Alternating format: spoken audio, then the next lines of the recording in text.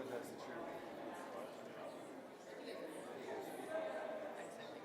If we said no, just stick with it. It's better just to stay with whatever decision.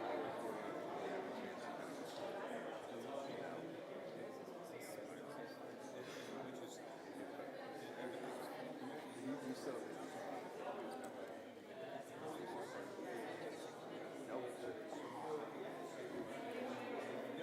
Y'all gonna find some people. Find some staff to film it for us.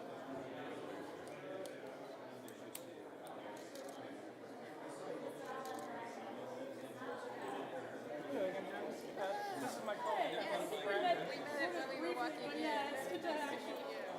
She'll be the other colleague that'll move people up and down. So you can't find me.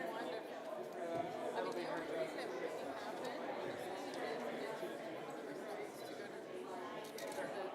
Oh, that's just over there. So they know to kind of go out, but then they need somebody to show them once we, because actually I don't even know. It's right around there.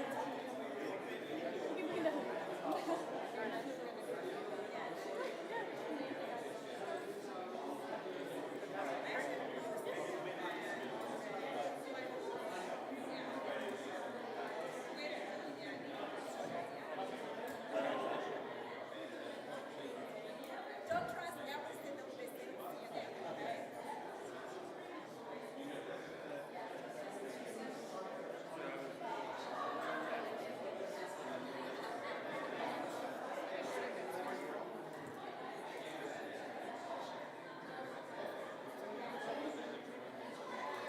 And you're allowed to swim.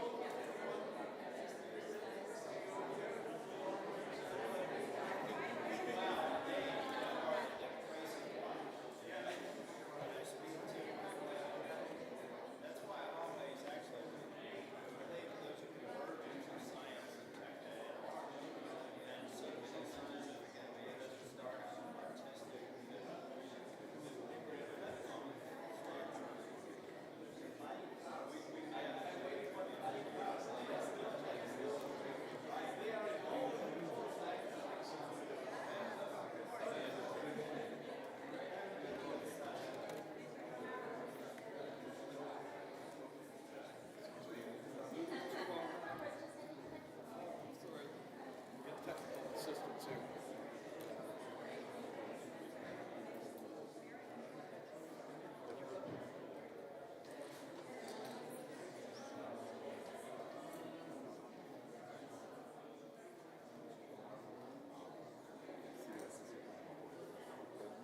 Значит, 86-й дивизии ВДВ нет. Это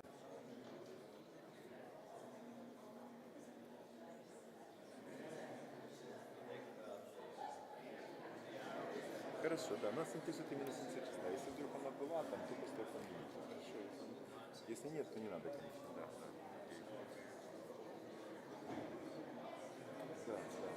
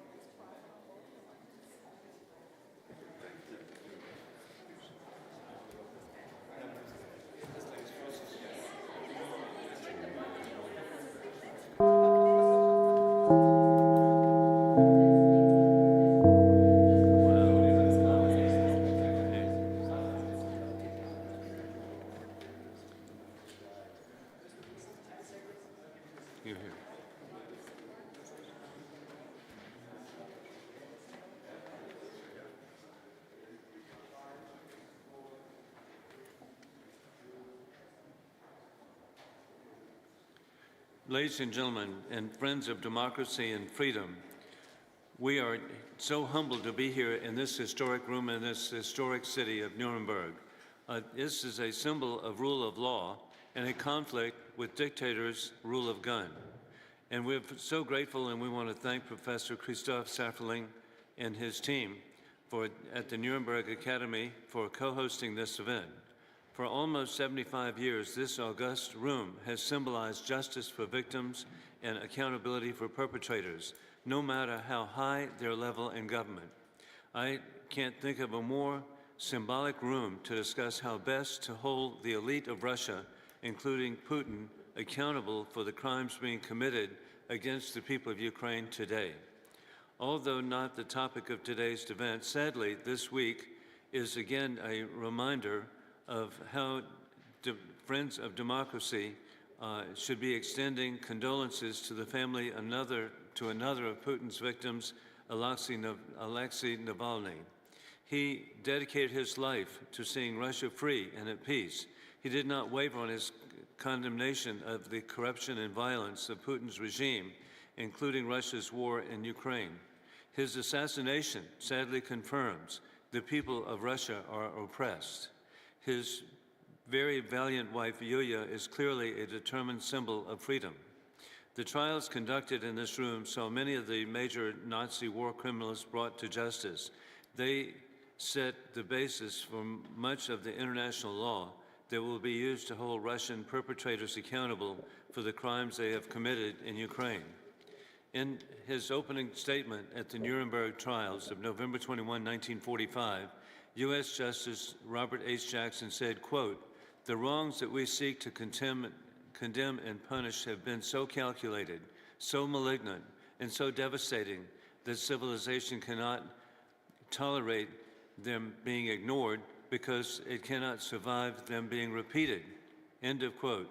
And then he said, the promise is going to be, quote, "never again." Never again.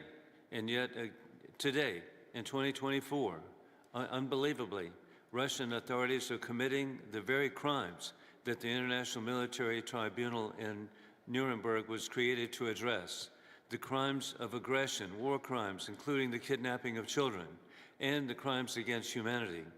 Now, almost 2 years since Russia's full-scale invasion of Ukraine, Putin continues his war of aggression against the people of Ukraine. Not only did the Nuremberg trials define the crime of aggression, which is aptly identified as crime against peace, but war crimes, crimes against humanity, the principles that emerged from Nuremberg established that individuals can be brought to justice for crimes under international law, even a head of state, and that following orders cannot be used as a defense. It's also declared genocide a crime under international law. One of Putin's most disgusting insults to the intelligence of everybody in the world is that the invasion of Ukraine was to denazify the country. And yet his actions, his crimes, are the very ones that the Nazis were convicted of here in Nuremberg.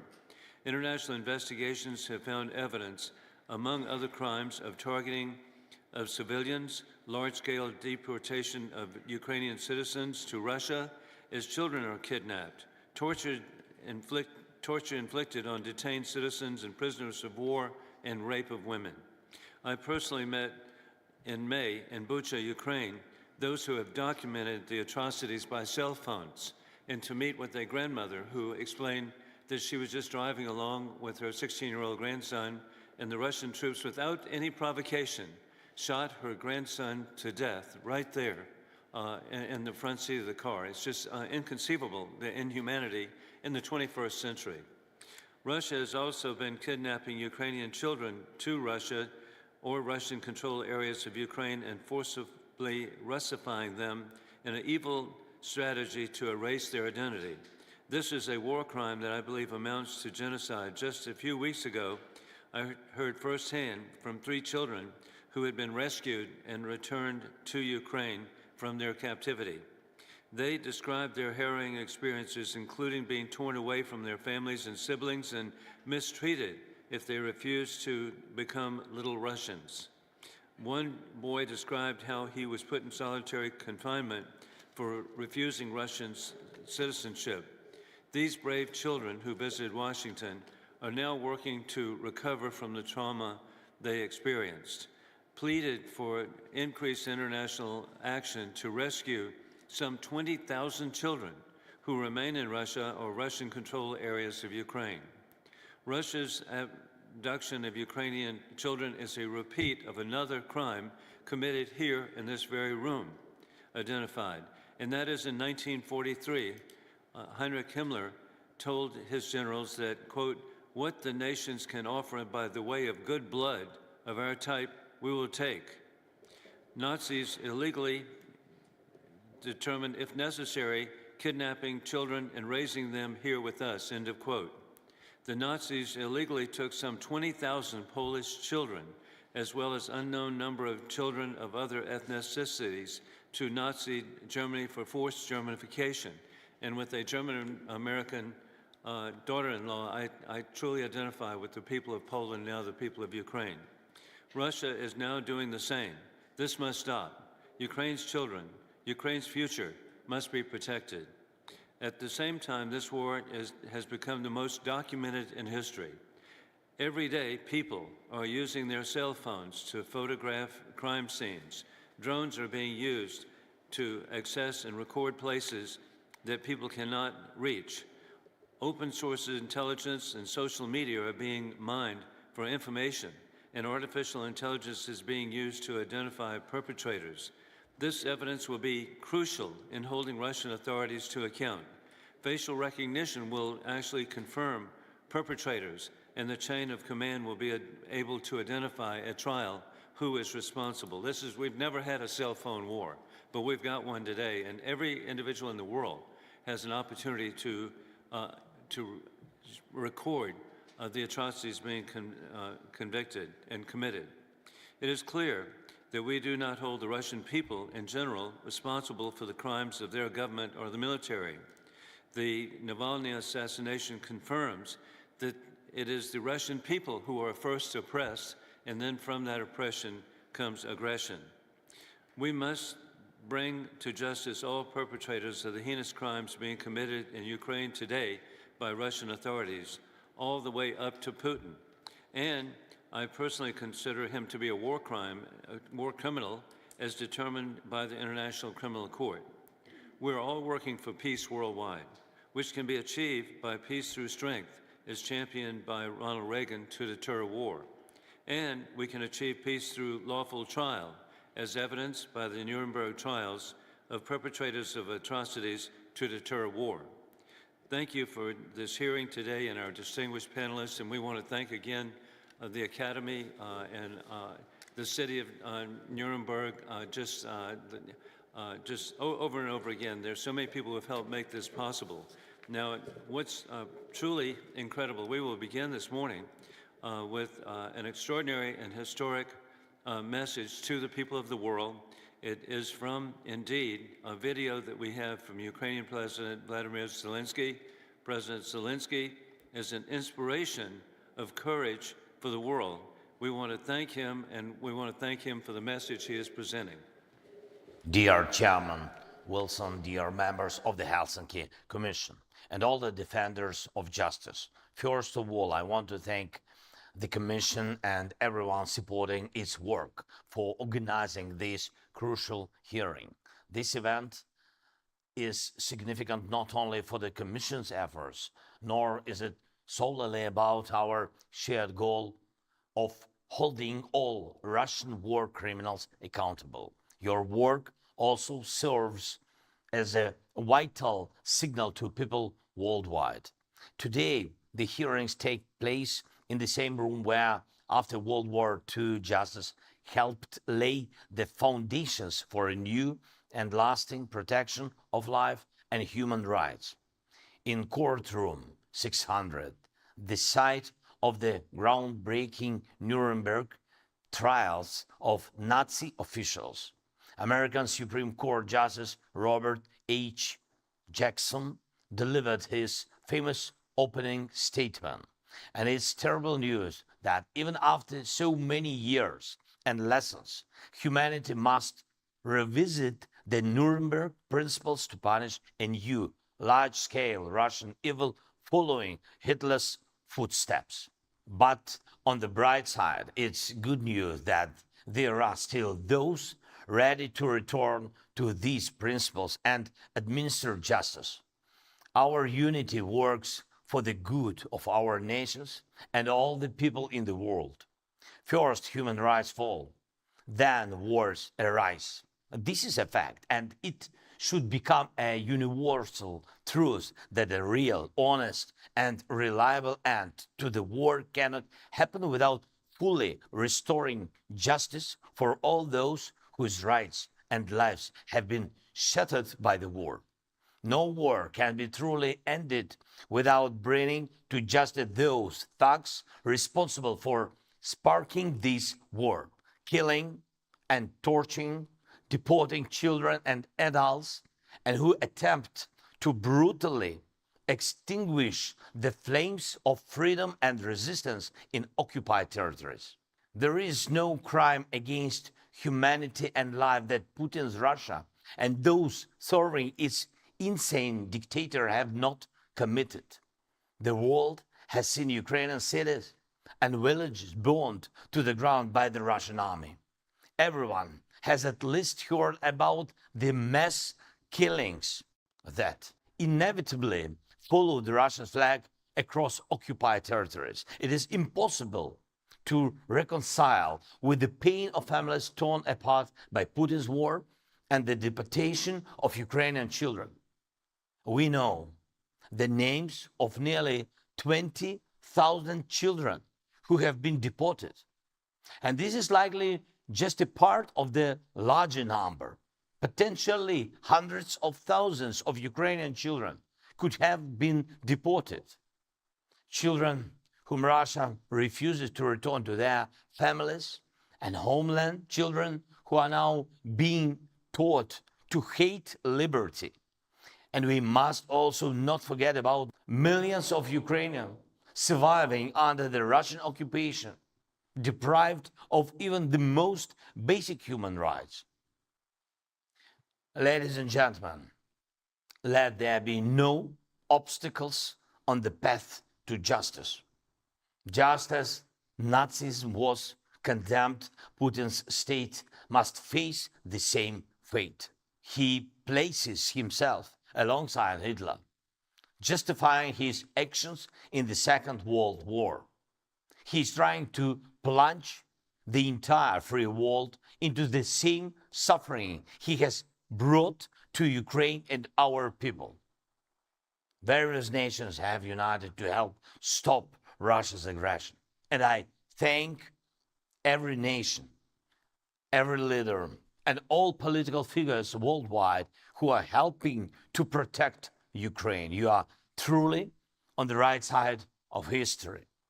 At the same time, I urge everyone who can hasten the arrival of a real peace, a peace that will free all Ukrainians from Russian domination across our entire land. A peace that, like after World War II, will be based on condemning the war criminals and their ideology. A peace that will ensure a happy and safe life for generations to come. We can bring such a peace together in unity and with all the support needed. And of course, I want to thank each and everyone in the United States who cherish freedom just as Ukrainians do, and Mr. President Biden and the administration and everybody in the US Congress who helps, and to all our partners worldwide. Thank you for your determination. When determination arises and justice prevails, the aggressor falls and evil gets punished. Action makes a difference. Slava Ukraini! Wow.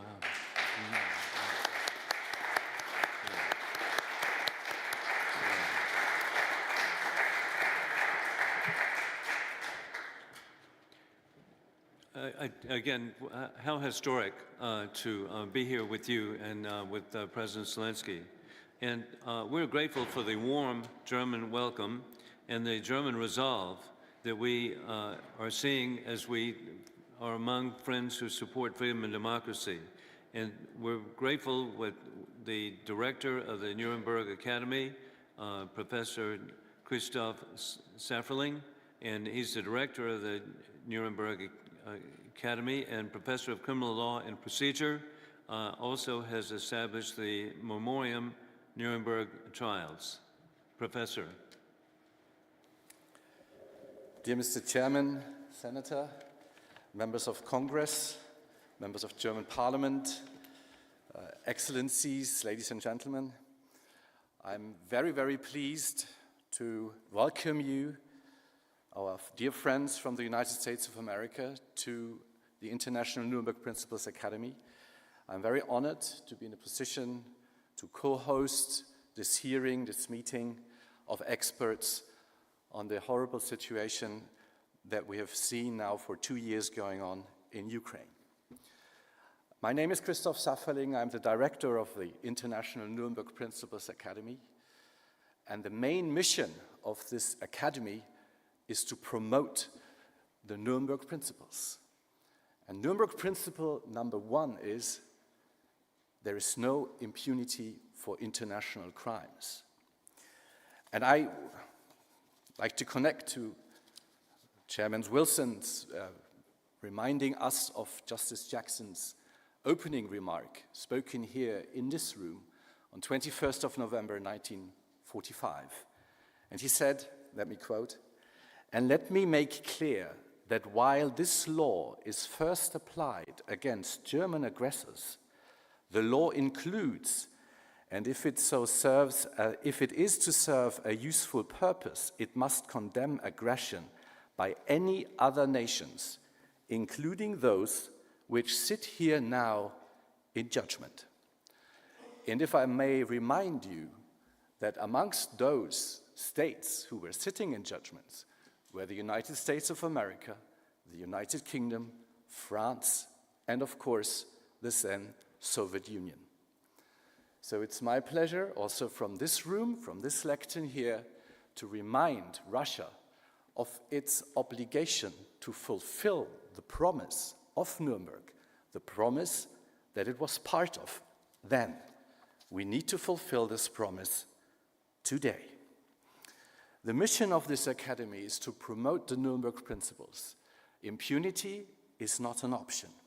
Our support is for Ukraine in its fight against the aggression and its urge for freedom and democracy.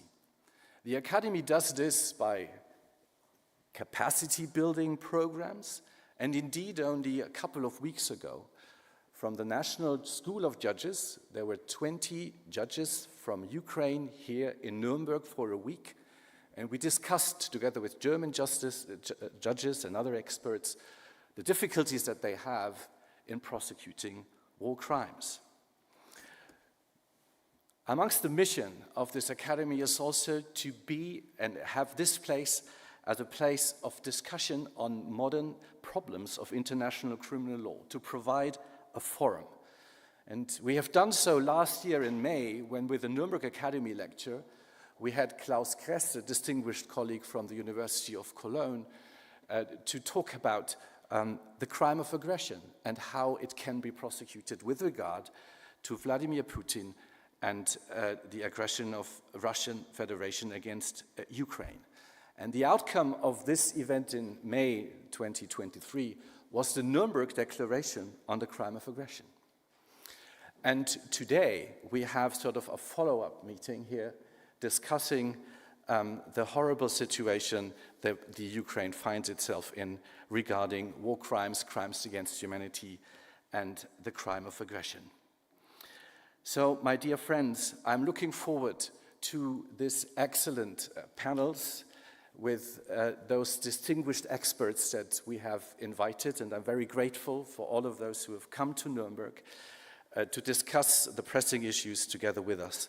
And let me remind you once more, Nuremberg Principle number 1, impunity for international crimes is not an option. Thank you so much.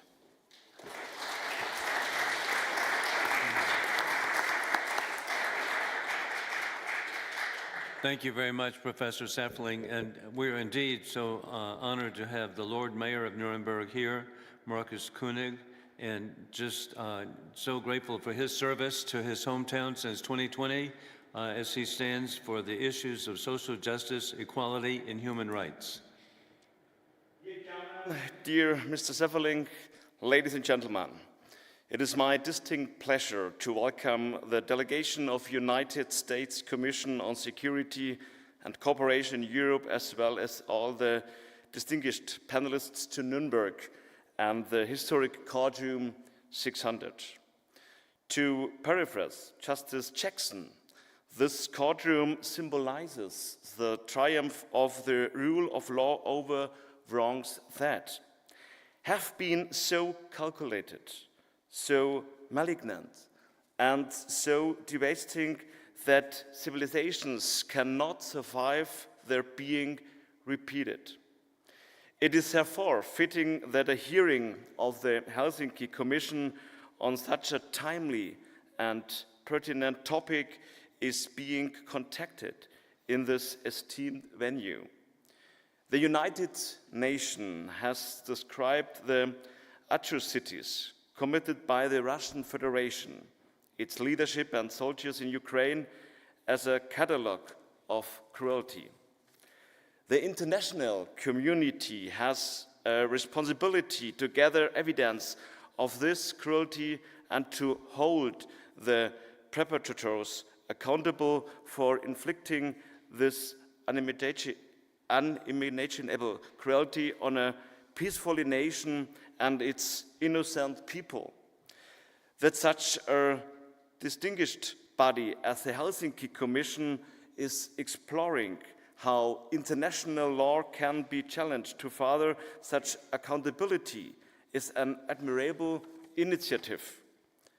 The Nuremberg's legacy and its promise can be a worthy guide in this context. This important work of gathering evidence and holding perpetrators responsible is already ongoing in Ukraine, and I'm particularly happy to see Andriy Kostin, the Prosecutor General of Ukraine, has joined us today. Germany is determined to comprehensively support our Ukrainian counterparts in this work.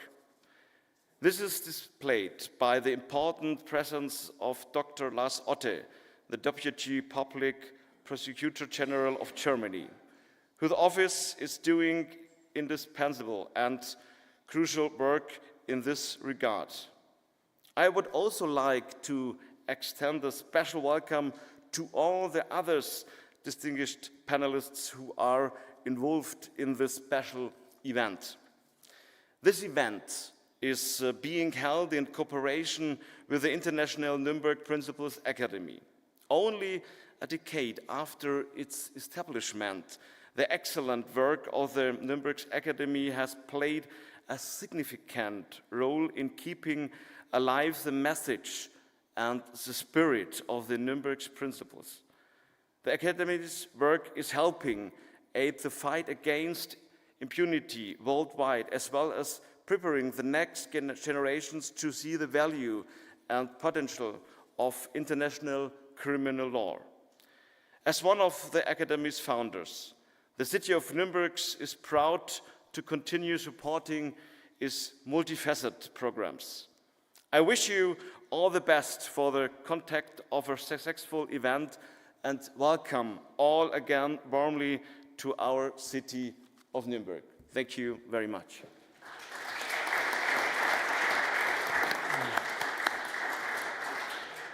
Thank you, Lord Mayor König, and you understate what a beautiful city of very humbling for people in America. We can't visualize back 1,200 years, but there are structures here that are 1,200 years, and so and we appreciate our German-American heritage too.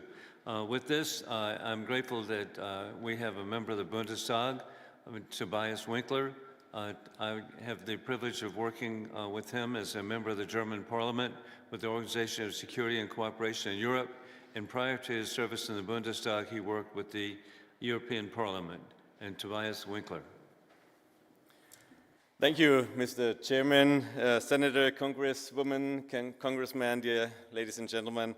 It's a tremendous honor for me to be part of this historic gathering here in the courtroom 600 in Nuremberg, and it's certainly not taken for granted.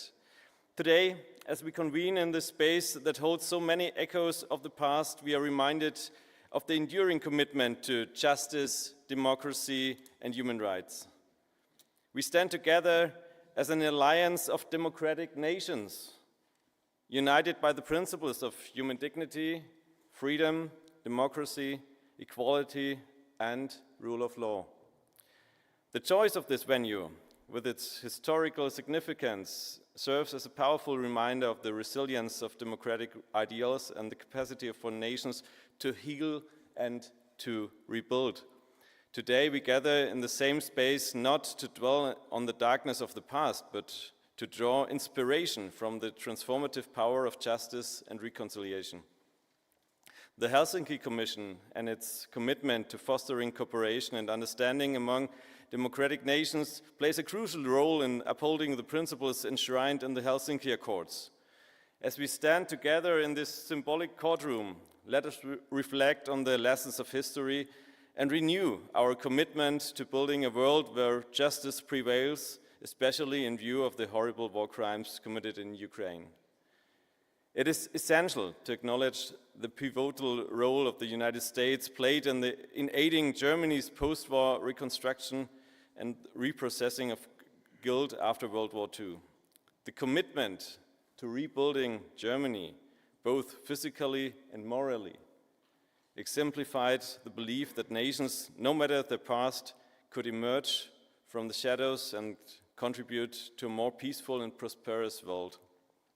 Viewing Russia today, we can clearly see that the greatest mistake after World War II was that the Soviet Union did not reprocess their role in the war. It is therefore our responsibility today to hold Russia accountable for the war crimes in Ukraine. The Organization on Security and Cooperation in Europe also showcases how working together beyond party lines is necessary to ensure rule of law. Let this gathering serve as a reminder that our shared commitment to justice and accountability transcends borders and cultures, fostering a world where the lessons of history guide us toward a brighter future. May our discussions today and collaborations here contribute to the ongoing legacy of democratic cooperation, justice, and peace, as an alliance of democratic nations. As President Zelensky said in his video statement, stay on the right side of history. Thank you very much.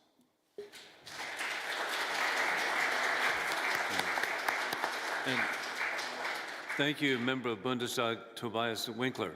And we will conclude our welcoming comments with a video from Dr. Angelika Schlunk. She is the State Secretary of the Federal Ministry of Justice. And Dr. Schlunk.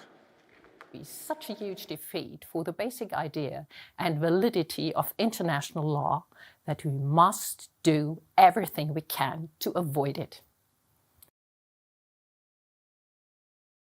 Ladies and gentlemen, in the aftermath of the Second World War, a new era of international criminal law was created with the criminal prosecution of Nazi atrocities in this very city where you are gathered today at the Nuremberg trials. The statute of the International Military Tribunal standardized elements of crime that had not previously existed in international law, namely war crimes, crimes against humanity, and crimes against peace. On November 21, 1945, in the very courtroom in which you are currently sitting, the American Chief Prosecutor Robert Jackson affirmed that the new international criminal law on which the indictment was based must apply to everyone in the future. I quote, "And let me make clear that while this is first applied against German aggressors, the law includes, and if it is to serve a useful purpose, it must condemn, aggression by other nations, including those which sit here now in judgment." End of quote. Since then, international criminal law has developed significantly on a global scale and established itself as an important instrument for bringing to justice those responsible for the commission of the most serious crimes affecting the international community as a whole. From the international criminal tribunals for the former Yugoslavia and Rwanda in the 1990s to the signing of the Rome Statute in 1998, the international community has strived to fulfill the Nuremberg Promise. On February 24, 2022, Vladimir Putin's criminal war of aggression against Ukraine began, an attack on everything that is important to us in Europe and in the United States: freedom, justice, self-determination, democracy. In March 2022, the Federal Public Prosecutor General at the Federal Court of Justice initiated a structural investigation into war crimes and crimes against humanity in Ukraine. It became clear early on that a close exchange at international level was essential for the success of the investigations. 2 years after the start of this war of aggression, the fighting in Ukraine continues. New atrocities continue to be recorded every day. This highlights the importance and necessity of further intensified international cooperation in order to bring those responsible for committing crimes under international law to justice. Such crimes must not go unpunished. Our commitment must not come to an end. We particularly appreciate the engagement of the United States of America in this regard. When we, as Germans, speak of exemplary German judgments against criminals under international law, we actually stand on the shoulders of Americans, which taught us after 1945 how to conduct such trials against criminals against humanity and on what intellectual basis. And we continue to hope that one day the United States of America will also join the Rome Statute of the International Criminal Court. I am certain we will end up seeing proceedings for war crimes before an international court against the senior Russian leadership. We will arrest perpetrators when they come to Europe. Impunity for this war of aggression and the war crimes committed would be such a huge defeat for the basic idea and validity of international law that we must do everything we can to avoid it. We are prepared to do so in Germany and also in the United States, which taught us almost 8 decades ago how to meet the worst crimes, not with revenge, but with justice. I am glad to see the US Helsinki Commission being so committed to this responsibility, and I wish you a very insightful hearing.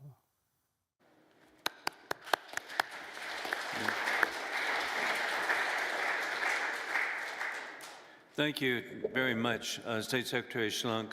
And as we proceed, the tradition that we have in the United States indeed are opening statements by members of Congress. And as we begin, I'd like to point out that it's very significant today that we have bicameral, that's a member of Senate and United States House of Representatives, bicameral, and then equally, but maybe more remarkably, in agreement, we have bipartisan, Republican and Democrat. And so it shows, again, the unity of the American people with the people of Germany for the unity with the people of Ukraine. And with that in mind, we're first going to have a recorded statement from Congresswoman Sheila Jackson Lee of Texas. And Congresswoman Lee has just been a real stalwart on behalf of the children of Ukraine. And in fact, she has offered a legislation in honor of Alexander Ivanov, who was the 16-year-old who was murdered in the front seat of the car being driven by his grandmother, which is beyond imagination that something that evil could occur at random.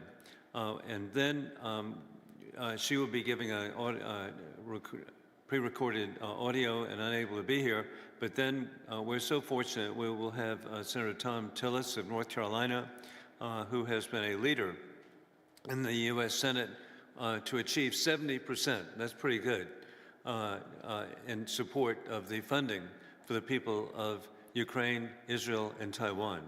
Additionally, we're grateful to have Congressman Doggett, a Democrat member of Congress from the state of Texas, and then a real superstar we have with us, Congresswoman Victoria Sparks. She was born in the USSR, and she was born in Ukraine and then moved to Indiana, and we're really grateful now serves the people of Indiana in the U.S. Congress. We could tell you we're united. Well, she's living proof. Additionally, we're so fortunate to have Dr. Andy Harris of Maryland. Dr. Harris is a co-chair of the Friends of Ukraine caucus in the U.S. Congress, which is bipartisan again, and so supportive of the people of Ukraine. So we will first hear from Congresswoman Sheila Jackson Lee of Texas. Greetings, I'm Congresswoman Sheila Jackson Lee, a member of the Ukrainian caucus in the United States Congress, and as well a participant in the OSCE. It is an honor to speak before you at such a historic event. I would first like to thank Chairman Wilson and Co-Chair Cardin for putting together this remarkable and historic program. For the first time, Courtroom 600 at Nuremberg's Palace of Justice is being used to tell the story of the modern-day millions of Ukrainians who have fallen victim to the atrocities of Vladimir Putin. It is fitting that this room was chosen as the place to discuss the Russian crimes against Ukraine's children, women, and children and civilians, because it was here that after World War II ended, Nazi war criminals, as they should have been, were brought to justice. In this room, in front of the International Military Tribunal, between November 20, 1945 and October 1st, 1946, leaders of the Nazi regime answered for the deadliest and most destructive war in human history, which claimed between 40 and 50 million lives and displaced tens of millions of the people that were loved by their loved ones. Today, the world is facing a similar threat. February 24th will mark 2 years since Russia launched an unprovoked and premeditated war against Ukraine. I was here in the region with the OSCE in Lithuania, and we had hoped, and yes, even prayed, that the war would not take place, that the attack would not take place. But yet, in an attack on democracy and a grave violation of international law, global peace, and security, Russia did attack violently, vehemently, Ukraine. According to the United Nations Refugee Agency, as of January 2024, there are an estimated 3.2 million internally displaced people in Ukraine, 5.9 million refugees from Ukraine globally, and 14.6 million Ukrainian people in need of humanitarian assistance. These reports are simply horrifying. I'm proud to be a voice for the voiceless and to shine a light on the atrocities committed against Ukrainians, in particular Ukrainian children, and to join with my fellow congressional colleagues in our outrage, in our committed, spirited advocacy that this will stop, and we will fight to protect the children. Ukraine's Office of the Prosecutor General has confirmed more than 17,000 cases of Ukrainian children abducted to Russia, but the numbers are likely much higher. Russia does not give us the facts, but they are known violently to steal these innocent, precious souls.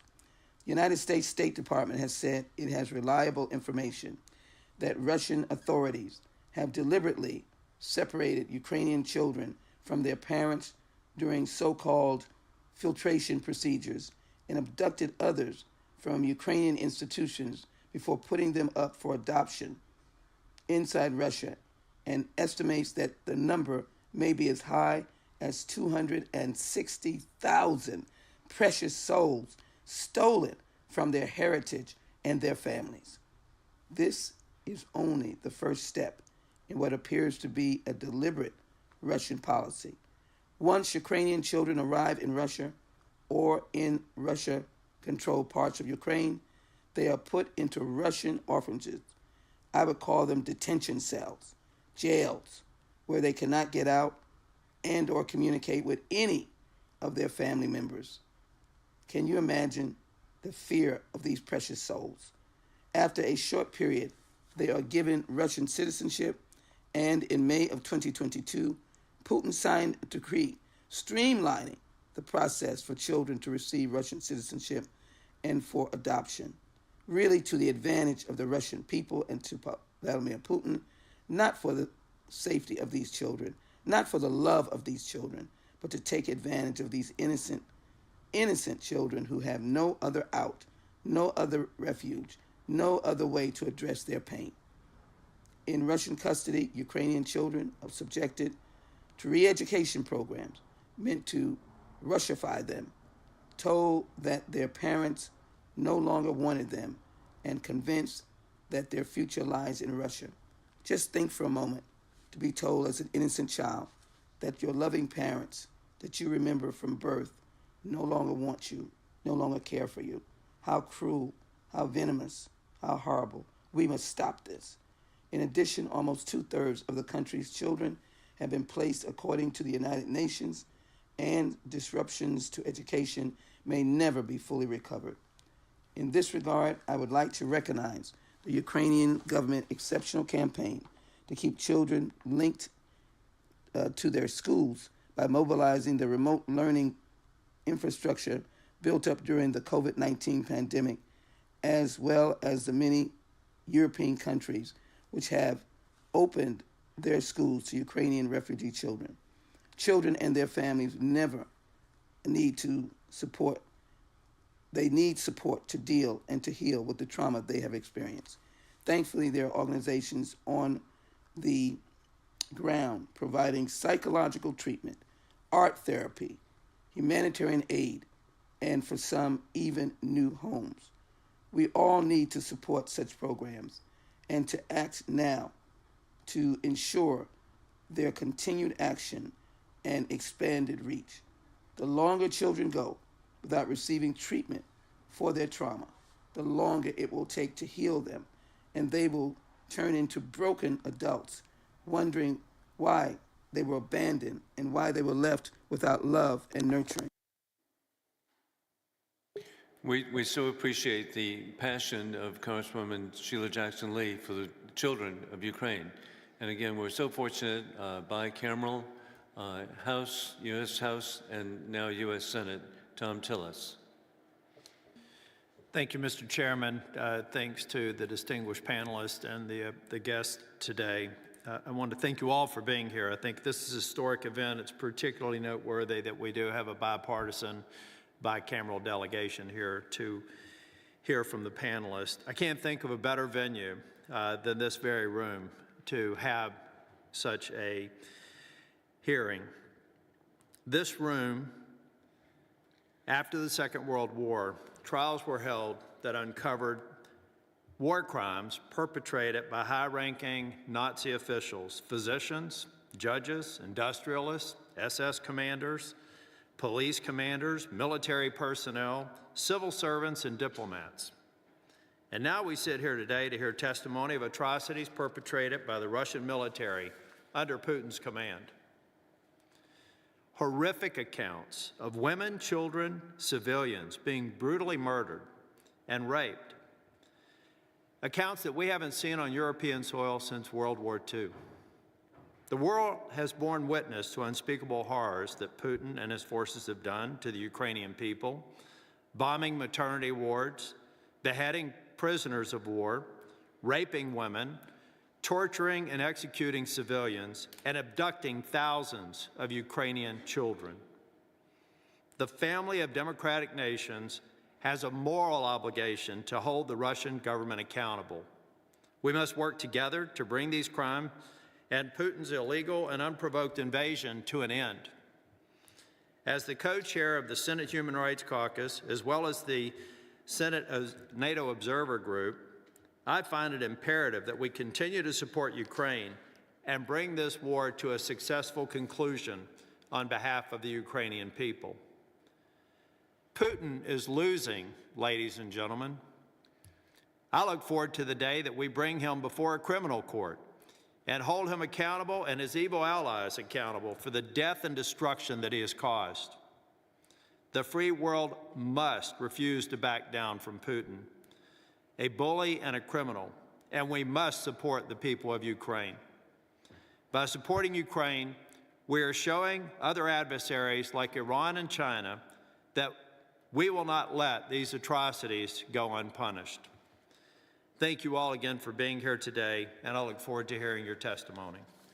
Thank you very much, Senator Tillerson. And indeed, he lives up to what he says, and that is that he was such a leader to receive the 70 votes in the U.S. Senate, 70% on behalf of the funding for the people of Ukraine, and now a leader on the Democrat side in the U.S. House, where we are confident that we will have over 300 votes when we get to a vote in favor of the funding. Congressman Lloyd Doggett of Texas.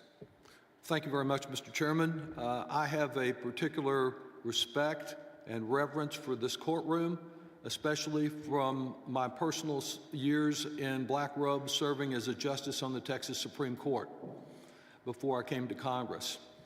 Accountability, equal justice for all is so crucial to preserving human rights, the rule of law, and basic human dignity. We know that in this very place, evil was on full display. It is an important setting for our two panels that a measure of accountability was achieved in this room. The gravity and the somberness with which we approach the war crimes committed by Russia in Ukraine draws awful parallels to what happened 8 decades ago and the measure of justice obtained here. We recall the international criminal principles that were firmly established as a result of the proceedings that occurred in this room. They were largely respected, at least in Europe, for decades, with the notable exception of Milosevic and the Balkan Wars. Since that time, after the unprovoked invasion of Ukraine 2 years ago, we have seen, under Vladimir Putin's direction, the slaughter of innocent civilians, the tearing apart of families, the ruining of millions of lives, and now what approaches $1 trillion in economic damage. As a father and grandfather myself, I am particularly horrified by the thousands of children that have been forced from their homes and sent to Russia, to Russian-controlled areas of Ukraine for so-called Russian re-education, which bears too great a similarity to the thousands of Poles and other Europeans that were brought by the Nazis, kidnapped here to be Germanized. Russia's actions toward these defenseless youth and their families constitute clear war crimes for which in March last year, the International Criminal Court rightly issued an arrest warrant for Vladimir Putin and his Russian accomplice. She has the misnamed title, Russian Commissioner for Children's Rights, which is more appropriately named the Commissioner for Kidnapping and Falsehoods.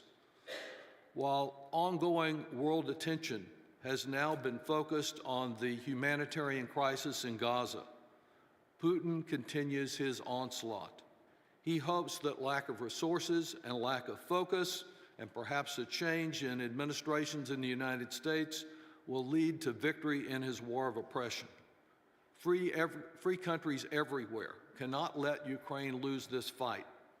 As a member of the Ukraine Caucus, the Baltic Caucus, and chair of the Congressional Czech Caucus, I've observed that the closer you are to the Russian border, the deeper the appreciation for Putin's threat.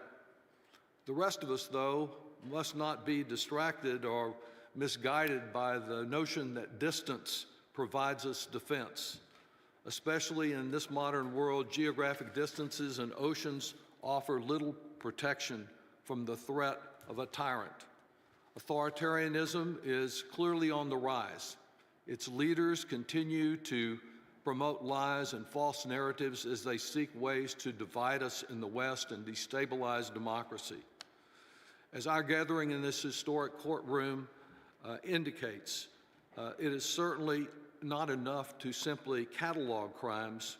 We must demand accountability and justice. I look forward to hearing from the distinguished panel. We know that Nuremberg represents accountability in world history, but not many miles from here in Munich in history, there's the symbolism of appeasement. There, in the name of peace in our time, the right and protection to the small country of Czechoslovakia was abandoned with no positive results, only to provoke war.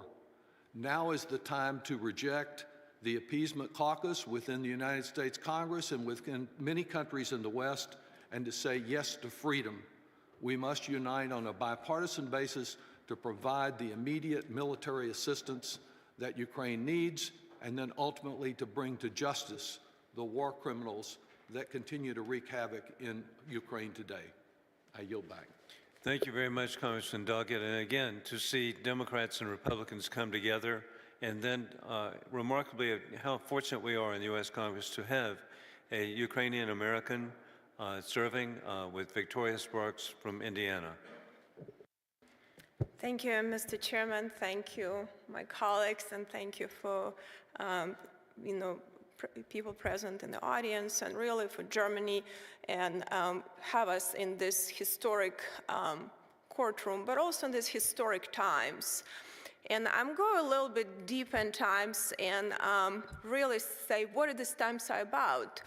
You know, Ukraine been on the front lines of between West and East for a very long time, starting with 19th century, where Kiev and Rus were the center of a civilized world with Byzantine Empire and of Western values. And this is extremely important because this is the values of individual freedoms, of rule of law, a rule of reason, versus the values of hierarchy, oppression, and barbaric approaches to governing.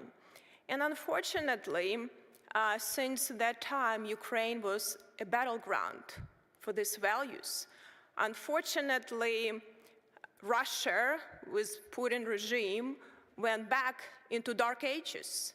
Unfortunately, opportunities that could have made Russia in a civilized society were not taken by the government of Russia, and they decided to continue with oppressing and killing and demonizing and really just destroying a lot of lives of people. So I wanted to talk a little bit about the last century. The suffering that Ukrainian people went through in their fight for freedoms were very significant. Look what happened after the revolution. A lot of Ukrainians were tried to force into collective farms. Their lands were taken away. A lot of them were sent to die, and a lot of them died. What's happened during World War II? A lot of Ukrainians were killed, brought to slavery. A lot of Ukrainians were shot, and their families were destroyed if they, were trying to support, including Jewish people within the country. So the suffering of the countries didn't stop. Under Stalin, under Hitler, under communist regime, under Soviet regime, Ukrainians have been killed. But Ukrainians have been fighting for centuries for freedom, for individual freedom, not to be under dictatorship, not to be run by KGB or FSB, or not to be run by dictators, but be freedom-loving people and have a freedom of religion and rule of law. And that's what this fight is about. This fight is about the values. Is West going to support and fight for the values of freedoms, or West is going to lose to philosophies of oppression? And if Ukrainian people fail, it's going to be a failure to us as a Western civilization. If we're not willing to succeed and stand up for these principles, we are going to go into dark ages where we are not going to be governed by the principles of democracy, rule of law, and freedoms.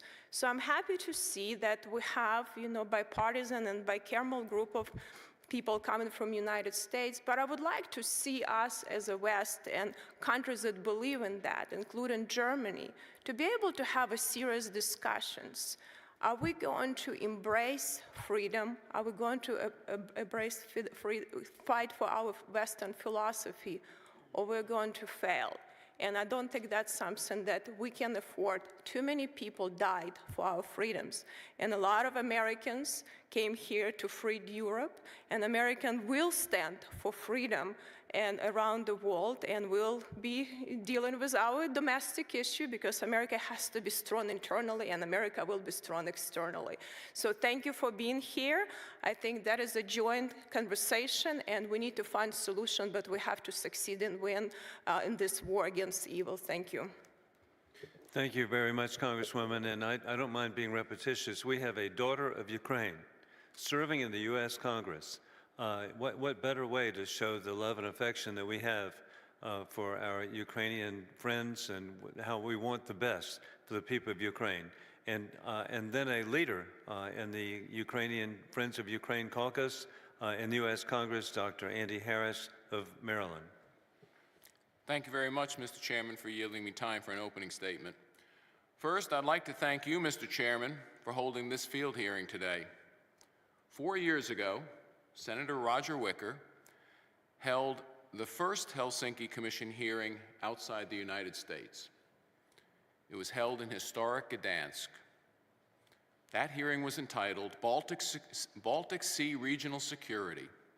I was privileged to attend that hearing as well. How prescient that hearing was of the regional security issues that might follow. Culminating in February of 2022, not in the Baltics, but further south at Ukraine's northern and eastern borders. Mr. Chairman, it is fitting that you hold this second Helsinki Commission hearing held outside the United States, here in this historic courtroom, to once again take testimony, now not only about the threat of Russian aggression to its neighbors, but now of the potential of war crimes having been committed. Second, I want to thank the International Nuremberg Principles Academy for hosting this hearing. President Zelensky, in his opening video statement, outlined much better than I could the importance of this venue. With regards to this morning's hearing, it's important that we hear from our panels about the forced transfer and re-education of children, depriving both the children as well as their parents or families of a basic human right. As a member of the Tom Lantos Human Rights Commission, I know that this violation is particularly disturbing to me, as it should be to all. As we will hear this morning with regards to what is occurring in the Ukraine war, the Organization for Security and Cooperation in Europe conducted its Moscow Mechanism investigation last year and concluded that international humanitarian law was indeed violated, and in certain cases, war crimes were committed. On this latter point, this morning's hearing will have great importance in shining light on that important distinction. Again, thank you, Mr. Chairman, and I yield back. Thank you very much. Thank you for reminding us of the prior hearing. And gosh, in the meantime, who would ever imagine that in the region that now Sweden and Finland are part of NATO, the security is actually being established. I'd like for the panelists to please, the distinguished panelists to please take their seats. And we are so grateful to have with us extraordinary individuals who stand for freedom and democracy. We first have from the Ukraine Prosecutor General, Andrei Kostin. Mr. Kostin was appointed to his post in 2022, and prior to that he served as a member of the Rada, the Parliament of Ukraine, and he is an attorney and was in private practice before his government service. And then we want to also welcome Veronica Bildkova, please, so happy to have you here, who is the head of the Center for International Law at the Institute of International Relations in Prague, Czech Republic. She has served as an expert on two of the most recent invocations of the OSCE Moscow mechanism, most recently to investigate the forced transfer and Russification of Ukrainian children kidnapped by Russia. And then we're so grateful to have Roxalana Kinko, who is the director of the Ukraine Archives under the non-governmental organization Nuremberg, which helps human rights defenders effectively use digital documentation in support of justice and accountability. She has been conducting research and analysis for a focus on Ukraine and Eurasia since 2014. Sadly, the invasion of eastern Ukraine, where 10,000 people were killed at that time, that so sadly has been overlooked. And finally, we have Roman Aramenko, who is the executive director of the, again, non-governmental organization Truth Hands, which has been documenting war crimes since 2014. And he also collects and analyzes evidence for the purposes of the International Criminal Court and other domestic international justice mechanisms. In the tradition of hearings, we will each stick to 5 minutes from each of our panelists, which is going to be strictly enforced by somebody who is above reproach, Janice Hellwig. And so Janice will be maintaining the 5 minutes, and so that each person, and then we have the opportunities for the questions from something that's got to be re-emphasized, and that is bicameral, Senate and House of the United States Congress, and bipartisan Republican and Democrat of the U.S. House of Representatives. This is such an indication how each one of you is so important. And we now proceed with the Prosecutor General, Costin. Thank you. Thank you, dear Chairman Wilson, respectful members of the Commission, distinguished audience. Today we gather in a courtroom that witnessed the greatest trials in history. What happened here became a warning for war criminals. It institutionalized the first international legal shield for all of humanity. These outcomes were probably one of the greatest accomplishments of the Western society. We all know how hard the German people worked to ensure that history was confronted, to ensure all the things that we summarize, quote, as never again. But as a Ukrainian, this history feels different, because the same cannot be said of the Soviet atrocities that occurred in this same period.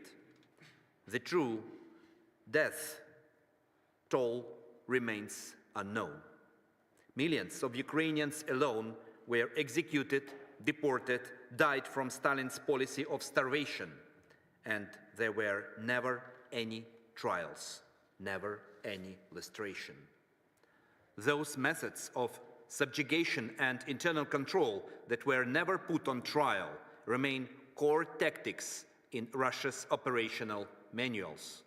And every day, with efficiency and precision, the organized terror of Russia's occupation authorities targets more Ukrainian civilians living in Russian-held territories in Ukraine. This is what we are fighting against in Ukraine, despite the incredible odds both on the battlefield and in the courtroom. Russia must be defeated, and there must be accountability so that, hopefully, we are the last generation of Ukrainians that must pay this terrible price. Our panel today is dedicated to the Ukrainian children, women, and civilians who are victims of this new generation of atrocities. So I will speak briefly about what they face and about the new technologies we are using to collect evidence. There is more detail available in my submitted testimony.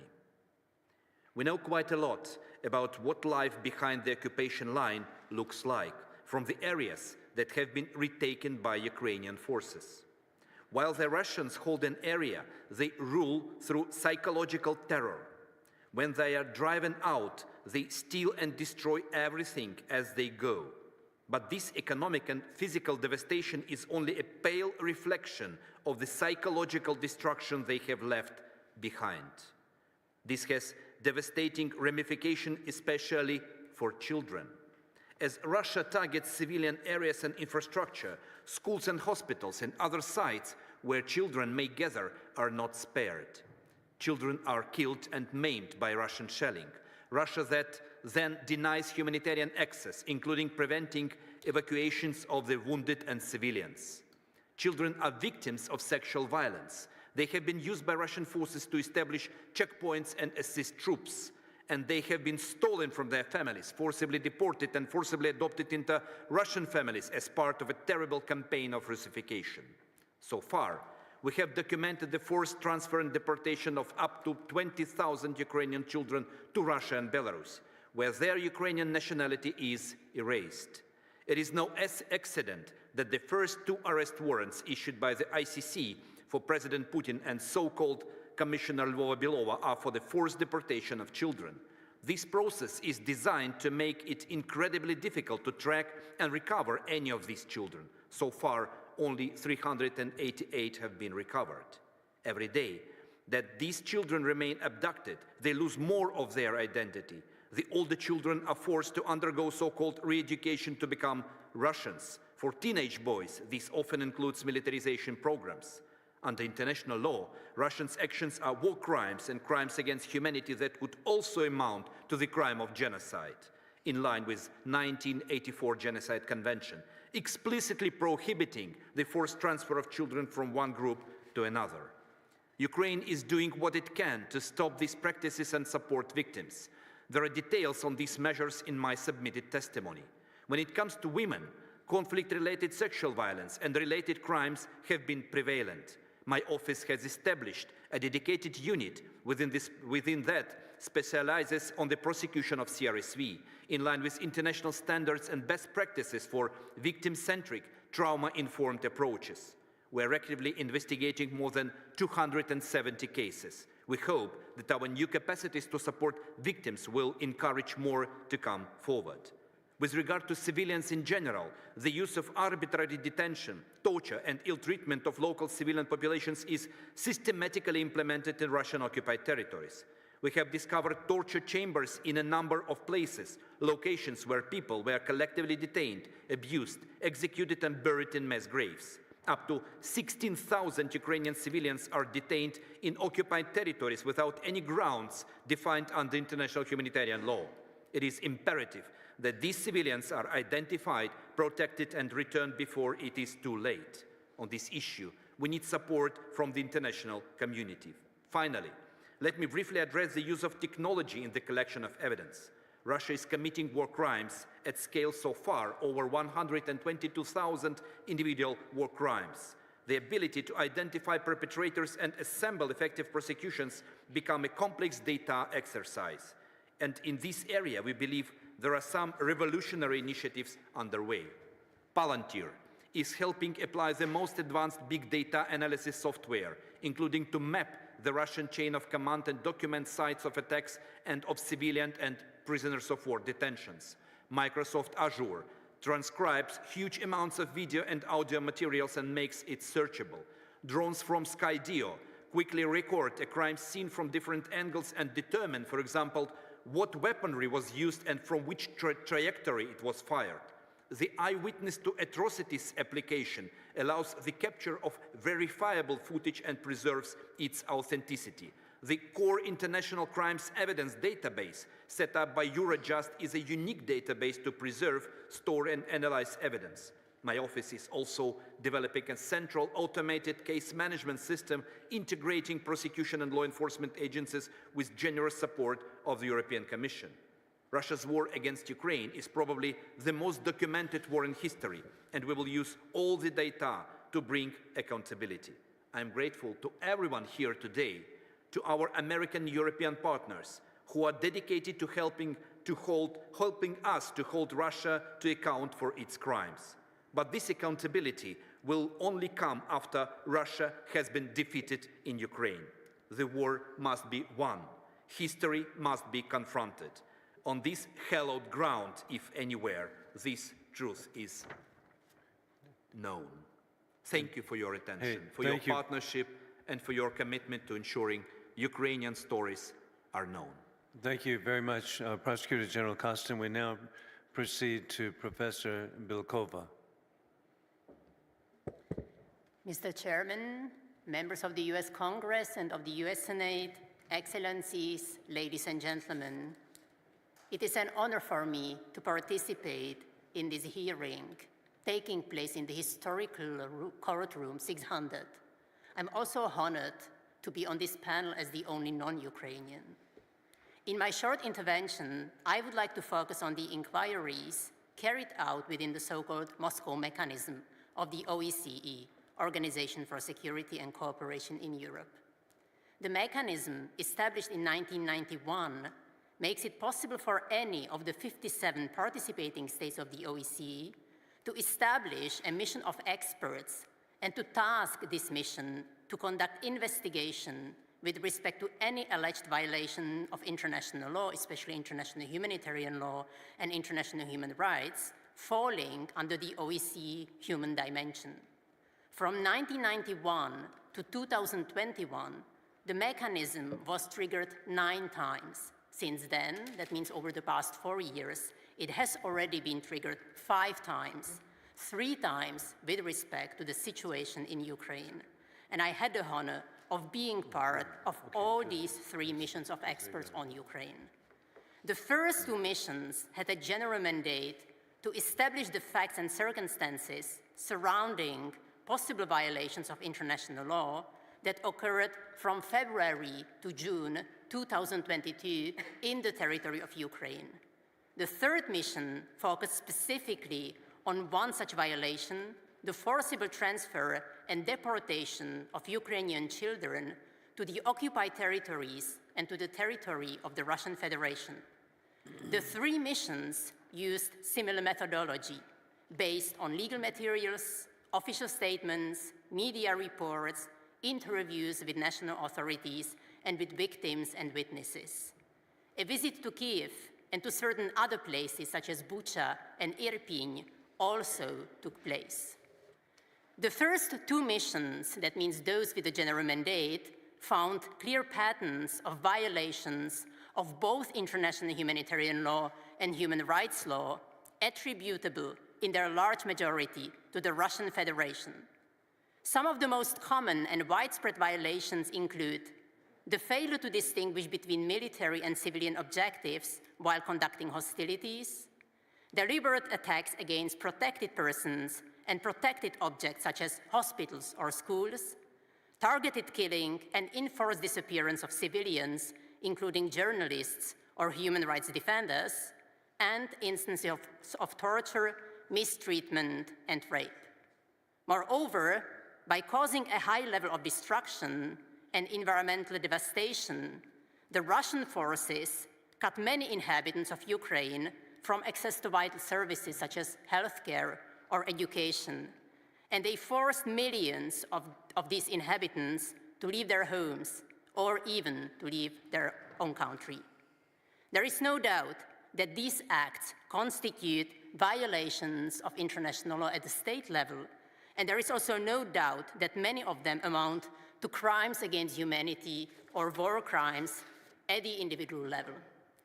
One of the most serious of these crimes consists in the forcible transfer and deportation of Ukrainian children to the territories under the control of the Russian Federation. The third mission established that this practice was indeed happening not only since the 24th of February 2022, but even prior to this date, and that it concerns dozens of thousands of Ukrainian children, though the exact numbers remain uncertain. While the circumstances of the transfer are quite diverse, all the children brought under the Russian control are subject to extensive Russification and re-education campaigns aimed at uprooting them from the Ukrainian society. The conclusions reached by the 3 missions established under the OSCE Moscow mechanism have been confirmed by the findings of the UN Independent International Commission of Inquiry on Ukraine and by reports issued by NGOs, including those present on this panel, research institutions, and media. These conclusions can serve and do already serve as a useful source of information for judicial bodies dealing with the responsibility of the Russian Federation, such as the International Court of Justice, or bodies dealing with individual criminal responsibilities, such as the International Criminal Court.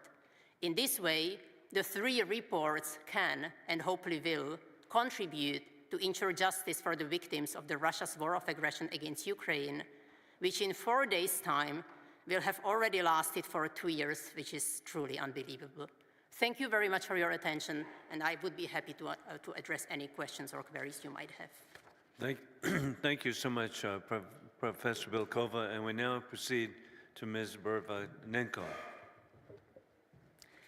Thank you, Mr. Chairman, and I would like to express my gratitude to the United States Helsinki Commission and the International Nuremberg Principles Academy for organizing and inviting us to this important hearing. It has been 2 years since the full-scale invasion of Ukraine was launched, and many of you already mentioned it before me, and I just would like to stress it again, and just for a minute that we all would think about it. And unfortunately, the conflict is still ongoing, with no indication of a resolution in the near future. A few words about the civil society organization I represent today.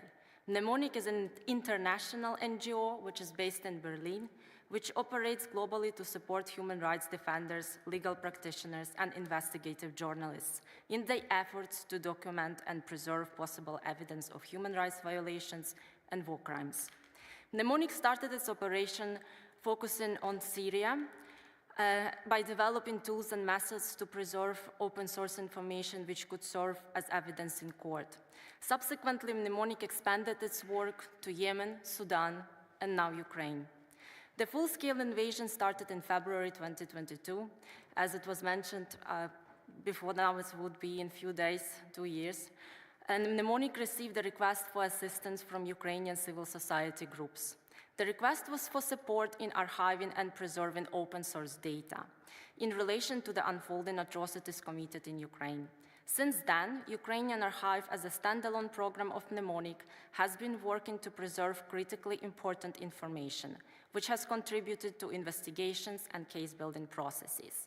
As of today, we have collected and preserved close to 5 million digital records. The main objective of our work is to support accountability mechanisms at national, regional, and international levels. The main thematic segments of the data preserved under Ukrainian Archive include attacks on the public infrastructure, medical facilities, civilian convoys, cultural heritage, environmental objects, and agricultural sites.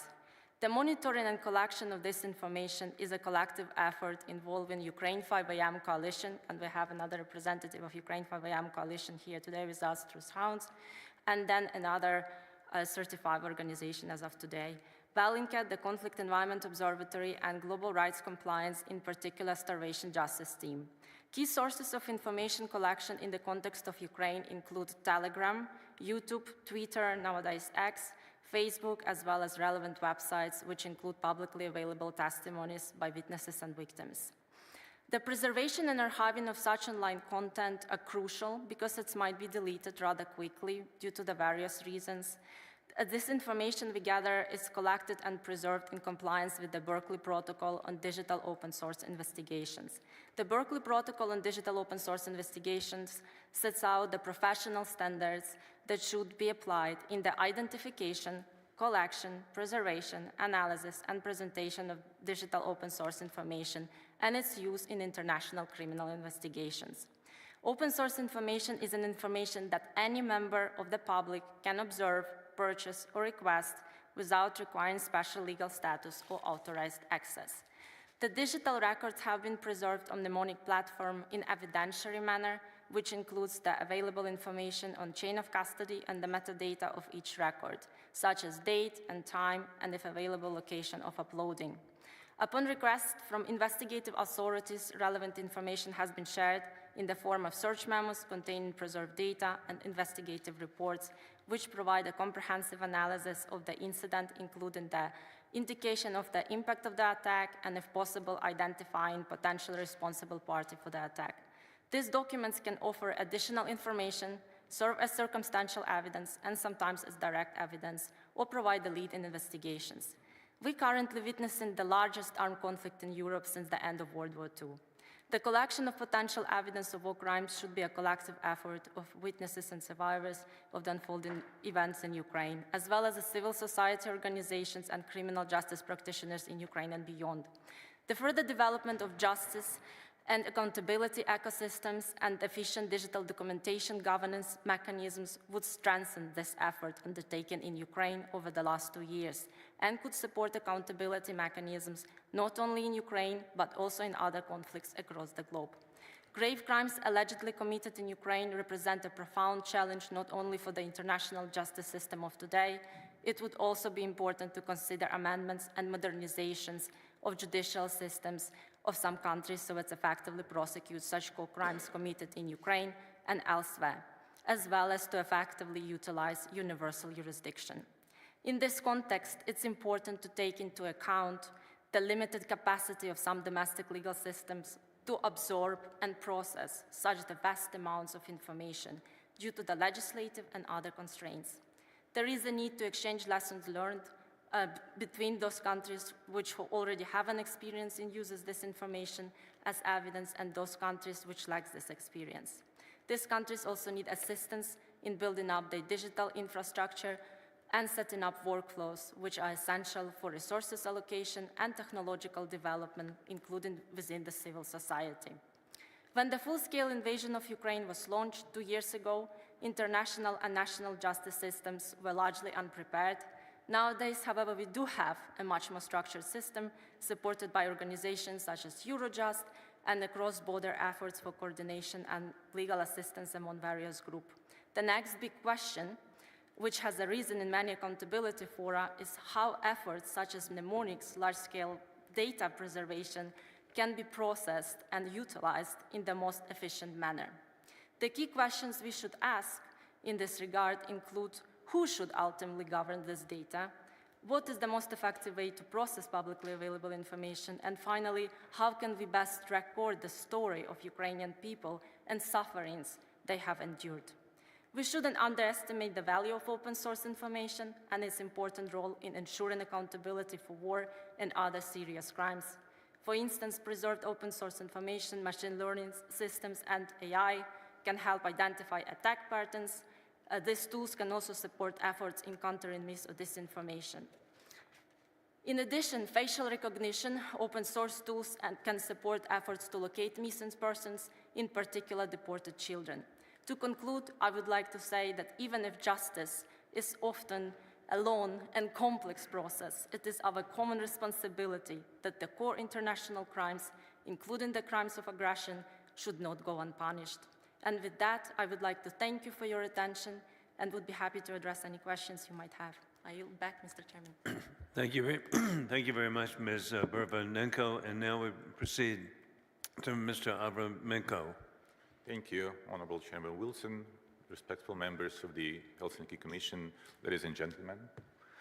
It's an honor to be here among the people who dedicated themselves to serve the idea of the accountability for international crimes. We all realize how challenging it can be to stick to the commitments when the results are not guaranteed and lay way ahead of us. When despite the enormous numbers of crimes revealed, there are many more to discover. This is true for many types of crimes. However, the cases of the conflict-related sexual violence are the most underreported. Now, when more than a year has passed after the occupation of several Ukrainian regions, people started talking about what happened to them while they were under Russian control. More and more women and men who survived CSRV are feeling they are finally ready to testify to the field workers of the CSOs and to the official investigators and prosecutors. Now my colleagues, documented in Chernihiv, Sumy, Kharkiv, Kherson, Mykolaiv regions, continue bringing new testimonies from the same settlements they have already been to numerous times. There's an example from my practice.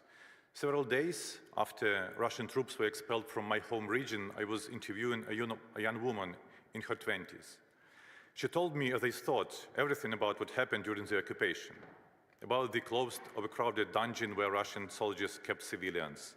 It was so hard to gulp in oxygen that several elder people died from the asphyxiation. The day children were constantly crying from hunger, about the execution of a civilian just for the phrase, "This is my land, I did not come to your home, you did come to mine." And only several months later, I got to know that the woman was repeatedly and collectively raped during the whole months of the occupation. We have to prepare ourselves that there will be more and more such eye-opening stories. And along with description of rape and humiliation, there will be stories of the harsh conditions the CSRV survivors continue to live in.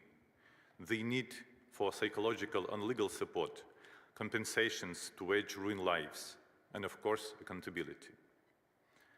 As a human rights defender, I shall speak not only from the perspective of combating impunity, but from the other aspect the whole international humanitarian law thing was created for, prevention of the international crimes from being committed in future. Unfortunately, with the level of propaganda and dehumanization of all Ukrainians in the eyes of Russian soldiers, the only way to achieve this goal would be giving to Ukraine all means to literally knock out the weapon from the hands of the aggressors. Because if they will have the weapons, they would blow the Kakhovka Dam, causing catastrophic consequences for the natural environment, put mines on the largest nuclear power plant in Europe, and seize more territory to erase Ukrainianness from the surface of rich Ukrainian soil. New sanctions should be imposed alongside with control of their avoidance. Russia is not able to produce even barrels for the rifles without foreign machinery. They can't make guided missiles without Western components. The reason why Russia still can produce everything it needs to continue aggression is the schemes of sanctions avoidance. Western manufacturers of weapons and dual-purpose products should be made responsible for the control of the logistics of their products to the end user. Russian nuclear giant Rosatom should be put under sanctions as well. It is responsible for the torture chambers where workers of Zaporizhzhia nuclear power plant are being abused, in violations of the principles of the UN Global Compact.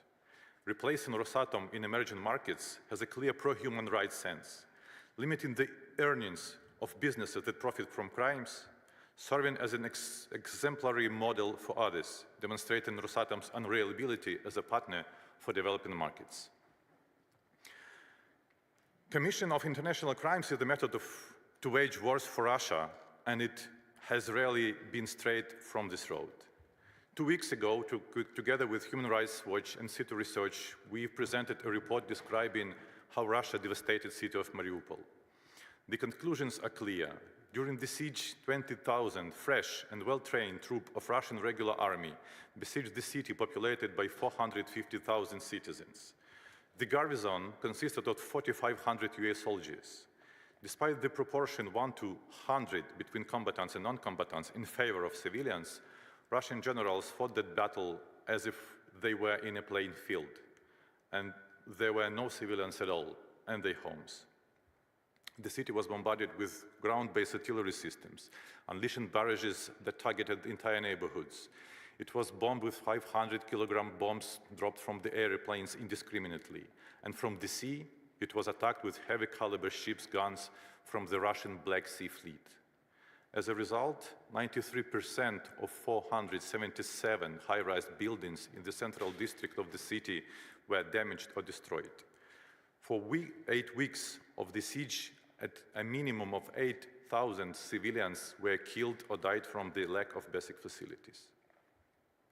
We no longer have illusions about whether Russia will take the civilized path towards change.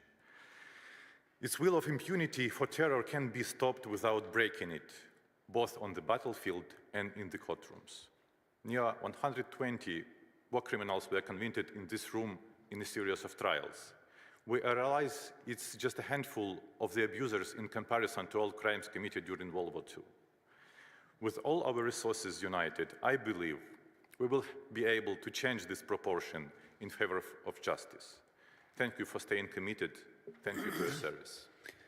Thank you, Mr. Avraменko. And now we proceed to questions from members of the Senate, House, again, I want to remind everybody, Republican and Democrat, together as we're here to support the people of Ukraine and bring justice. Ms. Bervanenko, I'm particularly interested in digital documentation. Sadly, we missed the tragedies of what occurred in Aleppo in Syria, where indeed the Russian directed mass murder occurred and destruction of that once beautiful city. And then February 24th, there was documentation in Bucha of the different atrocities that occurred. It was particularly sad to me going there later and seeing the actual scenes of the beautiful Orthodox Church, which was used as part of the grounds of where the killings occurred. It was horrifying because my previous experience that I've had in visiting Russia, Chelyabinsk is the sister city of my hometown, Columbia, South Carolina. A number of visits across Siberia and Russia, and East European Russia. I just am so sad for the people of Russia, but it's just horrifying. And they, in the documentation, it's for the world, but it's also for the people of Russia to know what's being done tragically in their name. Additionally, with October 7th, we saw the atrocities of the mass murder and the going from house to house of innocent civilians and the mass murder. And then I will never get over, and the documentation could be done of the German-Israeli Shani Luke, who was displayed, murdered on the back of a pickup truck, driven through the streets of Gaza, where she was just heinously, inhumanly displayed. But that's where the digital comes in. What recommendation do you have to every citizen on what they can do to help document, and how do they provide the information? Thank you so much for your question. And indeed, Ukraine and the conflict in Ukraine is the most documented as of today. And every single citizen is responsible in terms of, especially if we're talking now in Ukraine or any other conflict on the globe, as the user-generated data, we can film, we can take an image, we can take a photo of some specific atrocities committing, and we are witnessing that, and then it would be very important to preserve the data. What I would like to stress here in my opening remarks, I mentioned the open source data. So for instance, if I were to witness some atrocities and I would film that particular missile attack, and then if I would upload it somewhere, let's say on Facebook, on Telegram, or any other social media platforms, that would immediately become open source information. And this open source information could be used potentially as at first as information and then as potentially as an evidence. Until I publish this particular data, this would be the closed source materials, and then there would be different rules apply. But just to conclude my answer in terms of the responsibility of every citizen when we are witnessing such atrocities, and I think in Ukraine there is quite an extraordinary commitment in terms of the contribution and extraordinary enthusiasm, but now also there is a need for the capacity building, and also there is a need for resources and the support of civil society organizations. But of course, as the civilians, we can report and then also spread the word in terms of the atrocities and the crime committed on the ground. Thank you very much. And indeed, Prosecutor General Kostin, you've already begun prosecutions within Ukraine. What examples can you use of using social media? Thank you. First of all, I would like to thank to all of the volunteers who immediately start to help us and share with the open source information data they have. We have established a specific website, warcrimes.gov.ua, where every person can upload information or evidences about they have collected. And our collaboration with not only with specific, I would say, units of our state authorities, but also with civil society and NGOs who were collecting OSINT information, led to, how to say, specific cases which where we have an ability to collect enough evidences then to go ahead. One of the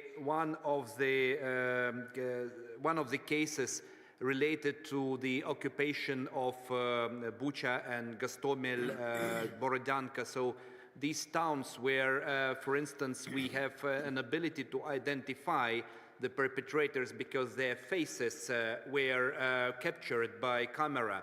And even when their faces were closed, when they spoke with when they interact with the people whom they illegally detained, but then when they were captured with their open faces, this gives us an opportunity then using analyzing a lot of OSINT information on their social media, because they were also telling their stories in the social media to identify them.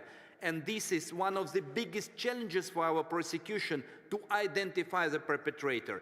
And when we see how the survivors, they verify this identification, for them is the first real step of hope for justice to be delivered, because they say, yes, this is the perpetrator. And for us, it's an important step forward to finalize the case and to bring it to court. Thank you so much, and it's real world that you provide the website. Thank you very much. Now we proceed to Senator Tom Tillis of North Carolina. Thank you, Mr. Chair, and thanks again for the panelists today. When our nation was being founded, one of our founding fathers, Benjamin Franklin, famously stated, "It is better that 100 guilty persons should escape than that one innocent person should suffer."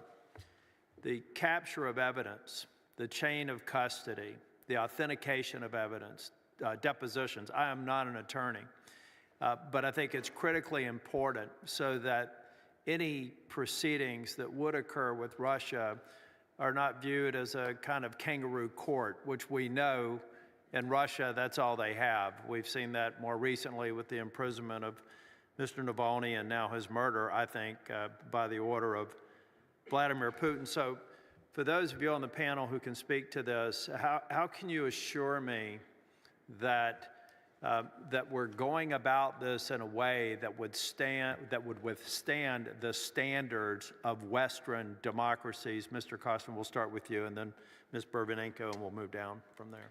I'm grateful for your question, because this is how it differs from the aggressor state. We respect rule of law. We fight for freedom and democracy and for rule of law on the battlefield and in the courtrooms. This is one of the most important priorities of my office, to ensure the fair trial against Russian alleged war criminals. In order to ensure this, we have created 3 parallel ways of systems of training of, first, our prosecutors, second, Ukrainian judges. You heard one of the elements of the training was held here in Nuremberg, but we have hundreds of judges already trained with help of our friends and allies. I have also supported training of our defense lawyers who represent Russians in courts, because they are from free legal aid system. And because for me, as Prosecutor General, it's important to ensure that trial is fair, because everyone from us wants to trust and to believe that this trial is fair.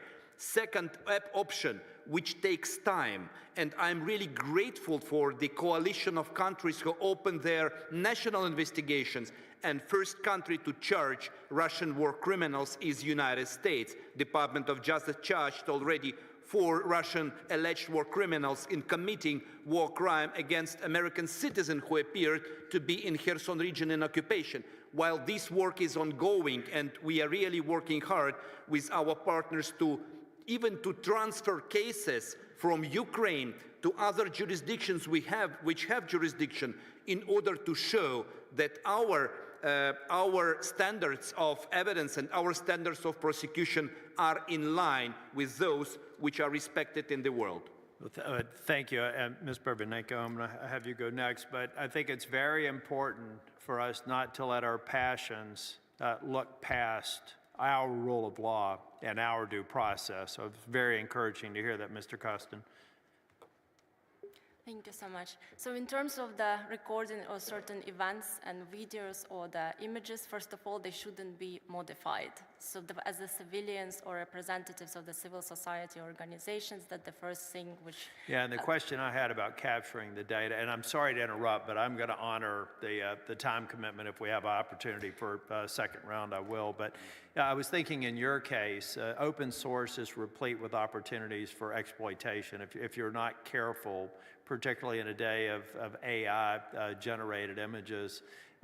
So how would you be able, with this large base of information, to be able to have second or corroboration or authentication? What sort of mechanisms are you putting in place to ensure that a defense attorney would not try to poke holes in just the authentication and capture and storage process?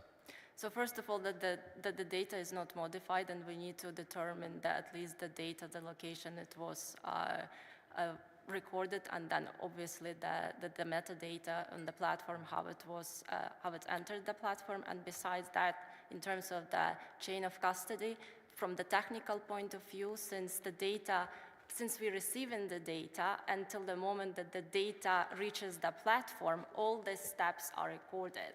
This is done in automated manner, but when it's not done in automated manner, because sometimes certain posts, like let's say the Facebook story, we can preserve only the post. Well, thank you. My time has expired, but if we do have time for a second round, I will come back and seek your input. But I think this is critically important, and I'm glad to hear that you share our view that we must get this right. Thank you, Mr. Chair. Indeed, we will be having a second round, and the very first person to go first is going to be Senator Tom Tillis. We now proceed to Congressman Lloyd Doggett of Texas. Thank you very much. Prosecutor General, what evidence is there that these horrible crimes you mentioned are not just the result of some rogue operators rather than systemic?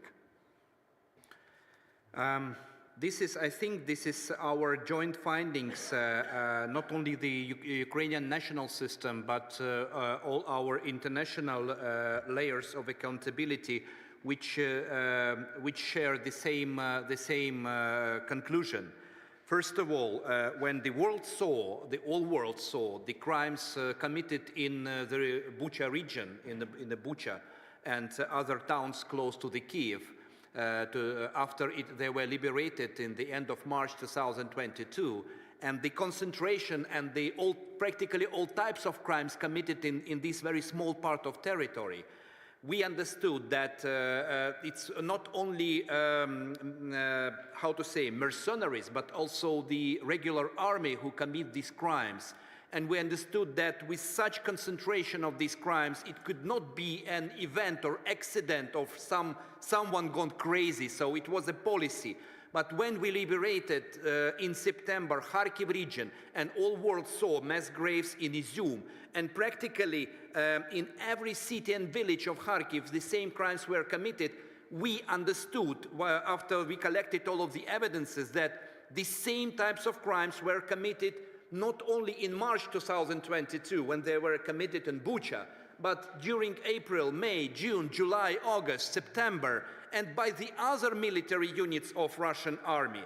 And when we liberated Kherson in November 2022, the same is applied to Kherson region, so which gives us a conclusion that this is a policy of persecution of Ukrainian population and terrorizing them who are under occupation of Russian forces, because this is evidence of commission of the same type of crimes by different units of Russian army, where we now establish the chain of command to the upper level. And the case of forced deportation of children, where President Putin is now alleged war criminal on international level is true evidence that he and his surrounding are the orchestrators of all war crimes, of all international crimes committed in Ukraine and against Ukrainians. Thank you. And while our concern is particularly focused on the kidnapping of children, for which he's already been indicted, is there also a problem about other civilians in Ukraine being kidnapped, and is there a mechanism through which you can get them repatriated? Thank you for this question, because at the moment we can't give the exact number of civilians, grown-ups, who are illegally detained in Russia and in occupied territories. Our estimations are about that not less than 16,000 of them are illegally detained. So they were kidnapped to the Russian territory and illegally detained in different facilities. Some of them passed through the so-called filtration camps. Some of them are now charged by Russians for absolutely fake criminal cases, like what my colleague Roman mentioned, like a civilian who was killed just for telling that he didn't invite anyone to his land. So for the same fake reason, they start criminal investigations. And there is the international humanitarian law, and I'm grateful to Roxolana, what I always mention, we need to improve international humanitarian law because of the lessons learned, because it's not enough to protect civilians who are grown-ups. It's not enough even to return back our children, because there is a lack of mechanisms. The same the same is about the grown-ups, because the international humanitarian law says it's a war crime, deportation, and they need to be immediately repatriated. But while the IHL has procedure for exchange of prisoners of war, there is nothing about this for the civilians. So the problem of Ukrainian civilians who are illegally detained in Russia is a problem which should be addressed on global level. I think good start will be a resolution of the United Nations General Assembly condemning this and requiring immediate repatriation of our civilians and children back home. Thank you. Thank you. Thank you, Mr. Chairman. Thank you very much, Councilman Dalga. We now proceed to Councilwoman Sports. Thank you, Mr. Chairman. Russia terrorizing civilians, it's not something they just done in Ukraine, but I think Ukraine can do justice for a lot of other people around the world, including what Russia with, his terrorist groups like Wagner Group is doing in Africa, benefited Chinese Communist Party and a lot of criminals, what they do in the Middle East, what happened in Syria, and what they've done really to their own population, whether Chechnya or where they're doing ethnic cleansing. But I think Ukraine, as the country, has an opportunity to bring justice because, unfortunately, they got away for too long, and it's not just during this time, it's during Russian Empire times, during Soviet times. A lot of people get killed. And I have a question actually for Roman, since he has a very similar Chernihiv region heritage, actually.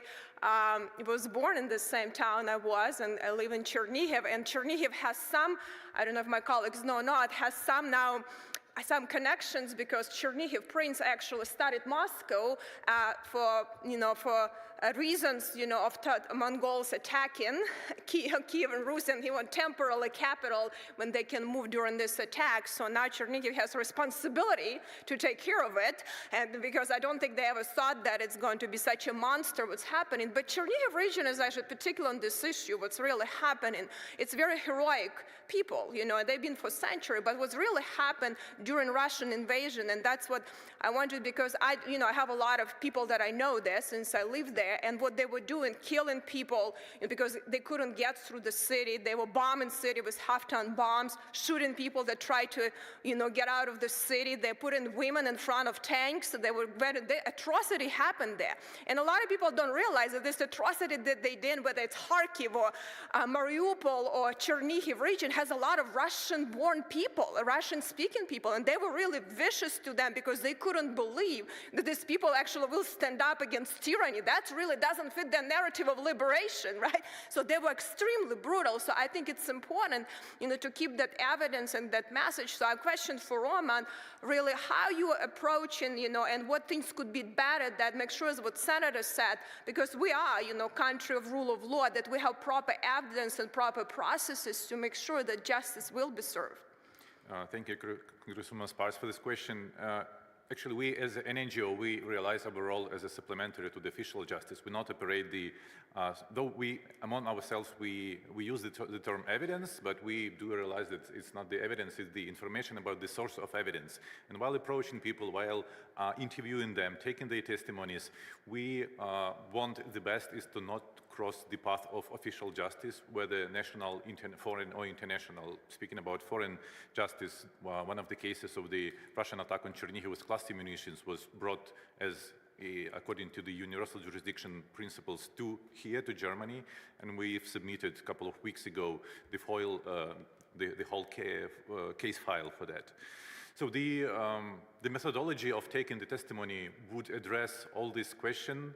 We would collect only facts. We wouldn't ask any close questions. We would ask only broad questions.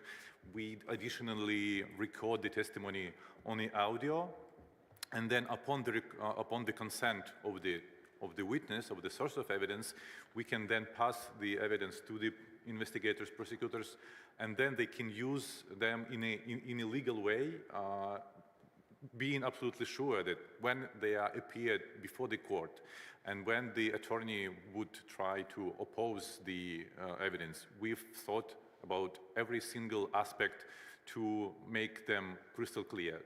Speaking about the digital content, for instance, despite the fact that we are collecting many videos and photos that were taken by our witnesses and survivors in many places, we always advise them to keep the original records on the devices and not to throw away devices, wait for the officials to come to them and make this the extraction of the digital device officially. But we do this supplementary role knowing that the officials, they are lacking the capacity to send groups around. So we identifying the witnesses, we monitor and screen the level of their knowledge, what can they provide, how they can contribute to the investigation process, and then we bring this information to the officials. In Chernihiv region, it was the case when we found a woman who had interacted with the one of Russian colonel who was in charge of the whole region and who was in charge of killing civilians and detaining them, and she recorded the conversation with him, and she sent us the copy. We used the AI tools to compare the voice, to compare the faces, though it wore a mask. We believed we have identified the perpetrator, and we then brought everything to the prosecutors. And we've done our part. It's now your turn, and then they indicted him finally. Okay, thank you. Thank you very much, Congresswoman Sparks, and it's so helpful to have the shared heritage as you can see her insight and passion on behalf of the people of Ukraine.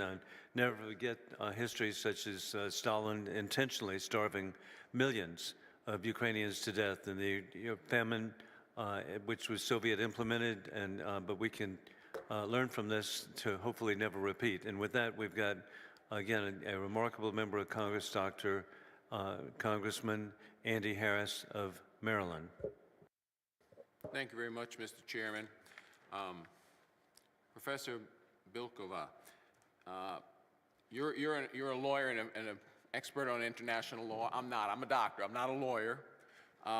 Could you explain the differences, the differentiation between international humanitarian law and what constitutes a war crime?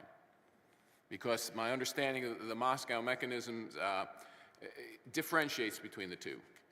So if you could explain that.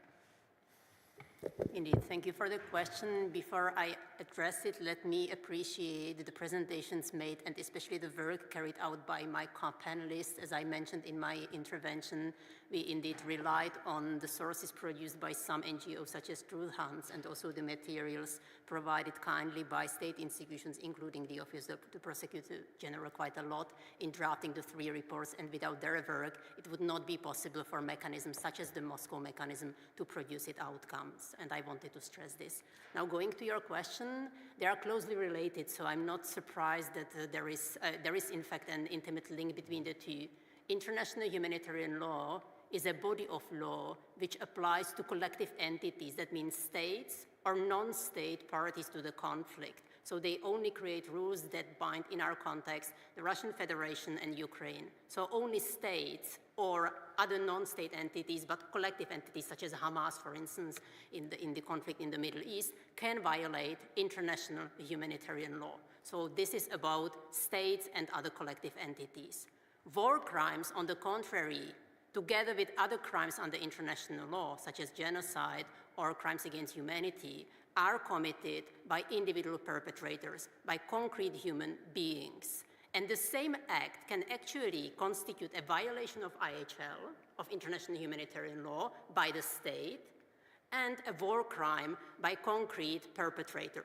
So let's take an example. A Russian soldier would rape a woman, a Ukrainian woman. That would be a violation of IHL by the Russian Federation, by the state, but at the same time, it might be, and highly probably would be, a war crime committed by this particular individual and probably someone who ordered him to commit this crime. So these are, in a way, 2 sides of the same coin, if you want to see it like that. Though there is the number of war crimes is considerably lower than the number of potential violations of IHL. There are more obligations stemming for IHL for states than war crimes. So the war crimes are the most serious violations of IHL that also give rise to the responsibility of individuals. And war crimes are defined by what? I mean, is it as coming out of the Nuremberg trials? Is that the predominant definition of war crime?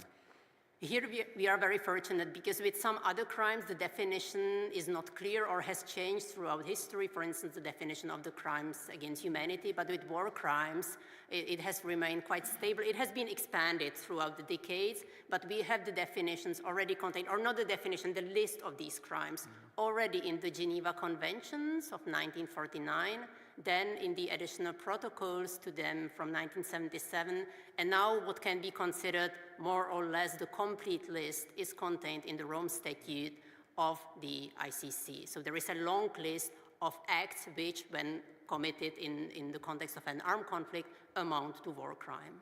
And in your example that you gave, the reason why that sexual crime would be both is because that soldier's acting as an agent of the state. Indeed. And as an individual. Indeed. In this. I see. Thank you very much. General Kostin, I know in your comment you alluded to past actions by the Russians, and the Holodomor certainly was horrendous, and the fact that the world didn't recognize it and condemn it forms a basis for maybe why Russia feels that they can get away with anything when it comes to Ukrainians, because they got away with a lot in the forced starvations.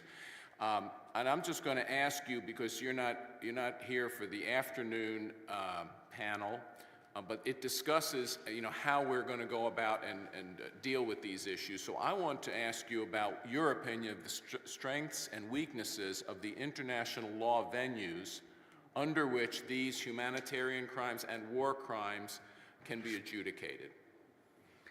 I think that, thank you for your question. I think that it's not a time to talk about the weaknesses of the international mechanisms, because it's our joint obligation to make them as strong as they can be. And if we talk about, for instance, one of them, as time is already gone, the International Criminal Court, I will just give you one example.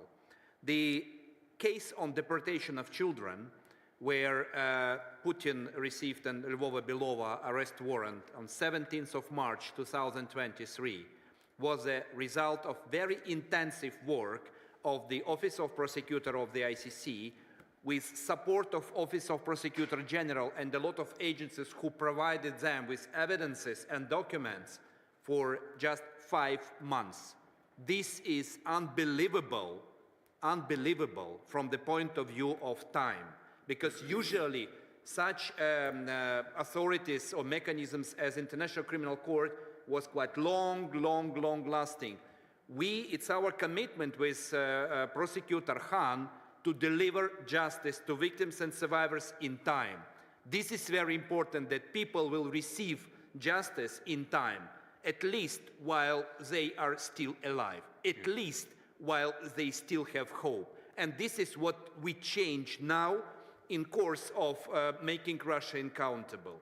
So I think that, of course, we need to strengthen international mechanisms, not only from the point of view of legal, but as I already mentioned, how to bring back our children home, how to bring back our civilians. This is a very challenging task for all the humanity, how to do it.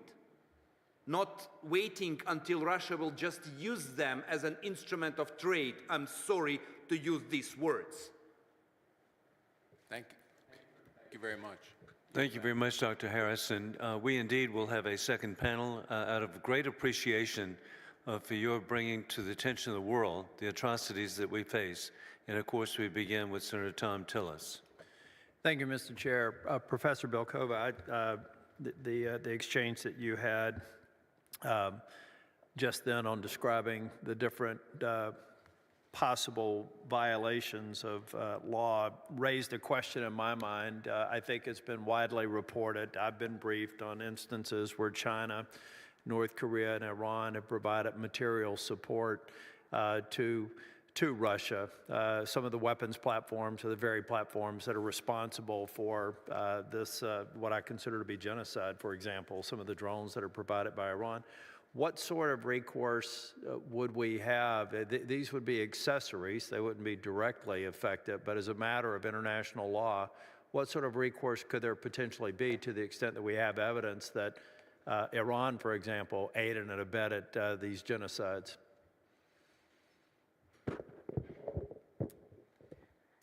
That's a very complicated legal issue, but if we start at the state level, that means the relationship between the Russian Federation and the other state, there is no doubt that the Russian Federation has committed several violations of international law, including one of the most serious ones, that means the act of aggression.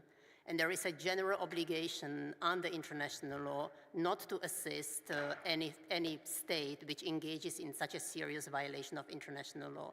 So there is also no doubt that anyone providing weaponry, ammunition, or any types of similar tools to the Russian Federation is actually violating this obligation under international law. So the general tools that are available under international law, for instance, sanctions, which were already mentioned, could be used with respect to these states as well. I think it's, Mr. Evermenko, did you have something to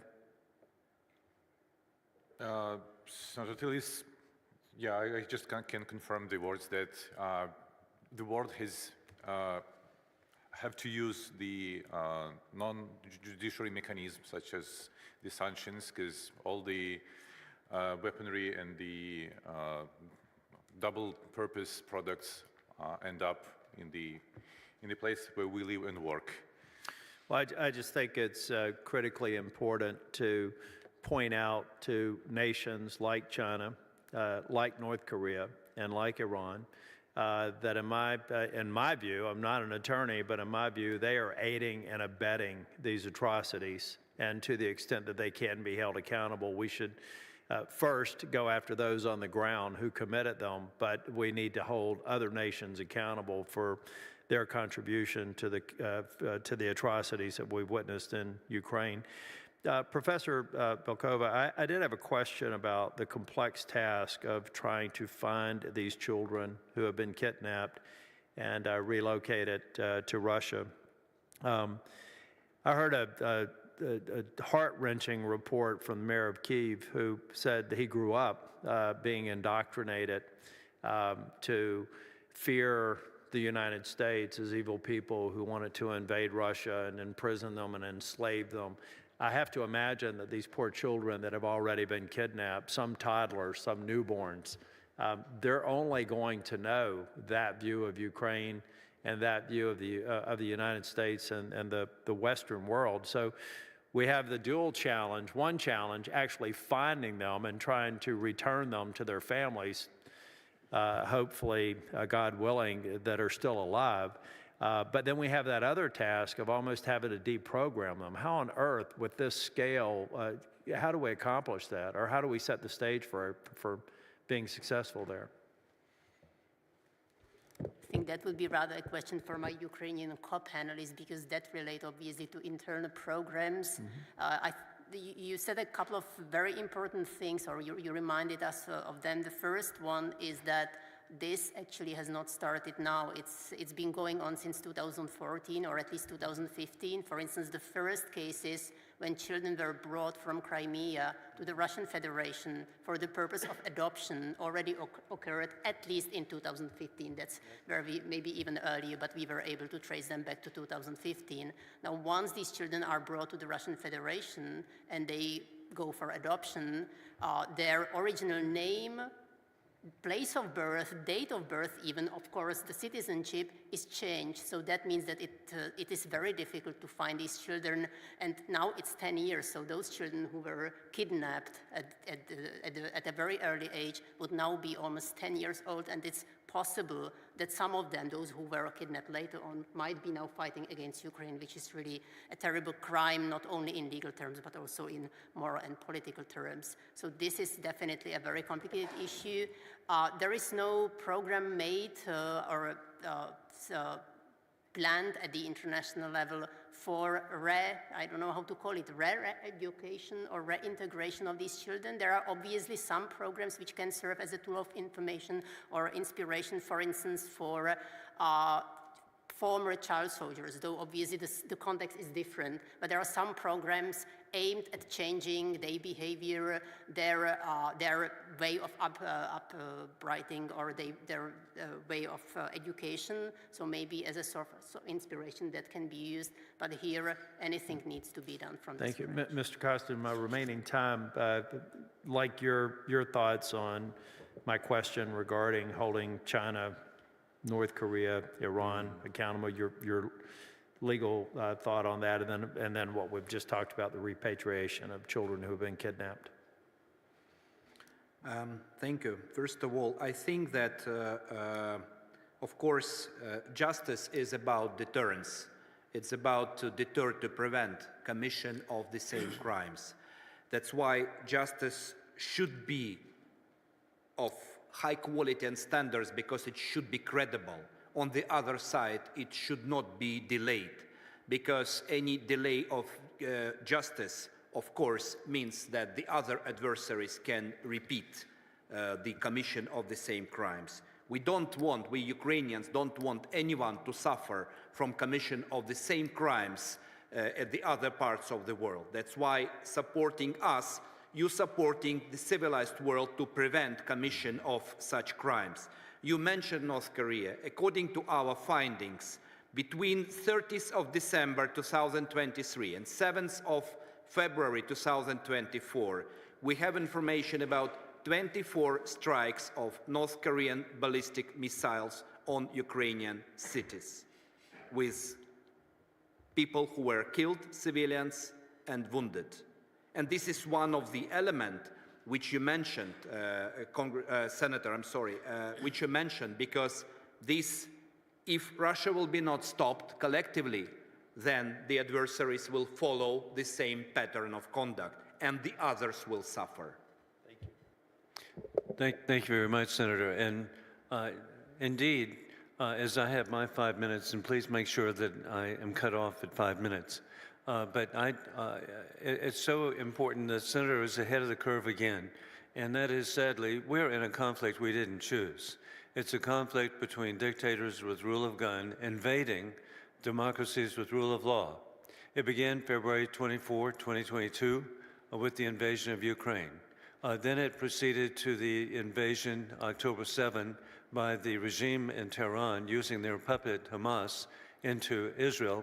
But we all need to be working together to avoid and deter an invasion of Taiwan, and it can be done. I was really grateful that President Donald Trump has helped instigate the buildup of the Indo-Pacific. It was Pacific Command. No, it's Indo-Pacific now because we want to work with the Republic of India. And then last month, I was grateful to be in Seoul, and previously I've been in Tokyo, and to see our great allies of South Korea and Japan stepping up their capabilities, doubling their capabilities to defend themselves. And so over and over again, we've got to be prepared. And then it really is as essential and for the American people, and they need to know the collusion of the axis of evil, including DPRK, North Korea, that indeed it's such a direct threat. And it's so clear, as we even see this week, with the underwater sea drone being used by the Houthis, another Iranian puppet, against in the Red Sea. That's just inconceivable that how direct the threat is, but how clear it is with the puppets that are being used, including Hezbollah, to threaten the American people, threaten the people of Israel, and they really do mean death to Israel, death to America. And so with this in mind, we've just got to be working together and understanding, connecting the dots. And you're helping connect the dots. Thank you, Senator, for connecting the dots. With that in mind, indeed, I'm Professor Bilkova, you have begun research to investigate the kidnapping of children. What have you discovered to date? So the last report, as the two previous ones, always had a factual part and also the legal part. So in the factual part, we actually confirmed what has been mentioned by several interlocutors on the two sides of the table. That means that this practice is indeed happening, that the approximate figure that we have is around 20,000, but these are confirmed cases, and the actual number of children brought to either one of the occupied territories or the Russian Federation might be higher. We don't know for sure. We also confirmed that there were different instances in which these children were brought to the Russia-controlled territory. Three main instances. One is under the pretext of security evacuation, which might in some cases hold at the beginning, but once they are protracted, they lose even the original ground, so security evacuation. The second pretext, rather than ground, is the adoption that mainly concerns children from Crimea. At least that is what we have been able to establish. Maybe also later on children from Donbass, but originally mainly children from Crimea. And the third group are children who were originally sent sometimes with the naive consent of their parents to the so-called recreation camps or summer camps for so-called vacations. But then these were like, there is this book by Jules Verne, 2 years of holidays. These have been now almost turned into 2 years of holidays, so they have not been returned. Whatever the original context, the original pretext for the transfer, as I already mentioned, there is clear evidence that these children are subject to Russification, to the re-education, and they are not returned. I mean, there are these 300-something instances, but then it's really a result of a very extensive and long-term work by NGOs, probably by Ukraine, but I guess it's with some involvement of secret services, so the details are not known, and also the family. There is such a huge work done and needs to be appreciated by families and by volunteers on the two sides, also in the Russian Federation and, of course, in Ukraine. So these are the factual findings, and the legal ones I already mentioned, clear violations, both at the state level of international humanitarian law and international human rights law, and then very likely war crimes and crimes against humanity involved in this practice. Well, thank you so much for your efforts, and I deeply regret, again, that Congresswoman Sheila Jackson-Lee is not here.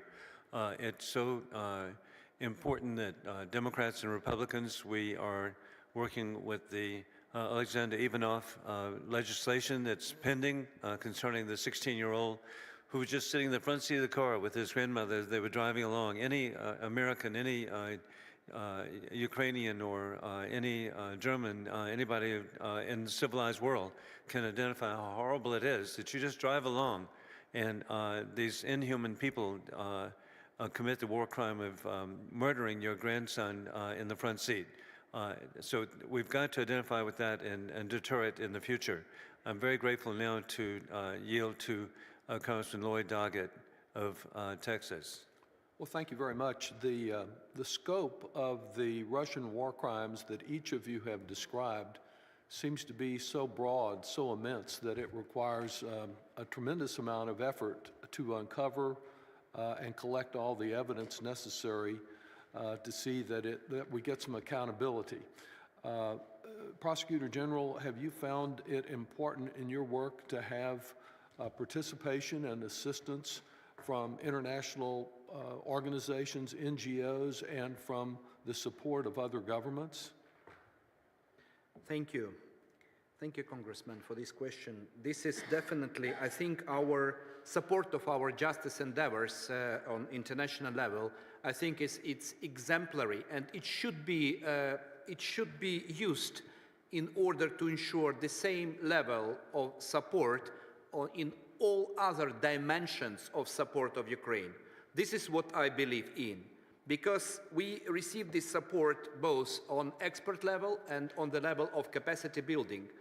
First of all, I would like to mention the biggest expert authority or organization or project, Atrocity Crimes Advisory Group, which is expert institution organized and supported by United States, United Kingdom, and European Union. So which gives us not only strategic advice and help in capacity building of prosecutors and investigators, but also with specific clusters of activities, our prosecutors have an opportunity to receive immediate advice from experts in different types of international law. We, of course, receive support in capacity building of our prosecutors, and also to protect our prosecutors who work in a very difficult and in very dangerous condition. This is also important to tell.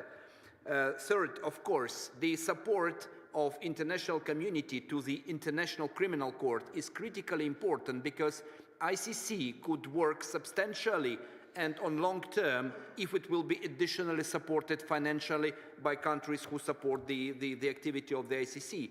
And when ICC have opened the field office in Kiev last September, this is the biggest field office of the ICC outside The Hague. And this is important because this is for years, and these years we need to be supported in order to ensure justice both on national and on international level. Well, let me ask you about the U.S. support.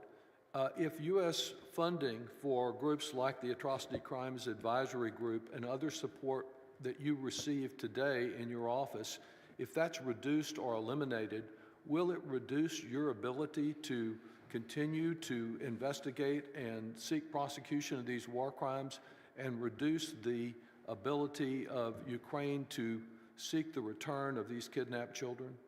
It will definitely reduce our ability. We will definitely proceed our work, definitely, but it will definitely reduce the speed and efficiency of our work. I think that's and this will be not for the sake of justice for victims and survivors. I think it's an important message for us to take back to our colleagues in America, because we have first to overcome what I call the appeasement caucus. It's no different than the appeasement Viktor Orban proposed in objecting to EU action.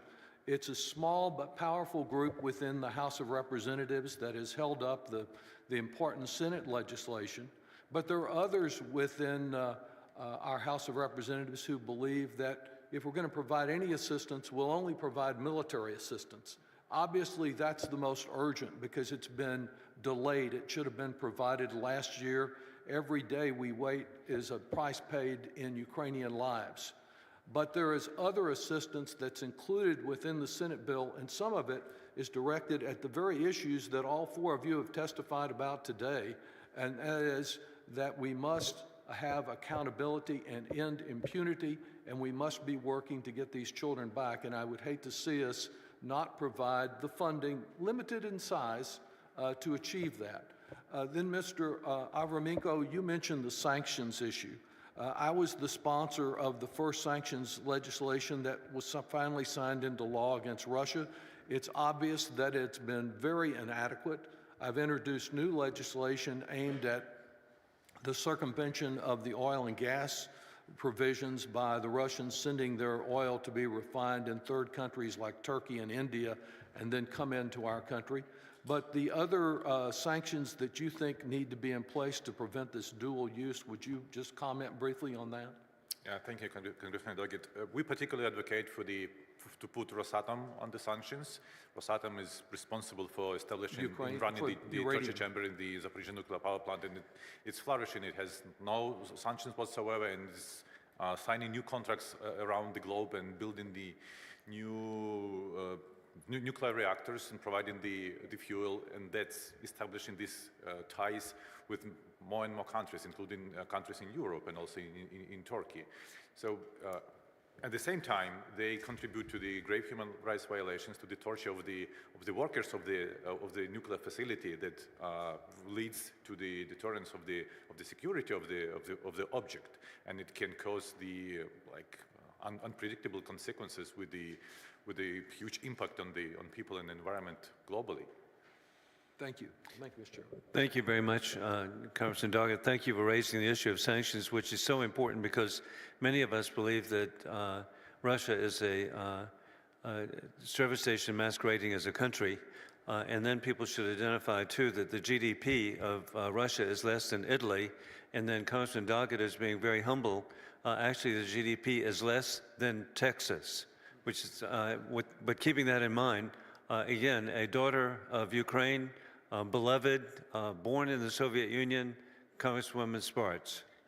Thank you, Mr. Chairman. And just briefly to comment, when we do have look at to prioritize, I truly believe lethal assistance is extremely important. As someone belong to a group of people that we need to do not as long as it takes, as fast as we can. And we can do much faster, and we need to do much faster. And that is a big issue. And actually, I've been with some of my colleagues, and I've seen, what happened in Chernihiv, where they were throwing half-a-ton bombs on hospitals, and women and children were killed. The same in Odessa, I think. Prosecutor General is from Odessa. We actually came with Representative Wahlberg, to Odessa when the house was hit, and we had the old, not the old man, actually a man that had his wife, his mother-in-law and daughter killed when he went just to get bread. And we were standing there looking at picture, and this was really so, heartbreaking to see that. And what's really specifically targeting civilians, or when actually with Senator Daines, when we went to Bucha and they did exhumations and we talked to people, how people were really tortured and killed. But I think, this is something that we have to do better. But my question is for you, Prosecutor General. I have a very low expectations from UN, almost to none, and I'm very disappointed with the organization. But have you had any success, dealing maybe on a bilateral level, some of the countries, including some countries in Africa, have been terrorized with Russian help, and a lot of people have been terrorized with any of the government that maybe could collaborate with you, that you have a more joint group of countries to bring justice, on the war crimes that have been happening. We cannot deal with Syria right now, unfortunately, with their government, but maybe there are any governments that you were able to have success with on bilateral level.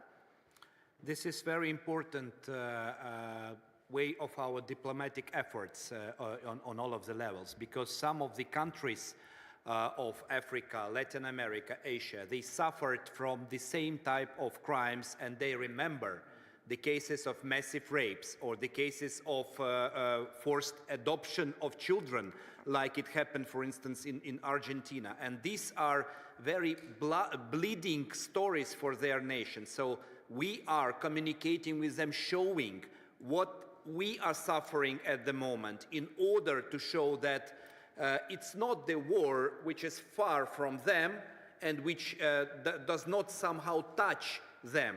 This war is global. It touches every country in the world, even those who are thinking about prices on oil or thinking about prices on grain. This is about how these people suffer from this war.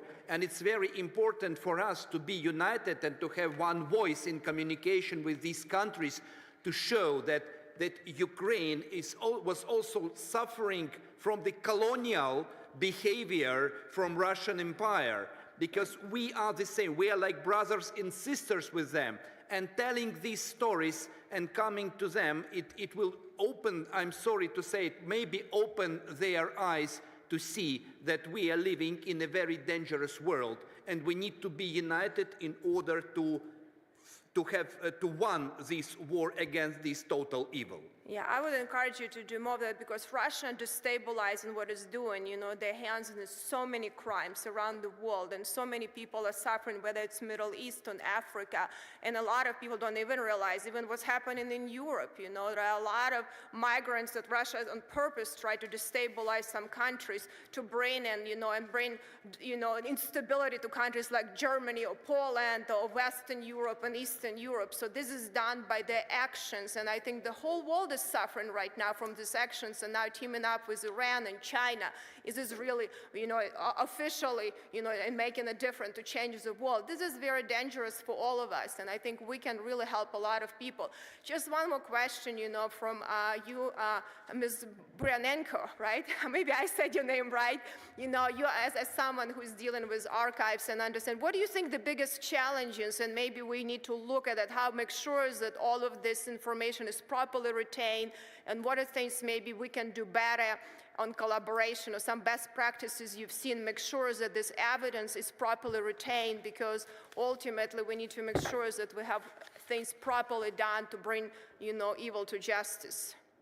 Thank you so much for your question. It's actually what we've been discussing with colleagues now for the recent months as the next step. The first thing it would be very important to have coordinated archives, so as a common depository, which will unite the civil society organizations with the different accountability mechanisms, and particularly criminal justice practitioners, where all of these archives, including like mnemonic archive, Ukrainian archive, or any other archives which are now preserved on other different platforms, could contribute and could a little bit integrate and contribute and share that information, and which particularly could serve as evidence at court. So this is a number one, is this coordinated archives, which at the moment we are lacking, and everyone is trying to find the solution, and the Ukrainian academics are advocating for that and expressing the need for that. And the number two, as the second step, it would be the digital memorial. We're all thinking about the investigations and of course bringing perpetrator to justice, but as a second step, it would be quite important to start thinking in terms of telling the story of Ukrainian people. Thank you. Thank you very much, Congresswoman Sparks. And as we conclude, it's very appropriate we have a real hero for Ukraine with Dr. Andy Harris of Maryland. Thank you very much, Mr. Chairman. Let me follow up a little bit about Prosecutor General Costin. You suggested that punishment has to be rapid in order to deter, as the senator from North Carolina suggests, also has to be accurate. And so I'm going to ask about how you think we go about prosecuting the sexual violence crimes. Because we've talked about the children, we've talked about the civilians, but this is a difficult area. Mr. Avramenko, as you suggest in your testimony, even getting victims to step forward is difficult. Then you have evidentiary problems. Then you have to go to the venue problems. So is there a robust mechanism to report, investigate, and prosecute the sexual violence that's going on? So, Mr. Avramenko, I'll start with you. Is there a robust mechanism to actually make sure that we can identify all the victims? Yeah, Congressman Harris, it's a very good question, actually. And those individuals who suffer this kind of trauma, they live in a very vulnerable position. And to address this kind of trauma, the whole new approach should be built, and I'm sure that Mr. Costin would cover this issue. On behalf of the world of non-governmental organizations, I can tell that we have extensively trained the documenters to address this issue. For instance, before full-scale invasion, Truth Hounds, despite being operated since 2014, we never approached the survivors of this sexual violence, because we didn't have enough training not to cause additional harm to them. And since 2022, as the amount of war crimes were mounted, we've sent several people for the series of training on how to properly address this kind of people, but also their we are involved into the project to establish the safe spaces, so-called green rooms, to invite them there, because in some cases they've been interviewed in the same places they were repeatedly raped, for instance, in the place. So it's the whole complex approach to these trauma people, where you put the interest of the survivor in the corner, and even you can like forget a little bit about the justice issues. So you have to execute the human-centered approach. No, thank you. Professor Bilkova, since Helsinki Commission is part of the OSCE EPA, should we in fact have a Moscow mechanism for this topic? As any mechanism, the Moscow mechanism has advantages and disadvantages. The advantage is that it is able to come up with a complex report within a short period of time, because the time left for the production of the report, and that includes all the research, is 3 weeks. So it's exceptionally short, but it's useful to put in place in case of both the general phenomena, as we saw with the first two reports, and the specific phenomenon like the forced transfer of children. Actually, this topic you mentioned, sexual violence, was one of those which were contemplated after the second Moscow mechanism, and there was a discussion about having a third one. So from my perspective, it would definitely be one of the candidates, but we need to take the framework, especially the 3 weeks available, into account.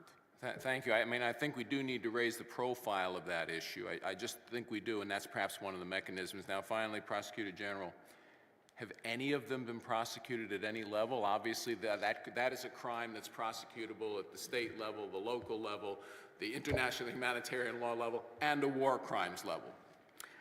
Has it been prosecuted? We're 2 years into this. When I started my office in the late July 2022, we have only 44 cases reported. Now we have 272. And this is not only because of the liberation of our territory and new cases, this is because we completely changed the approach. So I created special unit for conflict-related sexual violence. We passed through substantial trainings, and we actually implied the principles of so-called Murat Code, which is a soft law on the level of United Nations. We have implied it in our strategic documents, and now every investigator and prosecutor know that our approach is victim-centered. So in order to not to re-traumatize, in order to respect the dignity, respect confidentiality, respect the right of information consent.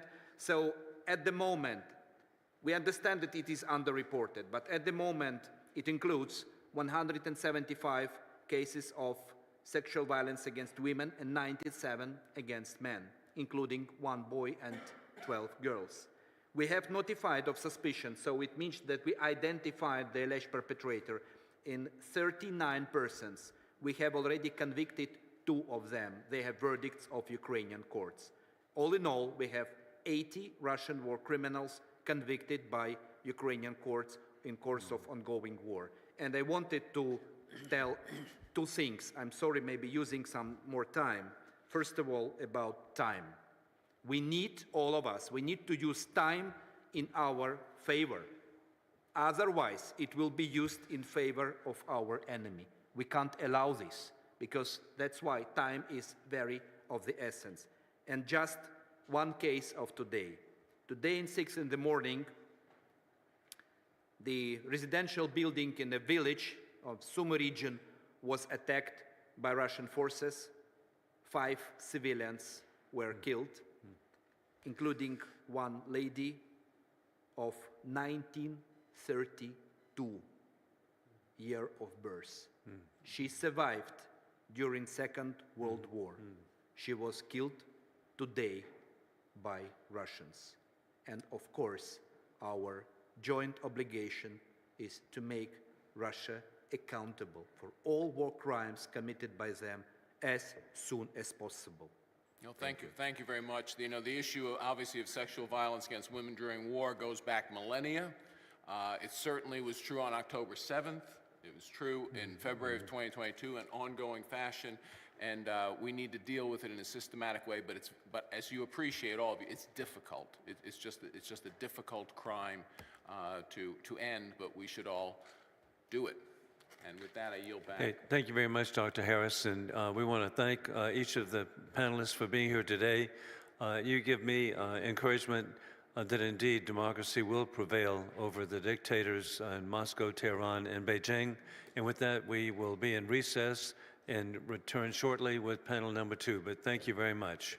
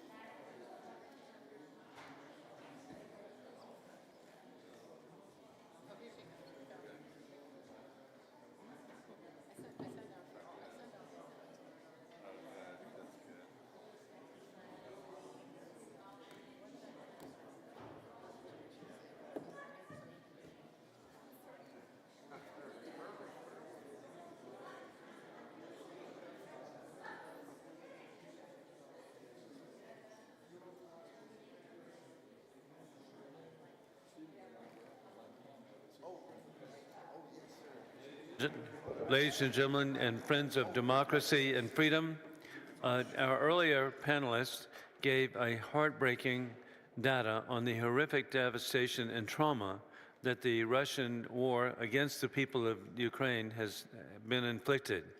They added to the grim litany of accounts of abductions, deportations, disappearances, kidnapping, rape, torture, and indiscriminate shelling and murder of civilians.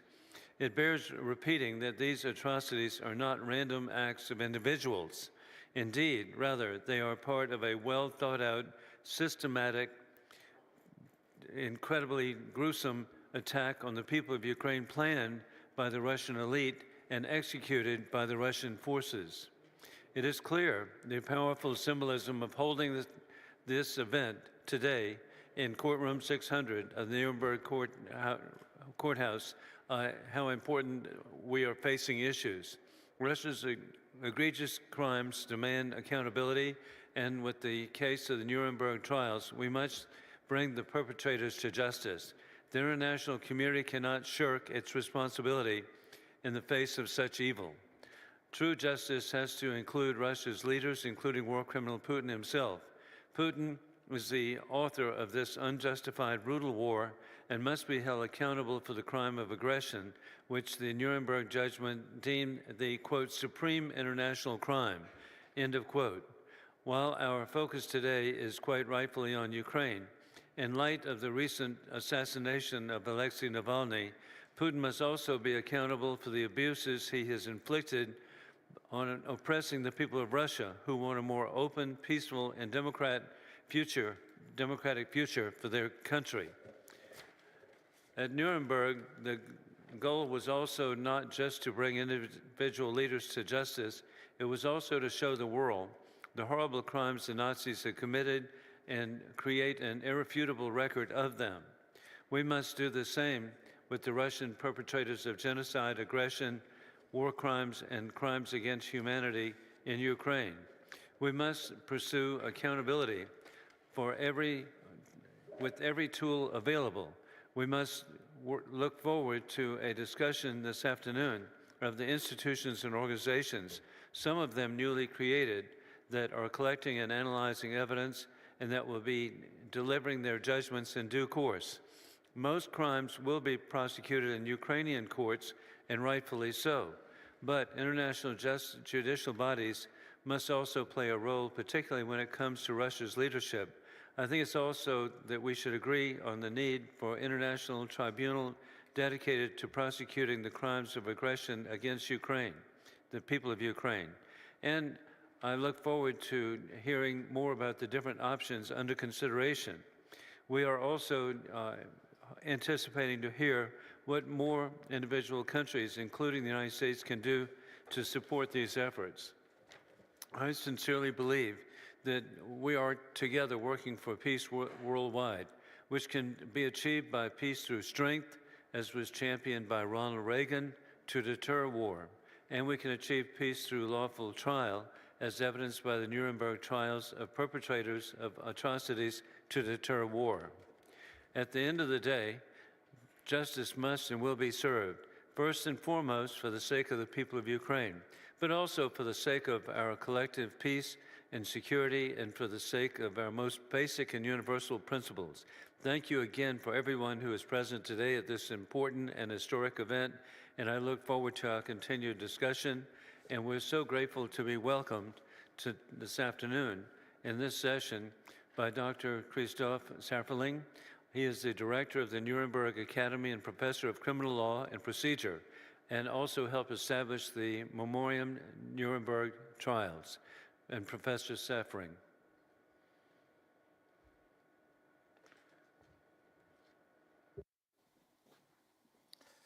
Thank you, Chairman. Once again, dear members of Congress, ladies and gentlemen, it's also, again, a real pleasure for me to welcome you to this afternoon session.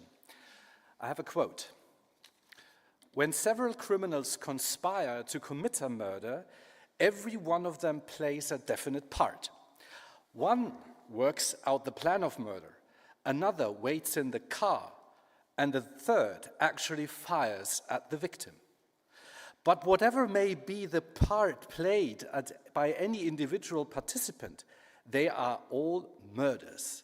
And any court of law in any country will reject any attempts to assert that the first two should not be considered murderers, since they themselves had not fired the bullet. These words were spoken by Roman Rudenko, the chief counsel for the Soviet Union, in this room on 8 February 1946, when he opened his case. Interesting words. Now, we've been speaking about the crimes, and we've heard of horrible evidence of most heinous atrocities that are being committed as we speak on Ukrainian soil. And this afternoon now, we want to focus on how to prosecute, how to actually hold soldiers, generals, and politicians up to the Kremlin, responsible for these crimes, for the crime of aggression in the first place, but obviously also for the crimes against humanity, the war crime, and potentially genocide. As we learn, being in this very room, and I don't know how you feel about it, but I have the impression that it's extremely fitting that we are having this hearing here in this very courtroom. What we learn from the Nuremberg trial is that an international court or tribunal is never sort of adequately equipped to do justice to all the crimes that have occurred. We need a sort of a separation of the exercise between an international and a national level. And be it the country that is actually affected, like Ukraine, or any other country in the world that can, by virtue of the principle of universality, prosecute, and it should prosecute, because it is the aim in the end to fulfill the promise from Nuremberg to establish a sort of international network of prosecution. Otherwise, we will not achieve at that what we are inclined to do, to have peace under the rule of law. Now, it's my distinguished pleasure that as the director of the International Nuremberg Principles Academy, I can sort of point to the presence of our founders. This institution was founded, first of all, by the Federal Republic of Germany, and we are having representatives of the Foreign Office here and representatives of the Department of Justice in Berlin. I'm very pleased to welcome Dr. Böhm and Dr. Schaal. It was also founded by the city of Nuremberg, and we have heard the Lord Mayor of the city of Nuremberg speaking this morning. And it was finally also founded by the Free State of Bavaria. And indeed, we are in a room that actually is owned by the Free State of Bavaria. And I'm very pleased that one of the representatives of the Department of Justice in Munich is here with us today, Mr. Weinziel. Warm welcome. And I'm saying this because it's my honor now to introduce our Minister of Justice of the Free State of Bavaria, Georg Eisenreich, who has volunteered and agreed to send a video recording, welcome remark, and I'm happy to transfer back to the chairman to hear this recording. Thank you so much, and I hope we all have a good, inspiring afternoon. Thank you. Professor, thank you very much. And as you recount how important the courtroom was in 1945, 46, and later, actually, it's so inspiring as a German-American myself to recognize the heritage that we have here, the beautiful marble artwork of 1916 that's still in place, and the woodwork of 1916 from the original construction is just awesome, and the symbolism, too, of the beginning, Adam and Eve. And every American of German-American heritage needs to come visit, and that's as they're on their way to Lithuania, so to visit. So, but keeping that in mind, And indeed, we do have, we're so grateful to have a pre-recorded statement from Dr. George Eisenreich and the Minister of Justice of Bavaria.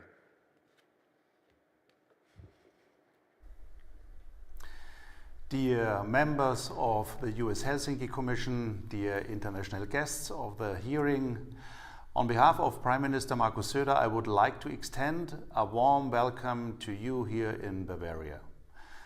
The US Helsinki Commission is an important American institution with a long tradition, an important building block of transatlantic relations. It's a great honor for us that you decided to come together here in Nuremberg for this hearing. Today, you are meeting in a historic location. In courtroom 600 of the Nuremberg Palace of Justice, the Nuremberg trials wrote German and international legal history. The Nuremberg trials played a significant role in the investigation and punishment of the terrible Nazi crimes. At the same time, with the recognition of the Nuremberg principles by the United Nations, they marked the birth of modern international criminal law. And you are coming together at a historical moment. Putin broke international law with his criminal war of aggression against Ukraine. Since then, the world has become a different place. The citizens of Ukraine are defending their homeland, their families, and their freedom in an admirable way. But they are also defending our freedom. They are defending the European peace order, and they are defending our Western values. Putin must not win this war. For this reason, we must continue to support Ukraine with determination, with weapons, with ammunition. We must strengthen Europe's defense readiness. And last but not least, we must intensify transatlantic relations. The West must remain resolute and united. And to come to the specific topic of the hearing, the crimes committed in this war must be dealt with.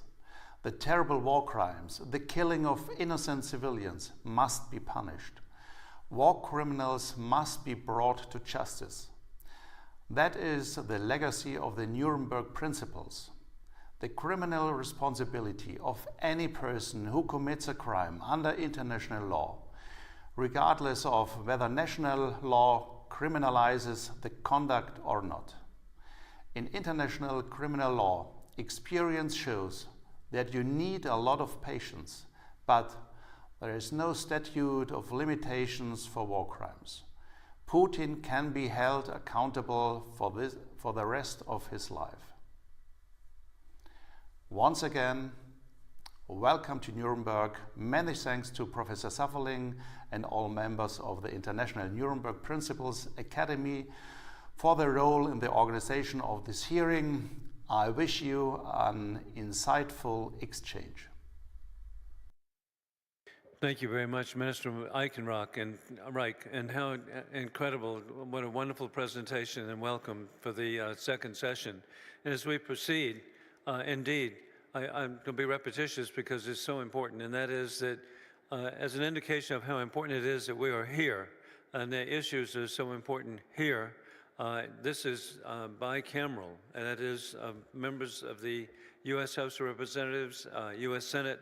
That's quite a unique circumstance. Maybe not so unique, but very important here is that it's also bipartisan. Republicans and Democrats are united on behalf of the people of Ukraine. And with that, I'm particularly grateful that we have with us Senator Thom Tillis of North Carolina, representing 12 million very dynamic people of my sister state.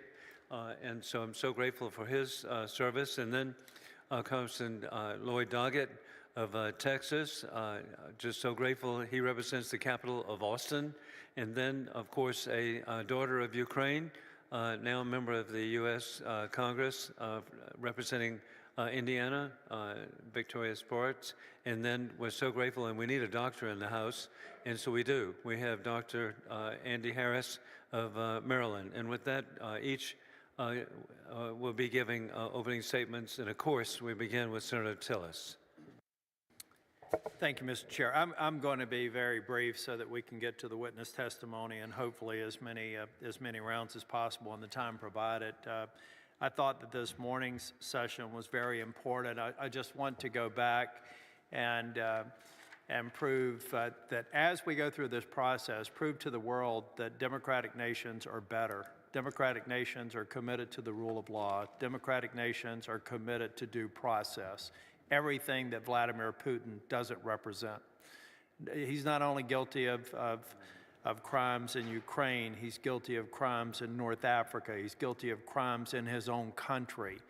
He has victimized untold millions of people in Russia. So for the purposes of this hearing, we want to hear more about what we can do to hold ourselves to the highest standards of Western democracies. We want to demonstrate that we can be cool-headed in the face of passions. We could find many opportunities to move quickly, presuming guilt, but we have to presume innocence until they're proven guilty. And everything that we do, every page of evidence, every photograph, every lead, to be corroborated, to be ready to be put before our justice system so that justice will be served and will be served expeditiously. Thank you, Mr. Chair. Thank you very much, Senator Tillis, and we now proceed to Congressman Lloyd Doggett. Thank you, Mr. Chairman. In the past 2 years, we've seen the largest ground invasion since World War II here in Europe. It threatens our shared values of freedom, democracy, and the rule of law. The Russian military at times has seemed to be more interested in targeting Ukrainian civilians than targeting the Ukrainian military. It's conducted a war of terror, whether attacking kindergartens or nursing homes, hospitals or apartment buildings as their residents slept. Putin has decimated critical infrastructure designed to plunge civilians into darkness and frigid temperatures during the cold weeks of winter.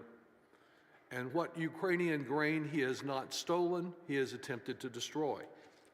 To ensure accountability, Europe, the United States, and other liberal democracies around the world must pursue multiple forms of justice. The wrongdoing is so broad that there is no one panacea nor one path forward to achieving justice. Procedural justice, retributive justice, and reparations for the extensive damage that he has caused. I fully support the efforts of the ICC and its investigation of Russian war crimes and domestic investigations in countries such as the UK, Lithuania, Germany, Sweden, and Ukraine itself. I'm also very supportive of establishing a special tribunal on the crime of aggression in Ukraine. What the judgment from this very courtroom in 1946 noted as the supreme international crime, because it certainly is. None of this would have occurred but for the crime of aggression against Ukraine in the first place. Such a tribunal could potentially create a precedent that prevents rogue governments from launching a war of aggression in the future and punish the authoritarian leaders who attempt to evade fundamental human rights obligations and observe the law of armed conflict. While supportive of all of these various initiatives, we cannot wait for a hypothetical future date for justice. Ukrainians have suffered enough in 2 years, and they continue to suffer from these grotesque attacks. Justice must be sought soon at every opportunity. From the beginning of this war, I have pursued a set of countermeasures to put pressure on Russian government in form of sanctions. The morning after the invasion, filing legislation, which eventually passed and was signed into law, but has proven to be most inadequate. As Putin's atrocities have continued, I support additional congressional action to provide billions in immediate aid and to continue to tighten sanctions. We should long ago have been providing fighter planes and air defense systems for Ukraine.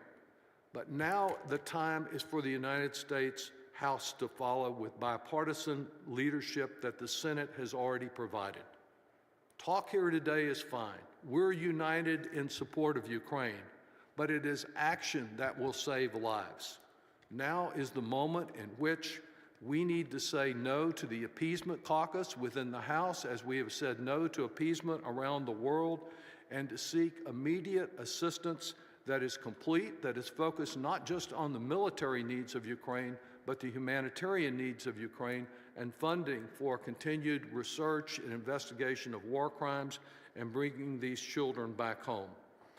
While timely delivery of military assistance is the most urgent priority, all aspects of this need to be achieved.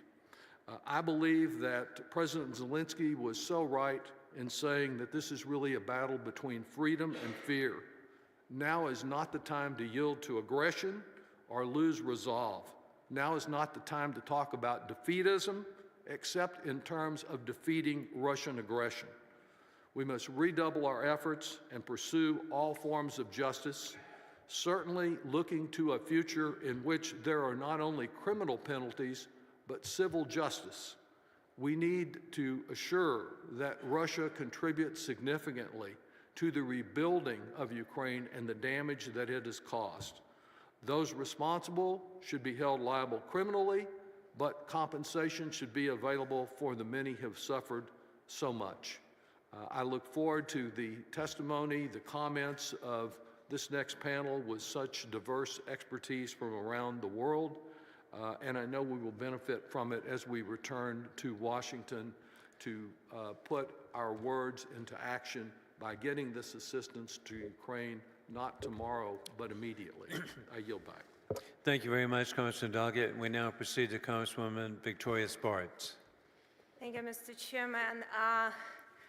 It's sometimes when I sit in this room, so I'm really think about, God really made some things not by accident, but God usually gives us challenges when he knows we can succeed and step up to these challenges. And Ukrainian people went through so much suffering through centuries, but it developed Ukrainian people and strong, freedom-loving people that unfortunately sometimes it takes to die for freedom, but willing to die for freedoms.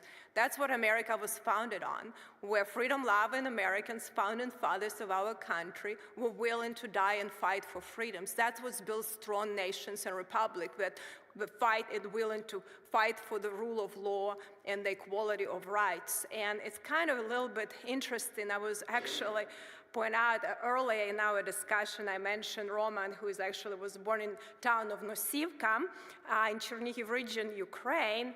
And actually one of the staff the executives here point out to, and I was born in the same town of Nosivka, Chernihiv region, Ukraine, but actually Roman Rudenko, prosecutor general who was part of this Nuremberg trial, he also was born in the town of Nosivka, Chernihiv region of Ukraine, which is really in some ways maybe ironic, maybe meant by God. And I truly believe God always has a plan, and God always on the right side of history. And he knows what is evil, what is good. And God will always stand with the people that willing to fight for freedoms and willing to protect rights. And I think that is something very important for us to remember. But I also think, the challenges that Ukraine is going through right now, this is the challenges of us as a society that believe in these values. And we have to prevail and help Ukraine to succeed, because it will empower a lot of people around in the world that suffering from evil, from dictatorships and tyrannical regimes. And I think if we don't succeed, there is no hope for the rest of the world. And we need to keep people strong and win these big battles. And I truly believe with a lot of smart, strong people and a lot of great Americans that did a lot, but I think, for freedoms around the world and continue doing that, and also Europeans, who actually went through a lot of sufferings to stepping up in defense of this. I think we're going to prevail, because ultimately, if good cannot prevail, that why we even been in these positions, why we even doing what we're doing. But it's interesting, that never thought in the wildest dream that I will be sitting here and this time representing, great and very strong freedom-loving people in the state of Indiana, strong fighters for freedom.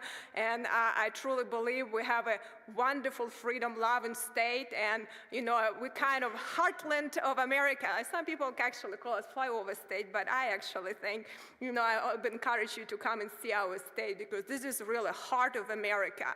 This is what the values of America and fundamentals and foundational principle of our country. And I'm very honored to represent people in the United States Congress, but also help to fight for these freedoms around the world. But thank you for doing this today. Thank you. Thank you very much, Congresswoman. Indeed, it can't be restated enough. Born in the USSR, a daughter of Ukraine, now a member of the U.S. Congress. If you ever wonder about the American dream being alive and well, yes, it is. And another example of American dream indeed is Dr. Andy Harris of Maryland. Thank you very much, Mr. Chairman. And I want to once again thank you for holding this second hearing of the Helsinki Commission outside the United States. Again, as I mentioned this morning, the first one held in Gdansk for the prevention and deterrence of Russian aggression. And unfortunately, we need a follow-up hearing today to now deal with the result of that aggression. As has been suggested, we need action on violations of international human law and the recognition and punishment of war crimes to act as another means of deterrence for such future aggressions. You mentioned the Adam and Eve symbolism on the wall here above us to the left and right. We have the scales of justice and we have the hourglass of time. And time is certainly important in this case, as we have to, as ongoing aggression and violation of international law continue to occur on a daily basis, as we are reminded of this morning.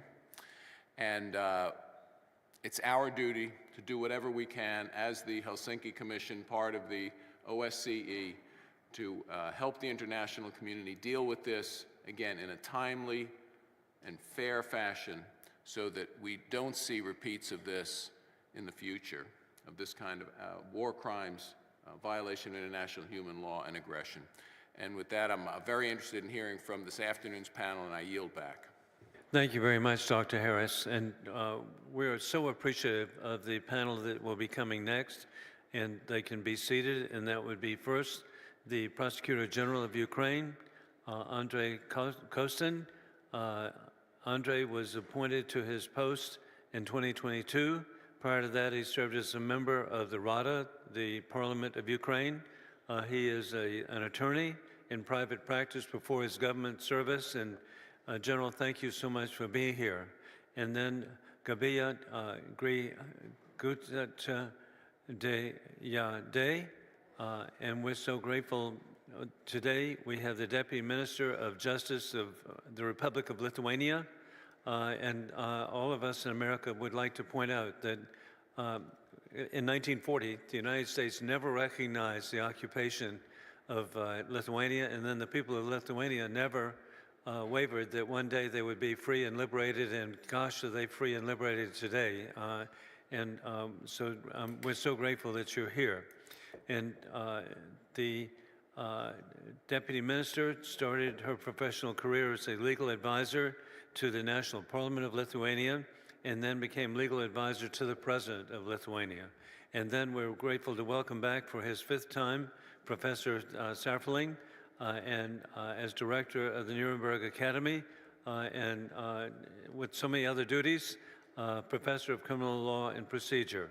And so we'll begin again with presentations from each of you at 5 minutes, and then we will have a panel. We will then have questions from members of the House and Senate, and I'm confident that we would have time for 2 rounds. With that, we now proceed to General Kostin.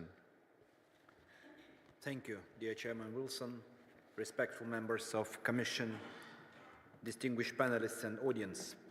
February 24th will mark 2 years of Russia's unprovoked and unjustified full-scale aggression against Ukraine.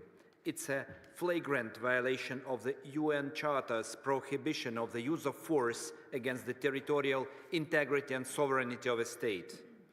As we speak, Russia continues ruthless attacks against cities and residential areas, indiscriminately targeting Ukrainian civilians inside and outside of the occupied territories. Russia does not shy away from the commission of widespread and systematic atrocities that amount to crime of genocide, crimes against humanity and war crimes.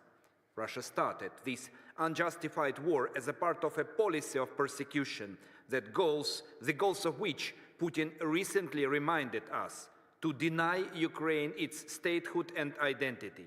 We all know that this criminal regime will not stop until it is stopped.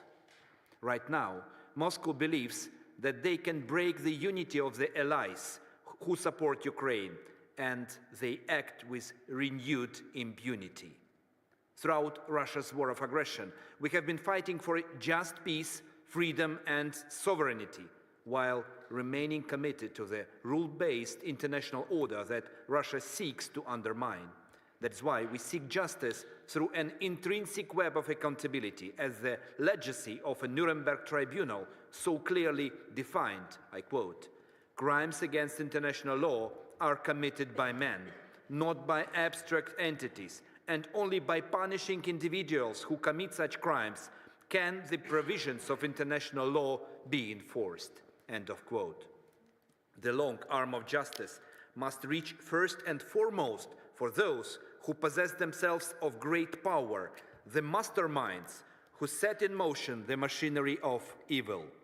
This legacy has evolved over time into a multi-tiered system encompassing ad hoc international and hybrid tribunals, national courts, and the International Criminal Court, which share the common aim to end impunity for international crimes.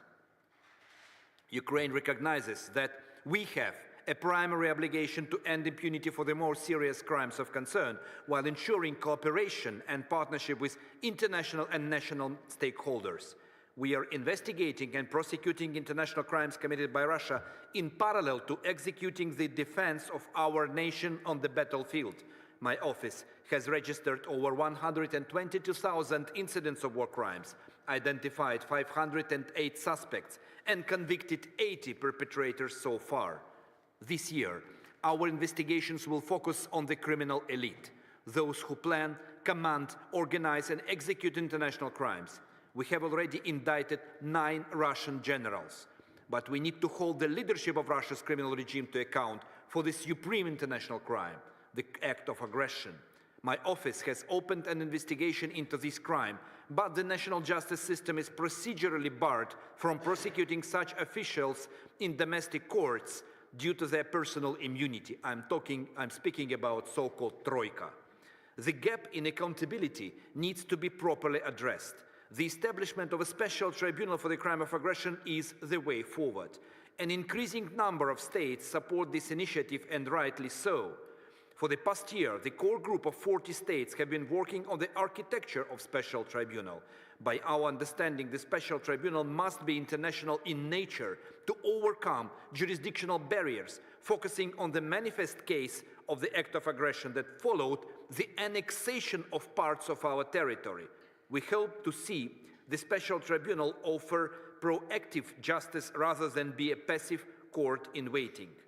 The International Center for the Prosecution of the Crime of Aggression was established in July of last year, a crucial first step to facilitate investigation and case building against the crime of aggression. Currently, the ICPA team is composed of Ukrainian, Lithuanian, Latvian, Estonian, Polish, and Romanian prosecutors. We are pleased that the United States also seconded a special prosecutor, Jessica Kim, to our team.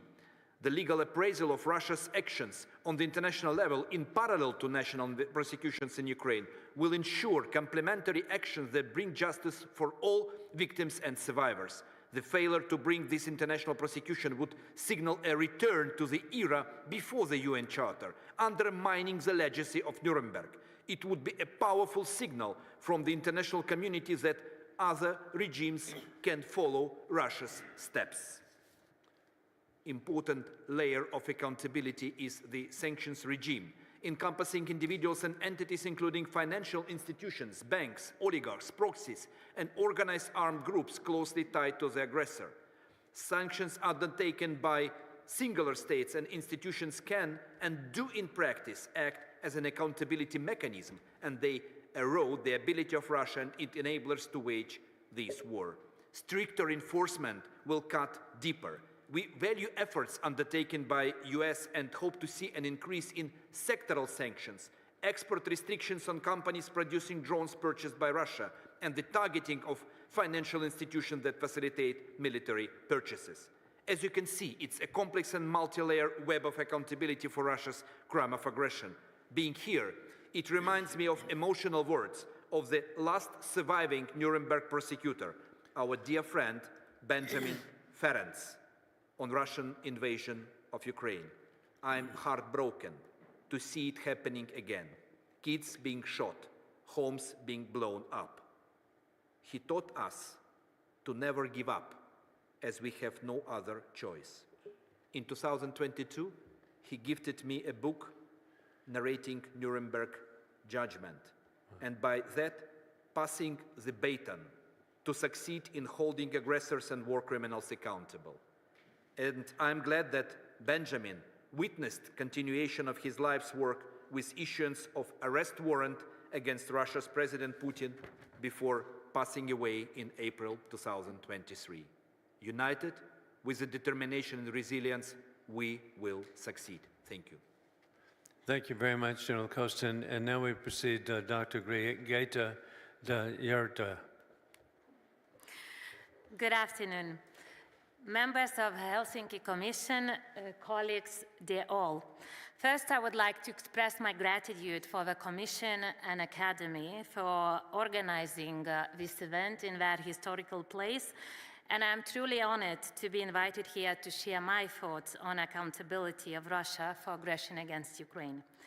Today, after a couple of introductory remarks, I will present 4 very concrete lessons from Nuremberg that, in my belief, must be taken into account in order to serve Ukraine with justice. Mr. Chairman, I was also born in Soviet Union, in occupied Lithuania. And when I was 7 years old, Lithuania restored its independence. During 50 years of occupation, Lithuania lost 1/3 of its population due to war and repression, as well as immigration and deportation. But if you read the Russian textbooks on international law or history, you would get told that no aggression against Baltic states happened, that those states were never occupied, and that the Soviet Union never committed atrocity crimes under international law. And this false historic and legal narrative, including the denial of Soviet international crimes, relies on the Nuremberg judgment. So at this stage, I arrived to the first lesson of Nuremberg. In 1945, the Soviet Union got away. So the lesson we must learn is that legal arrangements which accommodated political preferences of the time, that is, avoiding escalation after Second World War, at the price of compromising full legitimacy and full justice, have devastating consequences for the peace in the future. Nazism as evil was condemned in Nuremberg, but Soviet imperial thinking was never put to trial. And this could only embolden Russia of today to constantly challenge borders, sovereignty, and independence of bordering countries. Nuremberg is an example how history can be manipulated through the legal process if the legal process is not done in the right way. Wherefore, with the establishment of a tribunal for the crime of aggression against Ukraine, we have to make sure that we leave no space for political manipulations and impunity and condemn the imperial ideology of Russia.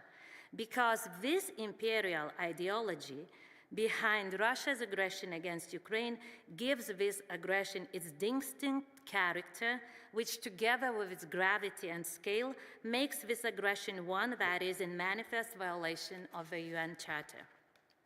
The second lesson of Nuremberg is that concrete persons and not abstract entities, as also prosecutor mentioned, like states, are responsible for waging wars.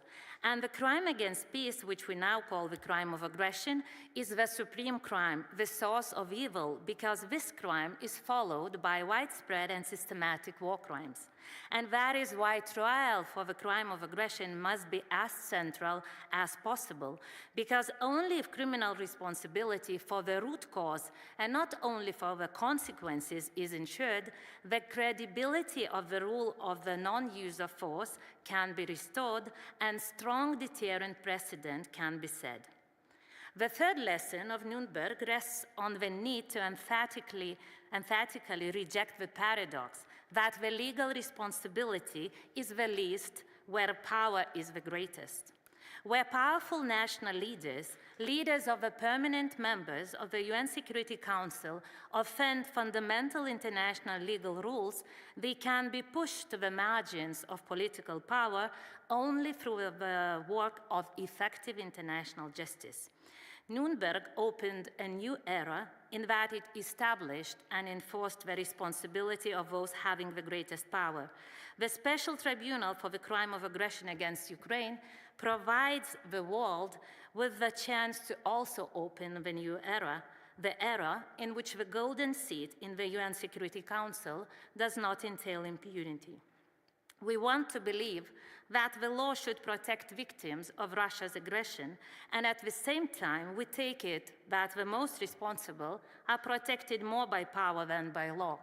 They are not. And wherefore, the most principled and effective way for ensuring accountability for the crime of aggression against Ukraine is a fully fledged international criminal tribunal established on the basis of an international treaty concluded between the United Nations and Ukraine. The possibility of the UN General Assembly to be involved in the establishment of a tribunal is also being questioned. Without going deep into legal deliberations, I will directly turn to the last lesson from Nuremberg. Robert Jackson, the chief prosecutor of the United States, said at that time that unless we are prepared to abandon every principle of growth for international law, we cannot deny that our own day has its right to institute customs and conclude agreements that will themselves become sources of a newer and strengthened international law. This statement, made by a great US lawyer, must resonate with all of us today, when an ideal solution for the establishment of a special tribunal for the crime of aggression against Ukraine simply doesn't exist. In 2010, US Ambassador for Global Criminal Justice, Beth Van Schaak, wrote that the adoption of the crime of aggression amendments in Kampala presents the indelible shift in the balance between power and law in contemporary international relations. Today, we stand at the crossroad of power and law.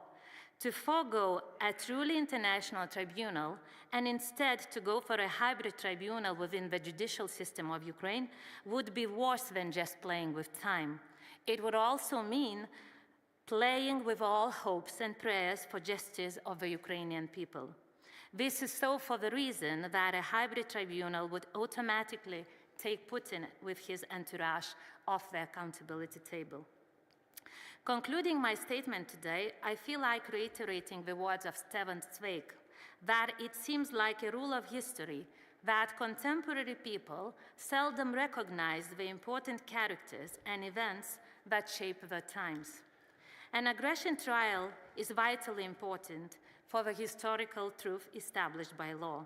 And now, as we see a momentum on the crime of aggression for the first time since Nuremberg, we, contemporaries, must seize the moment and recognize that our call is to shape not only our time, but also a peaceful future for our children.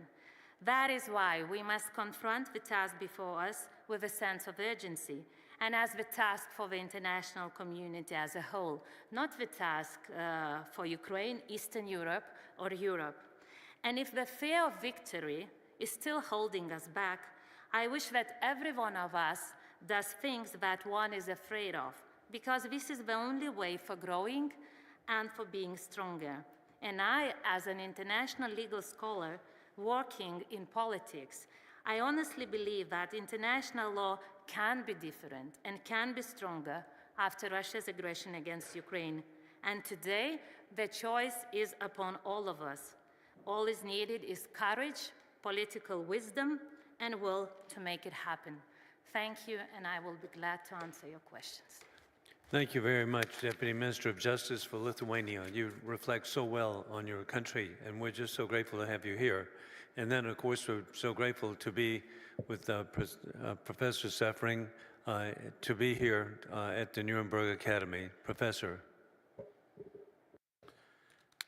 Thank you, Chairman Wilson, Senator, dear members of Congress. First of all, obviously, I'm just an inadequate substitute for the person who is actually supposed to be here, which is the Federal Public Prosecutor of the Federal Republic of Germany. As a matter of fact, he was summoned to Berlin yesterday, so he can't be with us here today. And, well, I volunteered to jump in. Now, I'm not a practitioner of international criminal law, but I'm a scholar of international criminal law, and I've sort of studied Germany's role in prosecuting quite extensively. So I'm slightly positive that I can, do justice and answer your questions with regard to national prosecution of international crimes, in particular with regard also to Ukraine. Now, what I can tell you is the history of a state that has struggled for quite some time with international criminal law. I can tell you the story of a nation of perpetrators. It took for Germany really quite some years to appreciate the positive effects of the Nuremberg trial. That we are in this courtroom here today, and this event being sponsored by the Federal Republic of Germany, is by no means logical and natural, but is the outcome of a long history, the history since 1945. So the positive aspects of the Nuremberg trials were, first of all, that the guilty were identified and convicted. Secondly, that some justice was done to victims, even if the victims did not play that much of a role in the Nuremberg trial. The third very important aspect, and this is an aspect that is important for any trial in the international agenda, is to establish the truth. We would not know as much about National Socialism as we do now had it not been for the Nuremberg trials securing and documenting all the evidence. And a fourth aspect that was extremely important for the Federal Republic of Germany and the founding narratives, even if only after decades that became apparent, is that the Nuremberg trial delegitimized National Socialism. So today in Germany, we have a code of international crimes that was only adopted in 2002 after the Rome Statute, or just before the Rome Statute entered into force. And it was established in order to fulfill the obligations under the complementarity principle, to show that Germany is willing and able to prosecute international crimes. Until then, Germany had ratified the Genocide Convention, and it had introduced genocide as a crime into the criminal code in 1954. It had also criminalized the crime of aggression, but only as late as 1968, even if there was the obligation to criminalize aggression in the Constitution, which was adopted in 1949 in the German Grundgesetz. There was no war crime concept, there were no crimes against humanity in the German criminal code. So only in 2002 that was, the law was amended and the Code of International Crimes was adopted.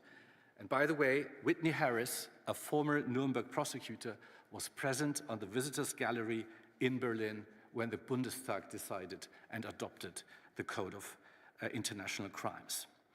This code foresees the universality principle and thus the competence of the Federal Public Prosecutor to investigate and prosecute any situation anywhere in the world without a genuine link to Germany. Now, as of today, the German courts have heard cases against 69 accused ever since 2015. 69 accused, 22 of them were female. It investigated 11 situations. The accused came from 14 different nationalities. 25 of the accused actually were German nationals. And the cases were heard before 10 different upper regional courts and the High Court of Justice. We have 9 cases of crime against humanity, 3 cases of genocide, the rest cases prosecuting war crimes. Now, the crime of aggression was introduced into the Code of International Crimes after the Kampala Compromise in 2017. The crime is now a leadership crime, as in the Rome Statute. The universality principle has been amended. Now, a genuine link to Germany is needed to prosecute the crime of aggression. One major issue, of course, in domestic jurisdiction, and the General Prosecutor has alluded to that, are immunities. For the crime of aggression, as a leadership crime, personal immunity will be respected for the leadership troika, head of state, head of government, foreign minister, but only as long as they are in office. With regard to functional immunities, the Federal Court of Justice has ruled on January 29, 2021, in a case against a member of the Afghan armed forces that concerning international crimes, no functional immunity would apply for an agent of a state. In a lengthy and well-reasoned judgment, the federal judges pointed to customary international law that originated here in this courtroom. And shortly after that, as you know, the Upper Regional Court in Koblenz convicted 2 members of the Syrian Secret Forces, Syrian Secret Service, for torture and as crime against humanity. Now, let me maybe conclude with a personal note. Now, being the director of the International Nuremberg Principles Academy, and I've been a member of the Advisory Council for some time, we are organizing a moot court here in Nuremberg for students, and we have done so for almost 10 years. And for many, many years, we have a growing number of teams from Ukrainian universities participating in this moot court. And I've met so many fully engaged young people from Ukraine who were ready and willing to believe in the rule of law, and they did a great job in this courtroom. As much as I can remember, until 2021, they always made it to the semifinals. One team from Ukraine always made it to the semifinals, some years even to the finals. And I'm deeply devastated that these, the positive image of these people and the positive attitude has been, is under such a distress ever since the heinous attack of the Russian Federation. But it's my strong belief that Ukraine is a great people with great students who believe in the rule of law and who are willing and ready to do the right thing and prosecute war crimes, crimes against humanity, and genocide. Thank you so much. Thank you very much, Professor, and indeed thank each of you for your presentation. We'll now proceed with each member of the Senate and House proceeding with strictly enforced 5 minutes, and we're really grateful that we've got proper timing, hopefully soon. And Dr. Gregte Dayerba, I have had the fortunate opportunity, having been an election observer in Bulgaria in 1990, to see Bulgaria become such a dynamic country in a post-communist era.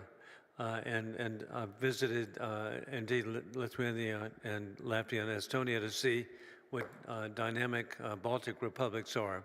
And what, in your post-communist development, what advice would you have to General Kostin?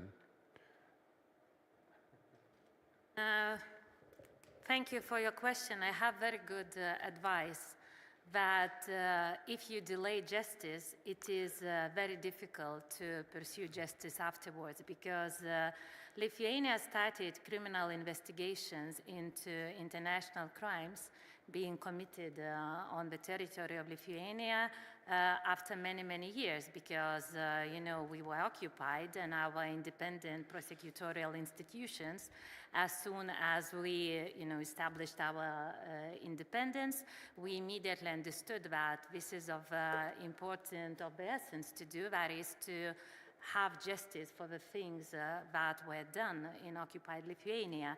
And of course, evidence collection after that many years, people, they naturally die, and, testimonies, they vanish, and people don't remember because memories, they fade away. And for us, it was a big challenge because even though we studied quite a lot of criminal cases, we succeeded only in a few of them. So the main advice that I have is to do justice now and not later. Well, it's so important that we learn from each other, and we can. In fact, I'm looking forward this weekend on Friday, welcoming the ambassador from Bulgaria to visit the U.S. presidential primary on Saturday in South Carolina. And I can't wait to take him from polling location to polling location, as I had the opportunity to visit polling locations in Bulgaria, June 10, 1990, before you were born. So, but it's, again, we learn from each other. That's why I want to ask that particular question. And General, is what can we do more to back up your efforts in terms of the capabilities of, indeed, through social media, whatever, to assist you? And I want you to restate again the website of, as people have information to whom, how it can be provided, because that's real world. Thank you. Thank you for for your very strong and principled position in support of Ukrainian people and in support of our justice and accountability endeavors, which we truly implement not only for Ukraine and for Ukrainians, but for all of us, for all civilized world, all those who share the same values of democracy and freedom and rule of law. I think what we will need substantial support for our accountability endeavors for years. Because the previous experience shows that even when we are documenting and prosecuting war crimes in times of war, but it will last for years, maybe for decades, as previous experience says to us. So I think that support of our accountability endeavors, we will need international experts, we will need support in capacity building of our prosecutors. We have young and very devoted prosecutors of war crimes department and specialized units which we create on sexual violence, on environmental crimes, which we first prosecute, on cyber crimes as war crimes, which we first prosecute in the world. So this, we need to be sure that your support will be sustainable and will be for years. This is extremely important, because otherwise justice will be delayed. And I'm just confident, in a sad way, as war criminal Putin continues, the assassination of Navalny, the support of the regime in Tehran, the collusion with the Chinese Communist Party, every day it becomes clearer there's a connection.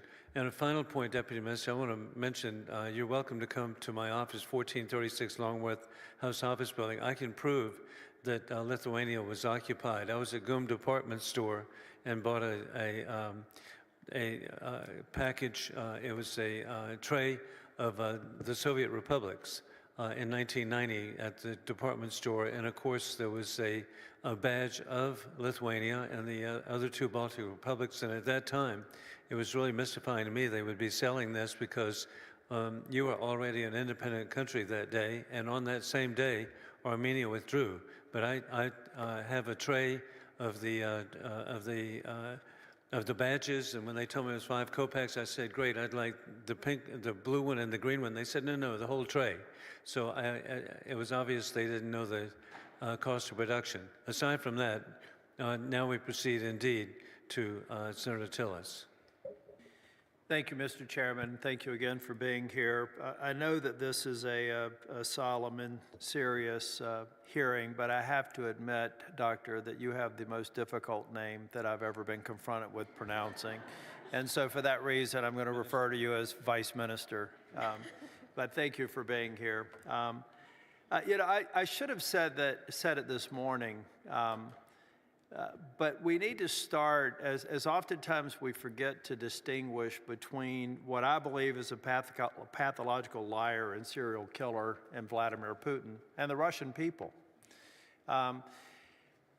For all the atrocities that we can talk about in the past, more recently in Ukraine, there are untold atrocities that have occurred today. The most recent, probably just this week, with Mr. Navalny, who understood the truth of the Russian totalitarians and has, through his courage, communicated that truth and unfortunately lost his life. So for any Russian who may watch these proceedings or see us move forward, I think it's important for us to distinguish between people who probably desire freedom, they've never experienced it, and the leaders who I think are murderers and, excuse me, serial killers, who systematically, over the course of history, have systematically occupied and tortured and killed millions of people.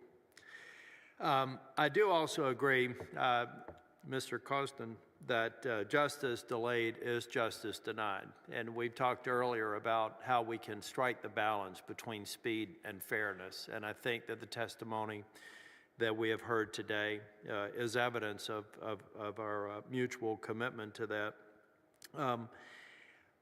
I guess I'd like to go back to the discussion this morning, though. We talked about resources. I think you mentioned Palantir as the platform that you're using to track this information. I'm going to get more into systematic, sort of the foundational elements of the program. To what extent do we have professional audits and compliance? And I'm digging to the next layer. We were talking about earlier today about capturing evidence, authenticating it, corroborating it, all the things that are very important. But how do we ensure that all of these practices, beyond the words that were spoken today, what sorts of practices are being put in place today so that any skeptics could have their questions answered quickly about the integrity of the processes, the controls that are in place, the auditability of these processes? Could you speak to that, please? Yes, first of all, it's a very important question, because when we started after the beginning of full-scale invasion, of course, it was challenging. And when we have so many war crimes committed at the same time, we need to allocate resources, we need to train people, we need to organize our work. And it was very important for us not only to address these issues immediately, but also to think about how to organize it on strategic level.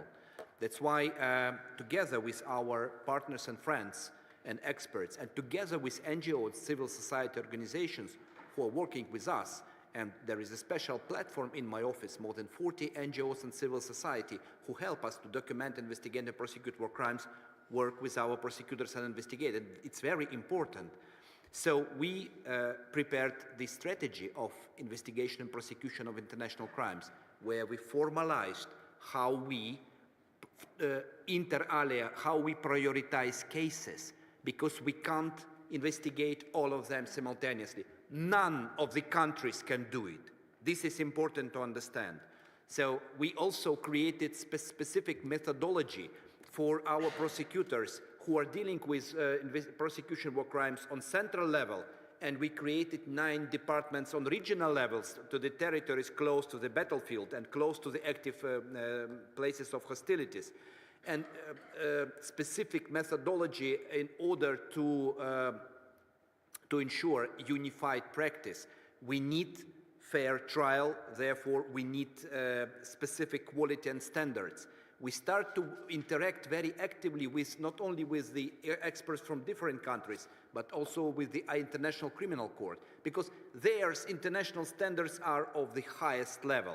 And we need, as I always say to my prosecutors, when you document the case, you don't know where this case will go, to national system or to the international. So this is a little trick for them, but for them to be very careful that any case could be lifted to the level of International Criminal Court, or this evidence could be used at the International Tribunal. And on the other side, the most important for me that we work for victims and survivors. They need to be properly cared. That's why we created the special instrument, the Coordination Center for Victims and Survivors, people who are specially trained to work as a bridge between law enforcement system and victims and survivors to ensure the all comprehensive support to survivors, not only legal, but also psychological, moral, and others, in order for survivors to understand that we work for them, because justice is served, justice is delivered for the victims and survivors. This is extremely important because they are those who suffered from this war. Thank you. So all of these elements, together with the modern technologies and artificial intelligence which we use, all together ensure that we will do it not only in expedite way, but also do it in a very strategically formed basis, and we'll do it in line with high standards. Thank you. My time has expired, but in the next round, I intend to come to Professor and Vice Minister. Thank you, Mr. Chair. Thank you so much. And indeed, we're so fortunate to have Senator Tillis here. And we're fortunate to have Congressman Lloyd Doggett, too, Congressman. Thank you, Mr. Chairman. I'll just ask my questions generally and invite any of you to respond. Regarding prompt action on a tribunal to deal with the crime of aggression, I suppose action through the General Assembly is one path. Is action through the Council of Europe another? If you allow, potentially yes. So we have already in large partial agreement to establish the register of damage, the civil part of our web of accountability to ensure reparation and compensation. So we have already established a platform how it could be done, while we need first to understand if Council of Europe is ready, because the other option is to sign an international agreement of the countries who support the creation of tribunal, and then to establish it like it was established for Nuremberg, without UN, without any other instrument, without Council of Europe. So it's potentially also possible. The international law gives us a lot of opportunities, while we all understand that the results of such tribunal should be widely internationally credible. That's why the idea to engage UN is, of course, one of the best options. While we are not also forgetting about the idea of another international organization to be used as a platform, and the international agreement at all, if a lot of countries will be on board. Do you have thoughts on that, Vice Minister? So, you know, when three lawyers get in one room, we can get as many models as politicians would like to have on the table. Because, you know, the co-group, I myself, I participate in the co-group representing Lithuania, and what I can say is that, you know, sometimes lawyers, they discuss on the things and they don't see the end result in the end, you know, so they get in these discussions, and we perfectly understand that we have good model that could provide full international legitimacy, could be feasible, but most importantly would be the strong precedent for the future. And you, Chairman, were referring to the strong deterrent message. So if we want to send strong deterrent message for the nowadays dictators and future ones, we have to make a very strong and legitimate precedent. So now coming directly to the question being asked, you know, international law has changed a lot from the times of Nuremberg. We have major developments within human rights. We have major developments within practice of the UN in establishing tribunals, in bringing back, you know, international peace and security, in dealing with threats to continuing threats to international peace and security. So, of course, as General Prosecutor was referring, Council of Europe mandate in establishing possibility for the Council of Europe to establish tribunal is also there, but of course we understand that we have to question ourselves on the mandate of Council of Europe, on the mission that it had, and compare it with the mission that United Nations had, with its establishment, with the faith that countries had while establishing United Nations, while having the practice of international criminal tribunals. So I think it's more about not whether it could, you can create many things, lawyers, they are creative creatures, as I say, so, they will always think out the solution, but the thing is, if we care about legitimacy, we have to remember that we have institutions that can still restore international, faith in international legal law in general. Professor, do you want to add? Of course, I have a third view, if you want to hear a third view of a jurist. I'm wondering actually whether we need to decide what the forum could be to try the crime of aggression now. And I'll tell you why. Looking back at the Nuremberg precedent, in 1943, November 1943, the Allied powers decided actually in Moscow, in the so-called Moscow Declaration, on the political will to prosecute German war criminals, also for the crime of aggression. But they didn't establish a charter for a tribunal. They issued the political will to do so after the end of the war. So then, after the defeating of Germany on 8th of May 1945, then in July 45, they sat down and discussed on how they're going to do this. So I'm wondering, and now it is important to express the political will unequivocally. We are going to prosecute the crime of aggression. And we have the ICC. We have an arrest warrant. So there are two things that we can do now. First of all, politically to express this will, and secondly, to establish the mechanisms that we have to be in a position to actually prosecute the crime of aggression. Maybe not for this case, but in the future. So they equip the ICC with, the force to actually also prosecute the crime of aggression, and maybe leave the question on how we're going to deal with Vladimir Putin and the crime of aggression for the time when the war is over. Because what could be worse than establishing a mechanism now, which then, after the war has ended, and we actually have them, doesn't fit and doesn't have the legitimate basis that it could have if we were to sort of prepared to then, create a fitting solution. Thank you. Thank you, Mr. Chairman. Thank you very much, Congressman Delegate. We now proceed to Congresswoman Victoria Sparks. Thank you, Mr. Chairman. And since Senator challenged me, and as a lower house, People's House, we always have to stand, for the challenge of the House of Lords.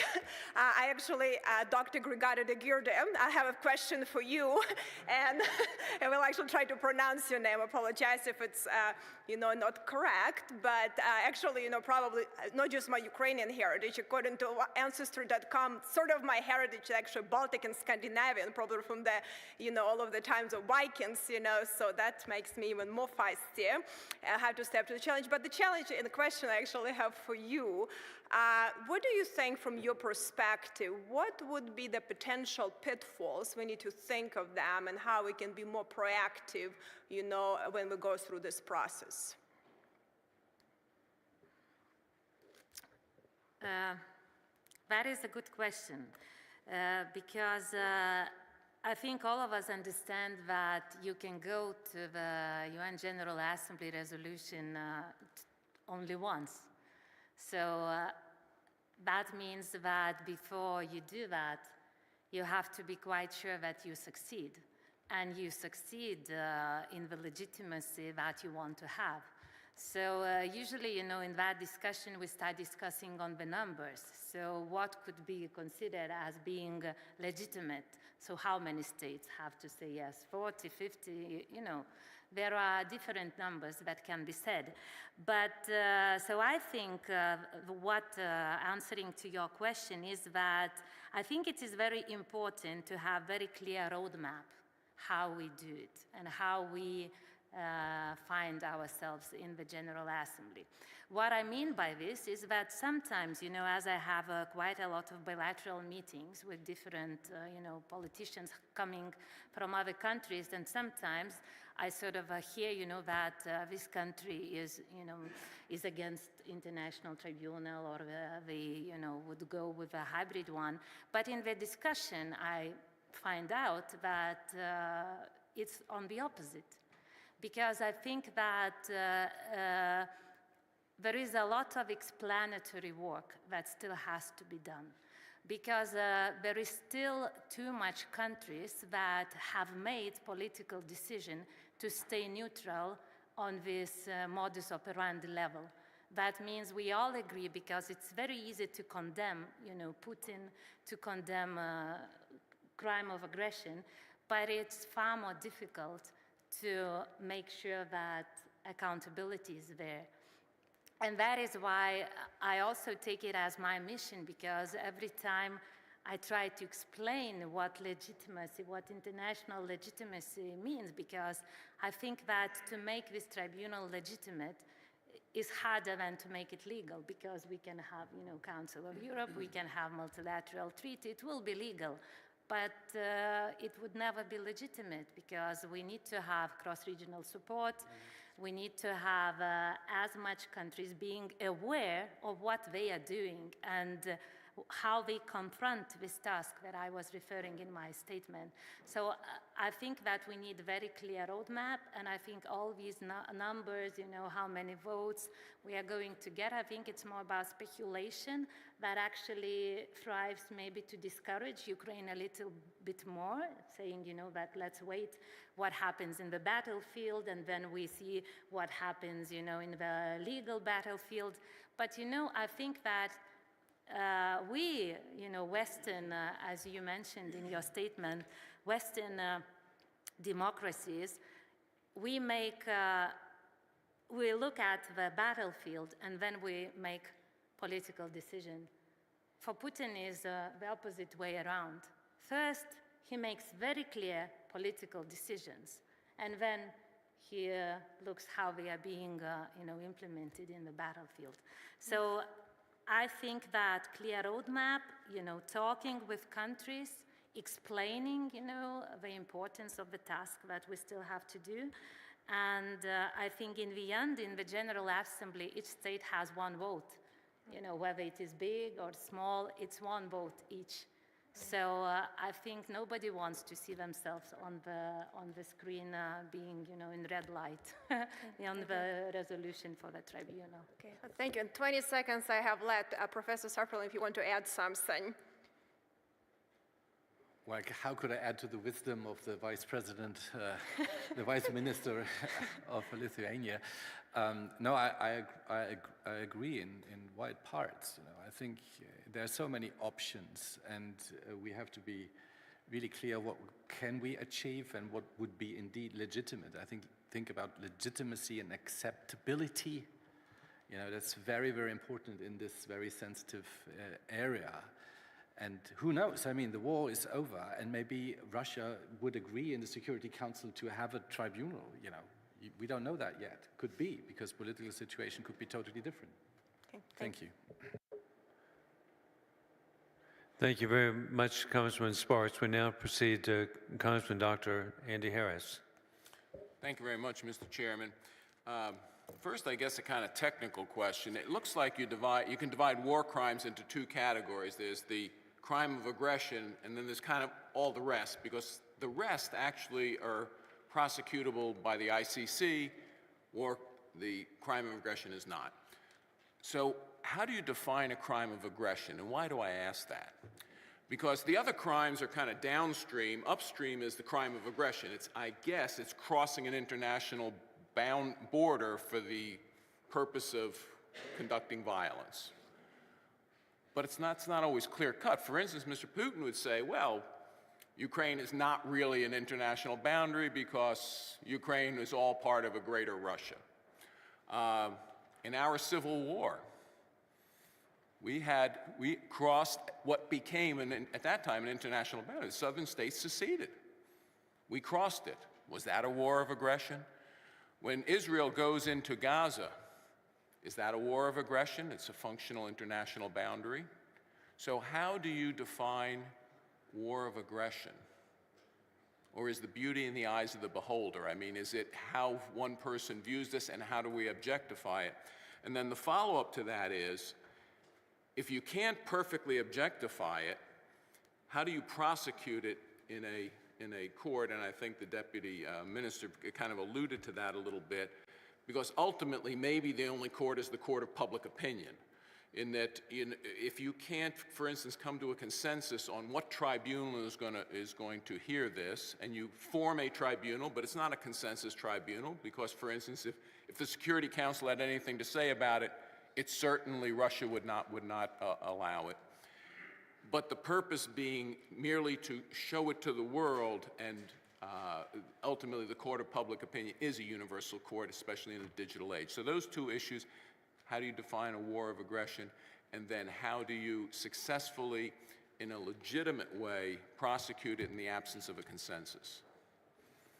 I will start, if you allow. I think that, first of all, there are really different, a set of different definitions in the international law. I think one of the most modern is in the Rome Statute, and this is as a matter of fact recognized and ratified by more than 120 countries in the world. So we can apply to this definition. And it includes, of course, attacks and invasion on the territory of the other country, which has internationally recognized borders.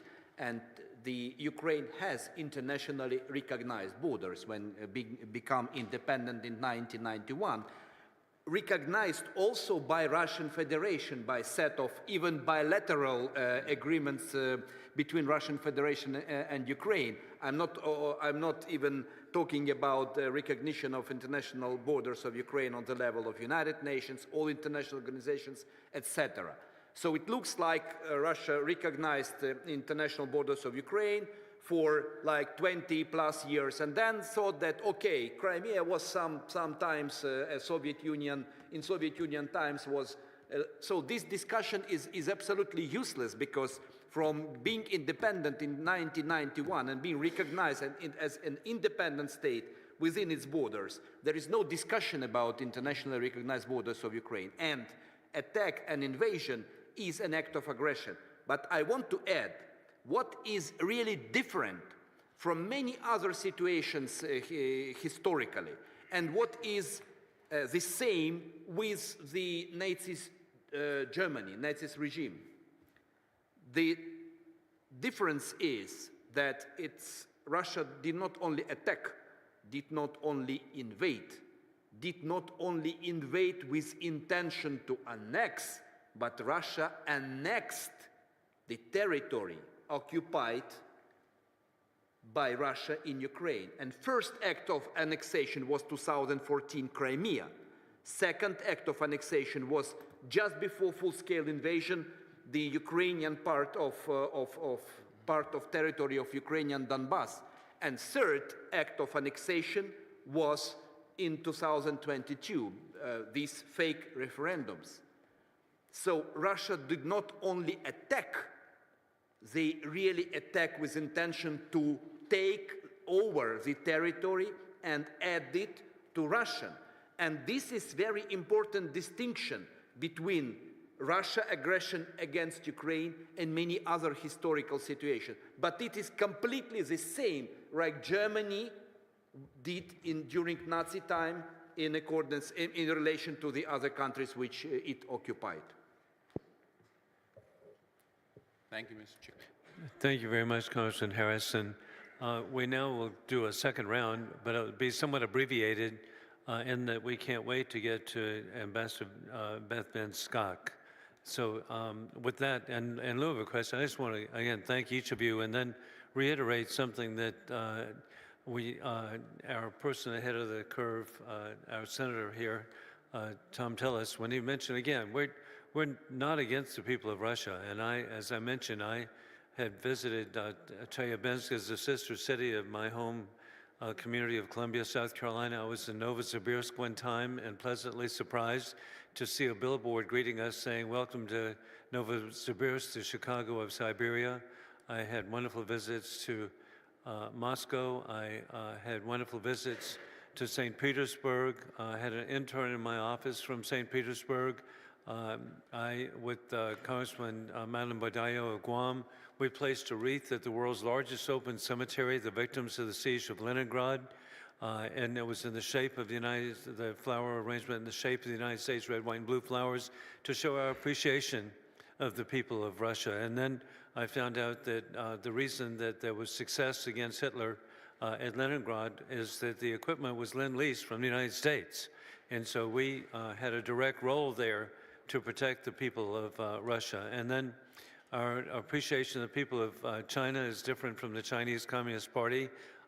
Personally, my dad served in the Flying Tigers, 14th Air Force in Kunming, Chengdu, and Xi'an. I grew up with a deep appreciation of the people of China. And so our opposition to the axis of dictators is not personal. And then with Iran, I have a very significant Iranian-American community. They're just so positive and we put aside the drone attacks that have occurred against Saudi Arabia, against United Arab Emirates, against the United States, providing IEDs to kill American troops across Iraq and Afghanistan.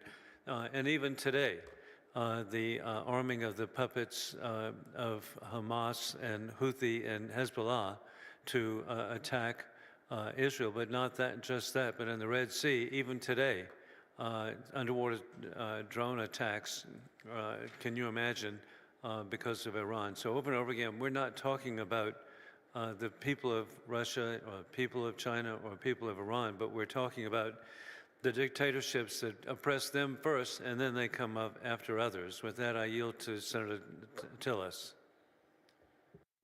Thank you, Mr. Chairman. Thanks again to the panelists.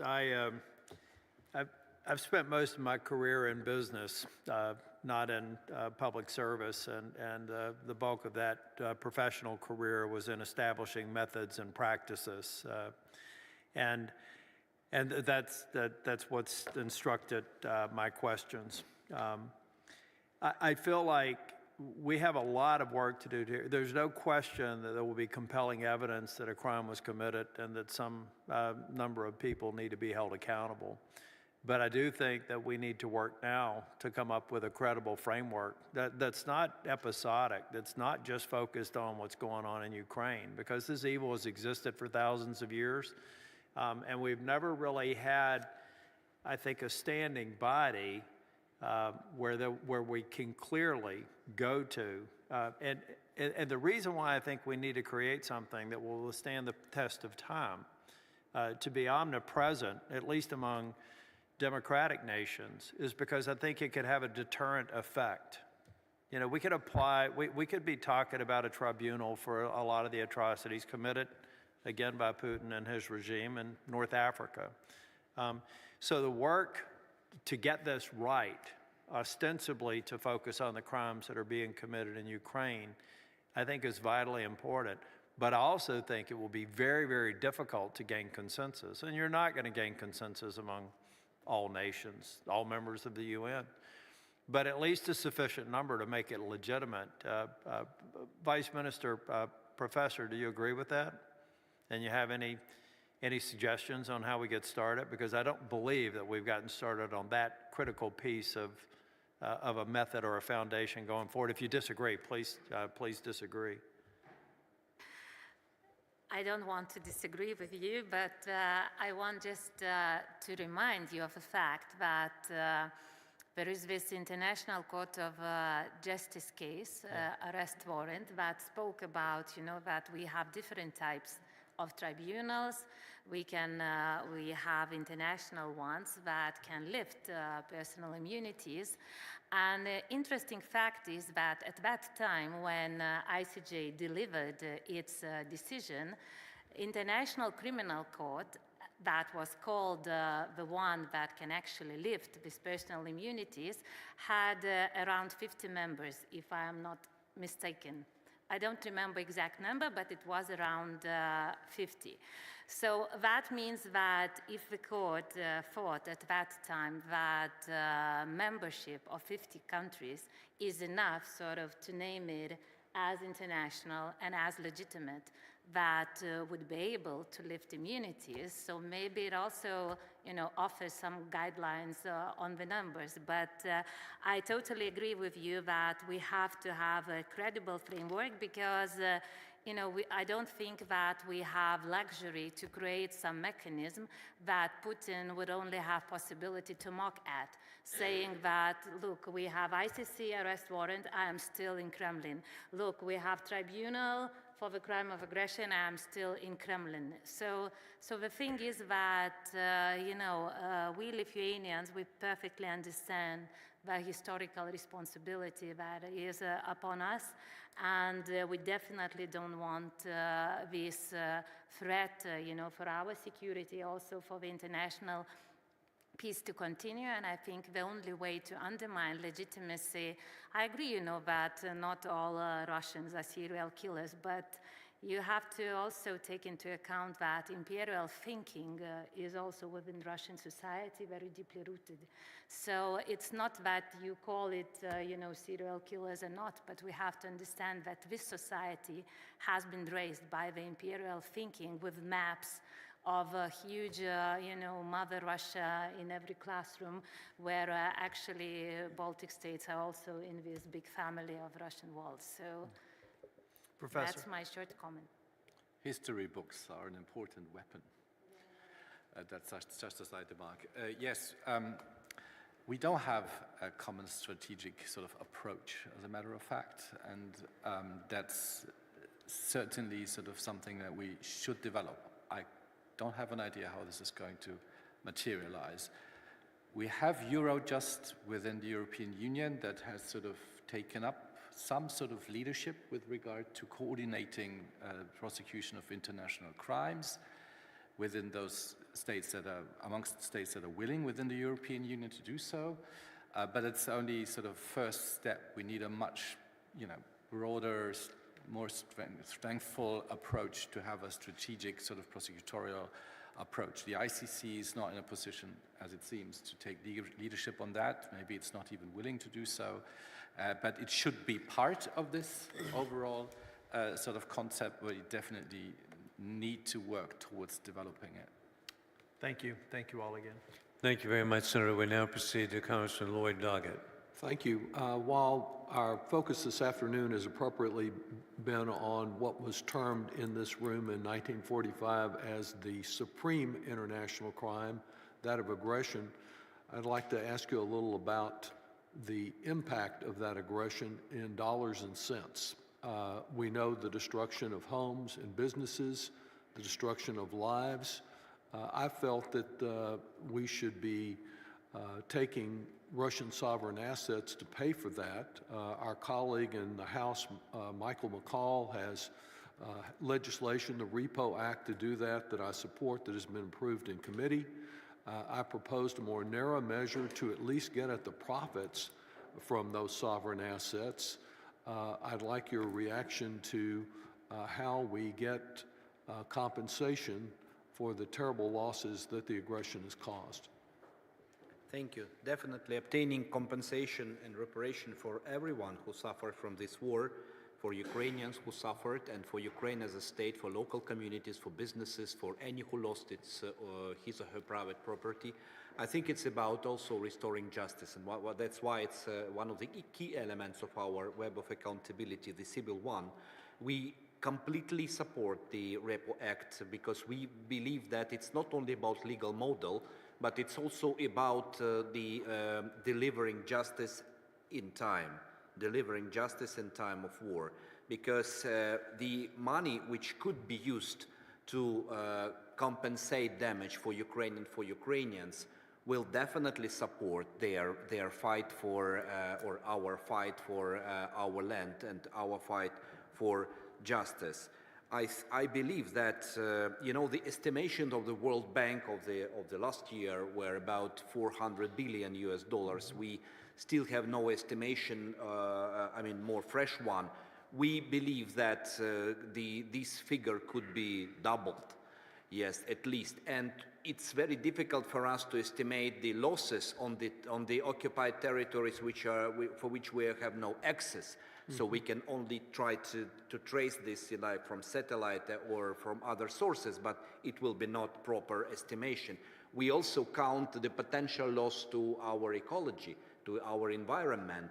And for that, we have a specific high-level working group which prepared so-called environmental compact, because the assessment of environmental damage in course of war was never done before. No one did it.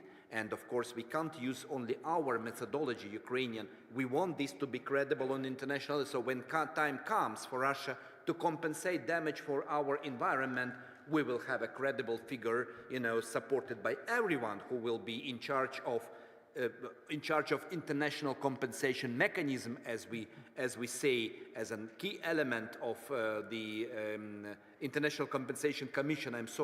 The authority which will take decision whom and how much to pay from Russian sources. Of course, the number of Russian sovereign assets is not enough to cover everything. But I think that the position, once again, the political position, the brave political, courageous political position to take action now will give lawyers an opportunity to decide how to do it properly. This is once again, about the tribunal. Politicians should instruct lawyers how they want tribunal to be set up, not the other way around, which we have in the situation with tribunal, because it's about political courage to say, yes, we want Putin to be at the dock, and then lawyers will do their job. And I believe your office has recently included an environmental crimes section that you work on. Can you describe what those crimes have been? The environmental crimes, can you describe them more fully? Yes, we have a set of crimes, so it's not only intentional pollution and destruction of our soil, of our forests, of our rivers, water, so it's not only contamination of this. We are also investigating attacks on nuclear facilities, and not only Zaporizhia nuclear power plant, the biggest one in Europe. So my colleague already gave you some insights on this. We have also investigation on the occupation of Chernobyl nuclear power station. And the latest case we have moved forward is the attacks on Kharkiv neutron facilities, so the nuclear reactor in the scientific facility in Kharkiv, of which Russians are quite aware of where it's located because it was built during Soviet Union times. It was attacked 74 times from March to September 2022 by different types of weapons. And according to our investigation, the attacks were concentrated exactly on the building with the nuclear reactor and with the warehouse where the nuclear materials were stored. And we have identified 3 generals and 2 colonels who were behind these attacks. And it's very important to note, one of these generals was also with Russian forces in Syria. So his impunity for crimes committed in Syria led possibility for him to commit crimes against Ukraine. And of course, the blow-up of Kakhovka Dam, the biggest environmental catastrophe on the territory of Ukraine after Chernobyl station. So these are only the elements of the environmental crimes which we investigate. There is also discussion on potential adding of the crime of ecocide to the Rome Statute as 5th international crime, which will take some time. But even at the moment, the International Criminal Court is looking very carefully and very attentively in the possibility to investigate long-term, widespread and severe consequences to environment, one of the war crimes which is prescribed into the Rome Statute. ICC never did it before, and we communicate with them. We work in partnership in order to put those who commit this crime to account.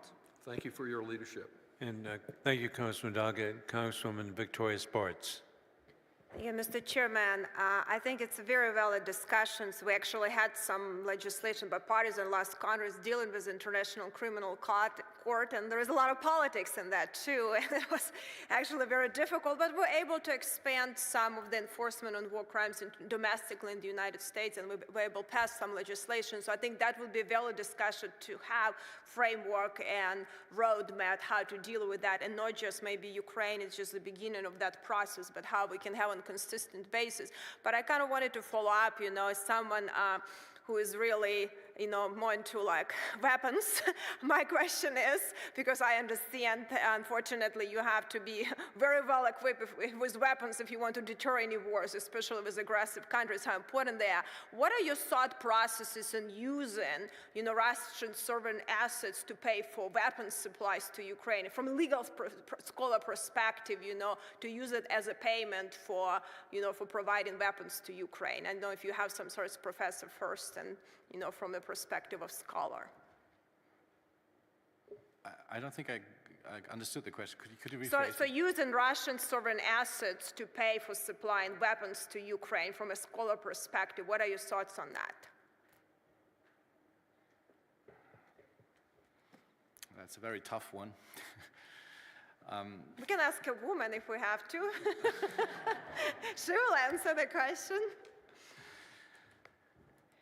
I won't coy away, but I mean, the financial situation in Europe and in Germany is obviously very difficult. And from the very beginning onwards, I didn't quite understand the system. First of all, when, the Russian Federation attacked then mainland Ukraine, February 22. All of a sudden, the international community said, oh, now we have to impose sanctions.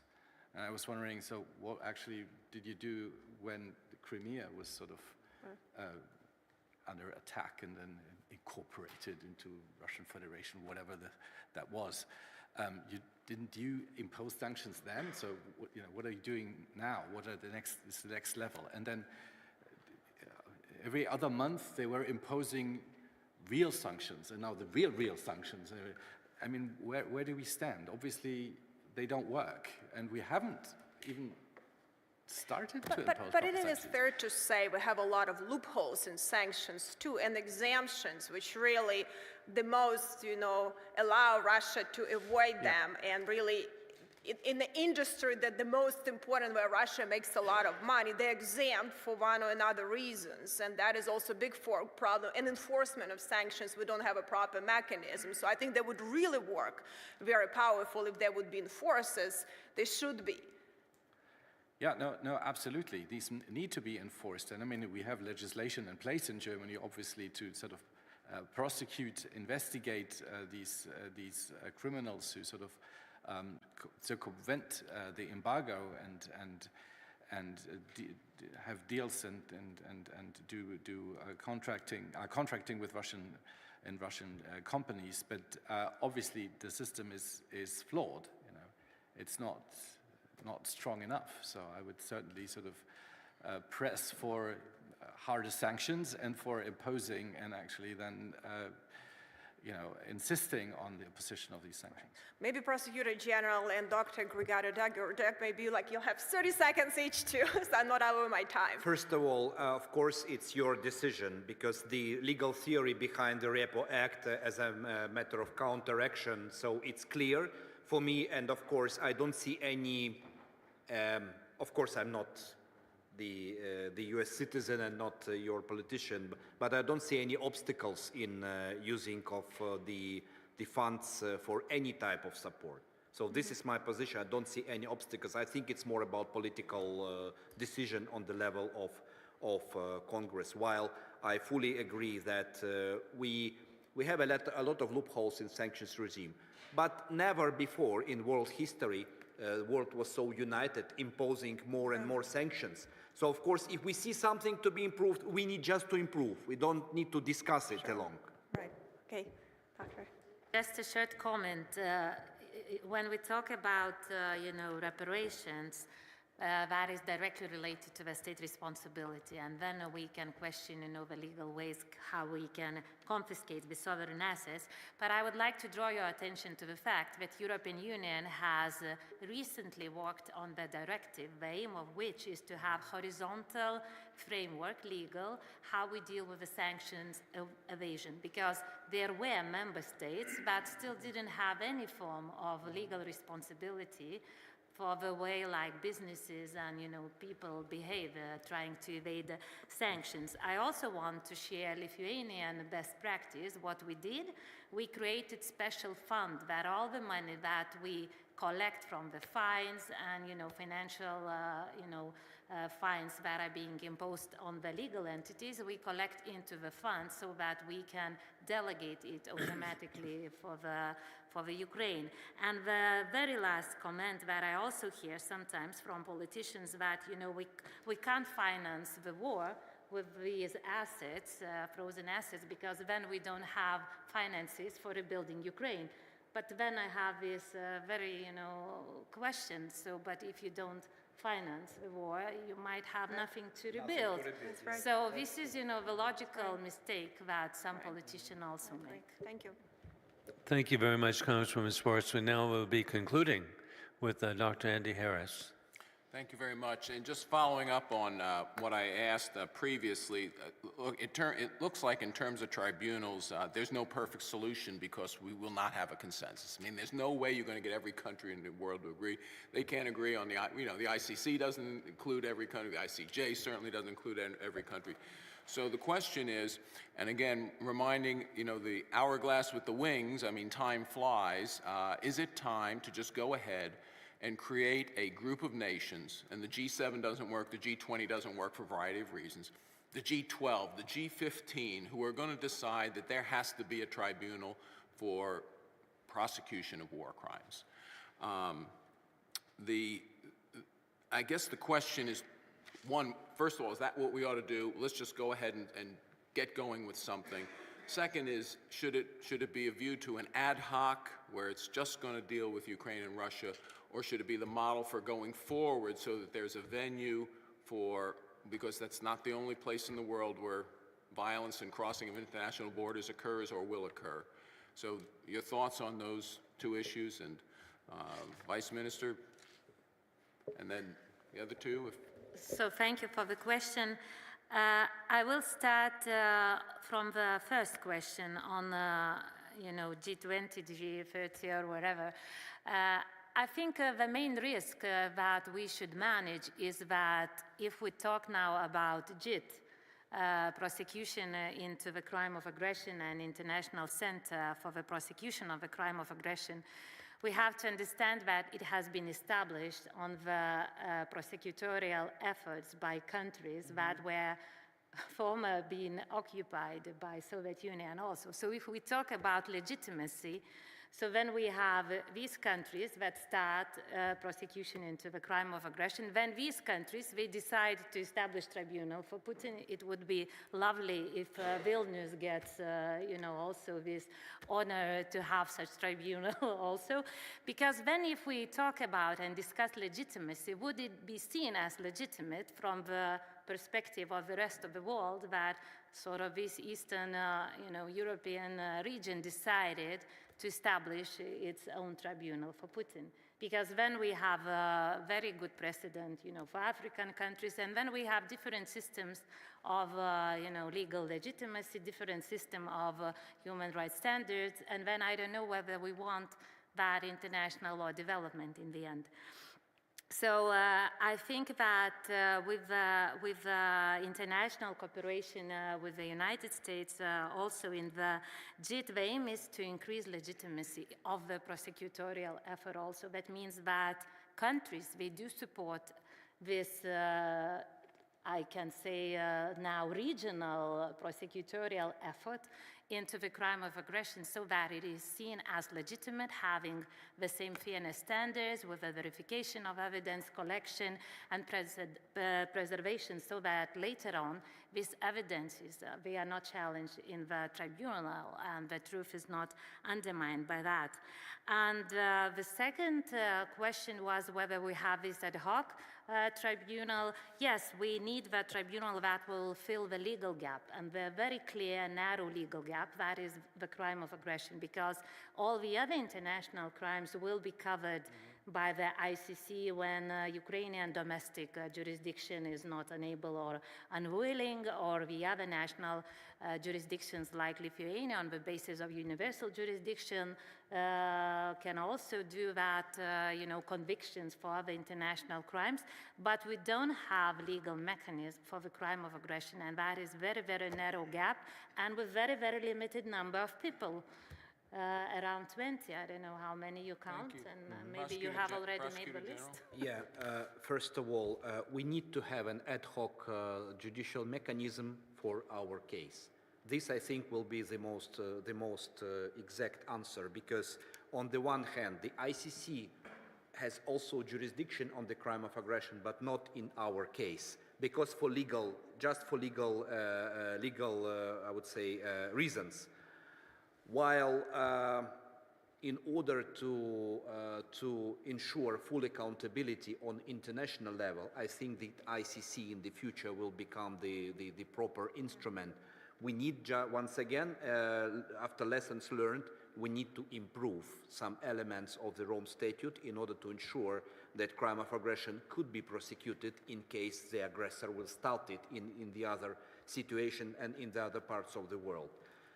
But for Ukraine, we need a special mechanism, and I don't think that actually if JIT member states, just once again, what is joint investigation team was created by initiative of Lithuania, Poland and Ukraine in March 2022, and then Latvia, Estonia, Slovakia and Romania joined, so 7 countries.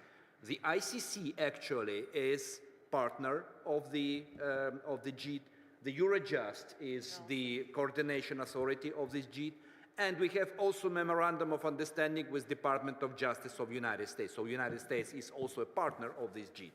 So we understand that even if the JIT will be the only countries who support the creation of tribunal, I hardly believe that JIT will be left alone, because many other states who believe that justice should be served, justice should be delivered for the victims of the crime of aggression will also join this tribunal. But we want to do it in the right way at the moment. At the moment, there are 40+ states which support the idea of tribunal. And I will let you know one very important thing. We started to talk about tribunal to fill in the gap of accountability in March 2022, first months of our invasion of Russia against Ukraine, while first official support of the tribunal appeared only in October 2022. And I will give you the fact why it happened. Before that, it was very substantial discussion, legal and political, but no one stepped in officially. After first massive attack of Ukrainian critical civil infrastructure on 10th of October 2022, when several power stations, water supply stations were destroyed. First countries of JIT member states, they officially said, yes, we are for tribunal. And then the others follow, and now we have 40+. Thank you. Thank you very much, Congressman Harris. As we conclude this panel, to me, again, it's inspiring to see such capable and competent people as we really face the issues of holding Russia accountable for war crimes, and we learn from the lessons of Nuremberg. Thank you each, and Godspeed, General. Thank you. We now will be proceeding to our second panel, and it's very fitting that we have with us tonight, or this afternoon, the Ambassador, Beth Van Schok. Ambassador Van Schok was sworn in by the U.S. Ambassador at Large for Global Criminal Justice 2022. In this role, she advises the Secretary of State and other department leadership on issues related to the prevention of and response to atrocity crimes, including war crimes, crimes against humanity, something so important that we see today, kidnapping, Russification, genocide. Thank you so much for being here today, and we look forward to your presentation. Well, thank you so much to the Helsinki Commission and the Nuremberg Academy for holding this really important conversation today. It's really an honor to be back here in courtroom 600 to be able to offer some closing reflections on a really rich and insightful conversation. Today, as we discuss the atrocities taking place as part of Russia's full-scale invasion of Ukraine and what we can do more collectively to ensure comprehensive victim-centered justice for the people of Ukraine, I too am really struck by the power of place. Many have eloquently commented upon where we're all sitting here today, and so I just want to offer this quick perspective. When generations past took on the immense challenge of investigating and prosecuting war criminals in these very rooms, they had very limited practice to draw upon, let alone established international law or institutions that today make up the current ecosystem of international justice. As we heard earlier today we are now fortunate to have stronger legal and institutional frameworks, as well as much improved documentation capacities, including when it comes to open source information. And we also have networks of collaboration that can be harnessed to pursue justice. The principal challenge now is not to chart an entirely new path, although there are some areas where we're going to need new or evolved solutions to defend the UN Charter and deliver justice in the context of this terrible war. Our task now is to best utilize the expertise, resources, and networks of international and national investigators and prosecutors to ensure that there is comprehensive accountability for Russia's brutal war of aggression and all of the war crimes and crimes against humanity that Russia has unleashed on the people of Ukraine. To this end, in my job and as representing the United States, we are dedicated to enabling and strengthening 5 pathways to justice for Ukraine in coordination with our colleagues in Ukraine and also partners around the world. We see these paths as complementary and mutually reinforcing. So, pathway number 1, we know that the main engine of justice will be the courts of Ukraine, and thank you so much to the Prosecutor General Kostin for all of his leadership and for sharing his perspective here.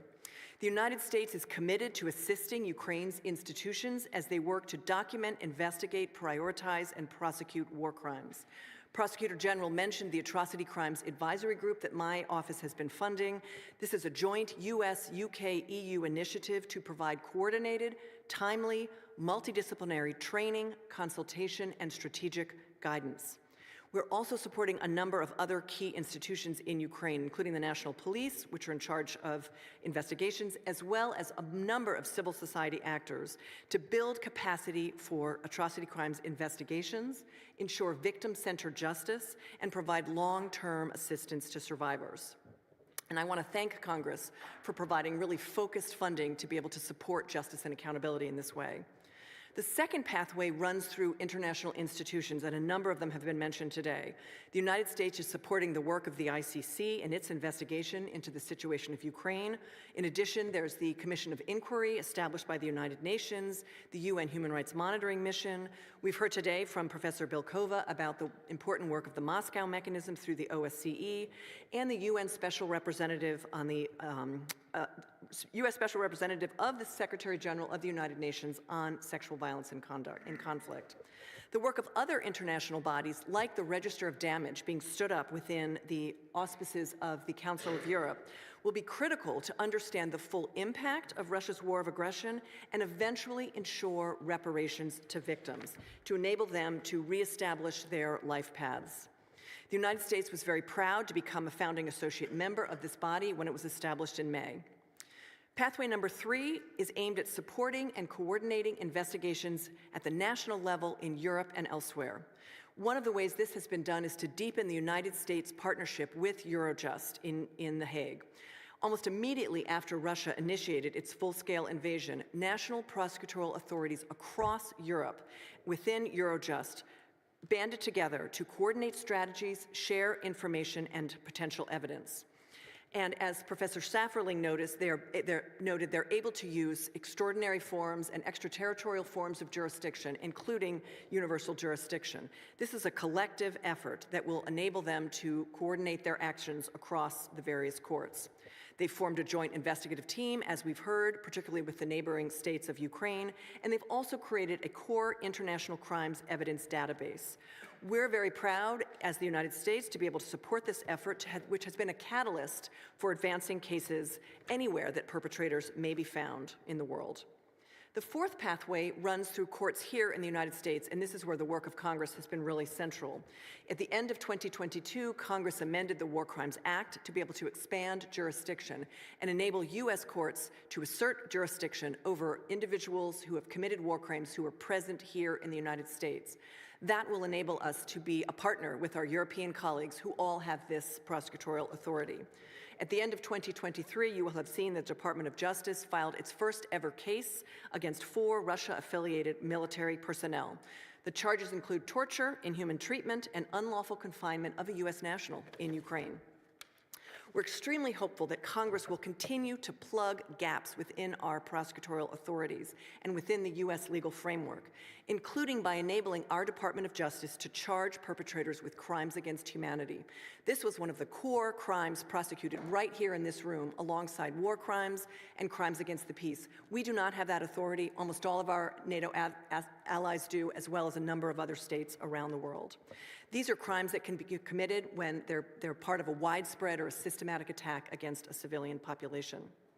Now, pathway number 5, as was alluded to by a number of you, are the negotiations to create a special tribunal for the crime of aggression.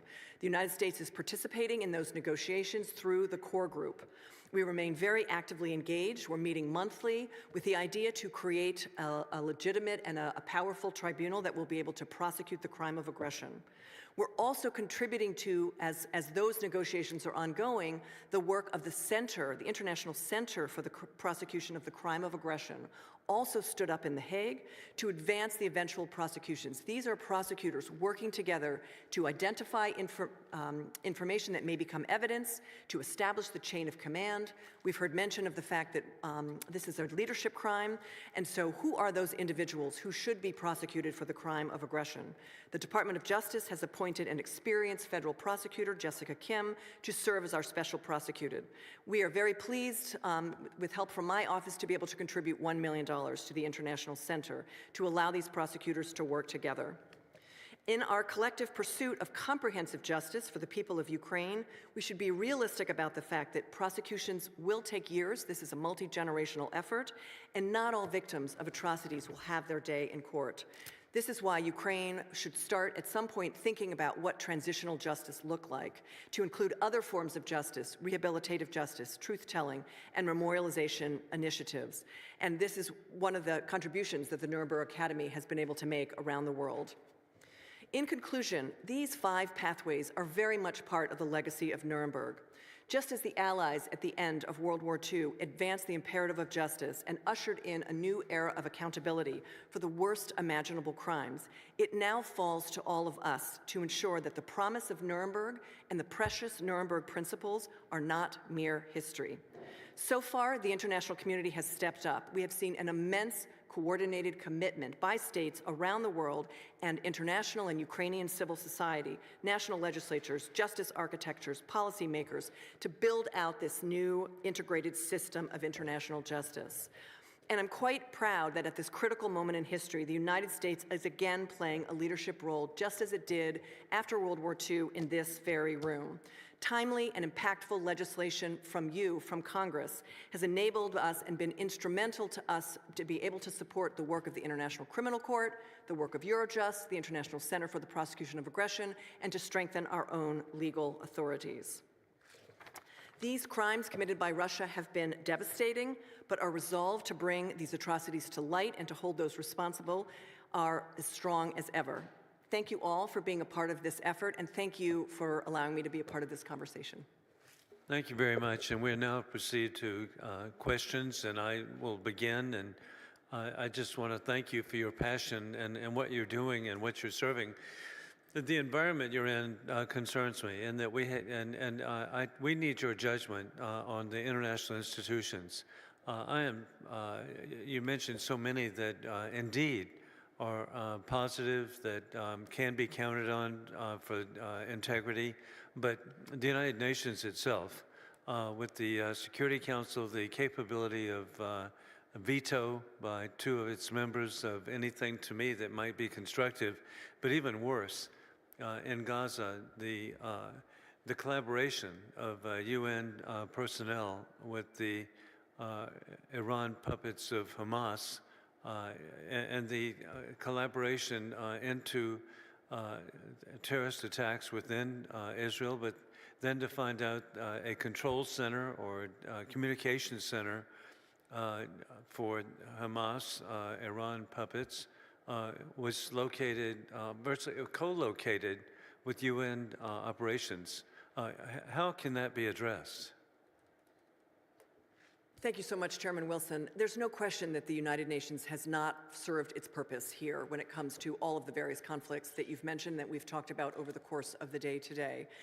It is very much in part a function of the fact that the then Soviet Union was one of the victorious allies. It was given a permanent position on the Security Council, and with that comes the privilege of being able to exercise the veto, which, as we've seen over the many years, including going back to Syria, when it vetoed the referral resolution to the ICC, it has used to block accountability and to block responsibility for its own actions and for those of its proxies and partners, and as the term you used, its puppets. So this has given rise to proposals for institutional reform, but they are very much at the hands of the permanent members of the Security Council. Well, and indeed, the level of travesty is that the Russian Federation is one of the Security Council members, the actually war criminal Putin himself.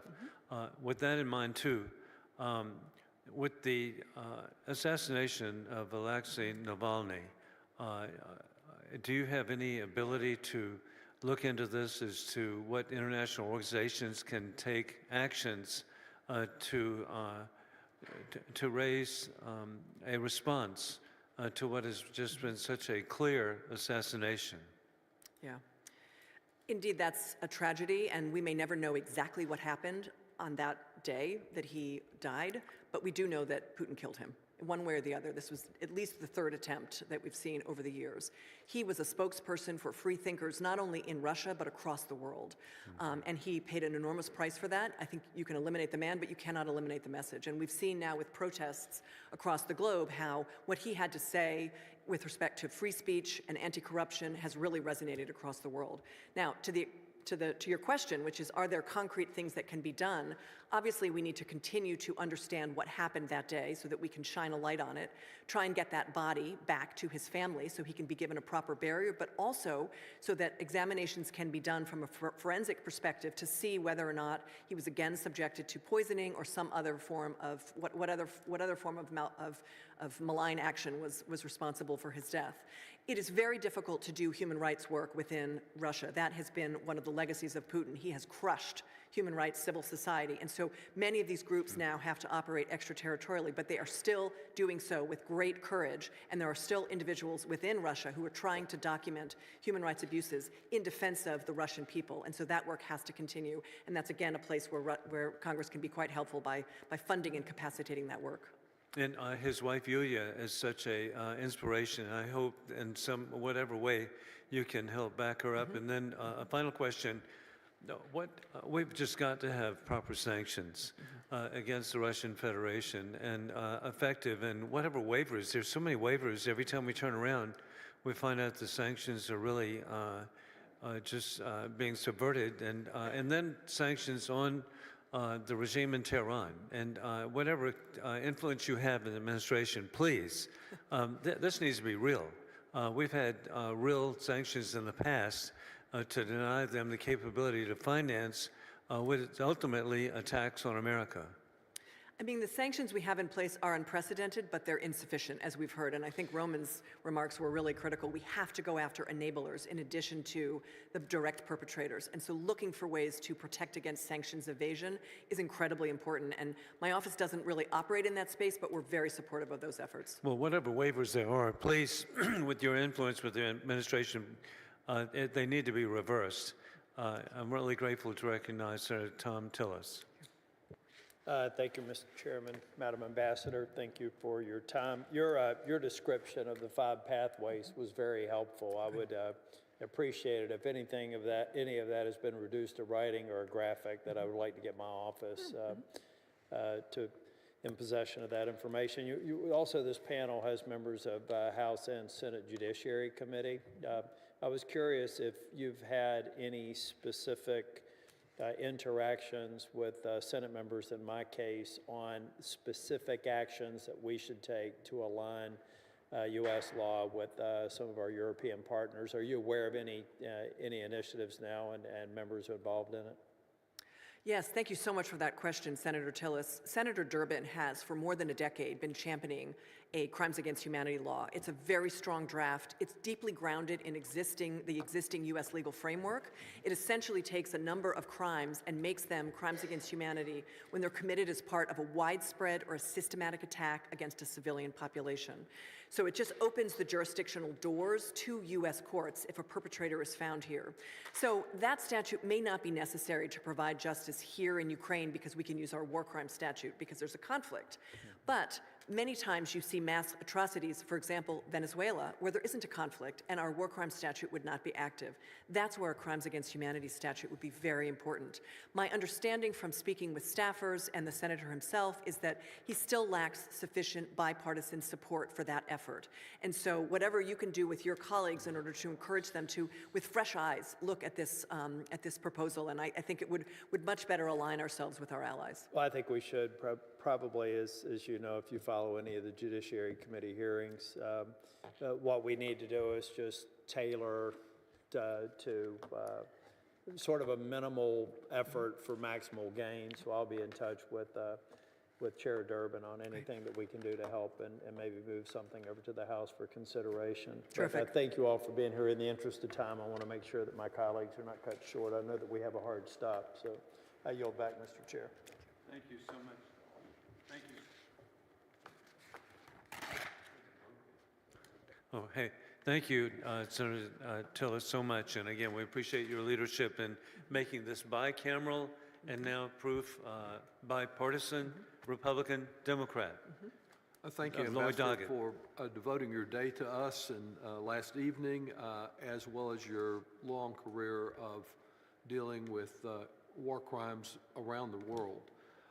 I'd like you to just tell us a little more about U.S. support for the register of damage for Ukraine caused by the aggression of Russia and how this might help long-term support for victims of this brutal war. Yes, thank you so much for that question. It's really an exciting new initiative. There have been a handful of these claims commissions. You may remember back the Iraq's brutal invasion of Kuwait gave rise to a claims commission, likewise the war between Eritrea and Ethiopia. So there is some precedent here. This will be established at the Council of Europe. The United States has been able to place a very senior arbitrator, Lucy Reed from the Freshfields firm, as our member on the board. There's a number of other additional very experienced individuals who are used to working with civil redress and civil claims.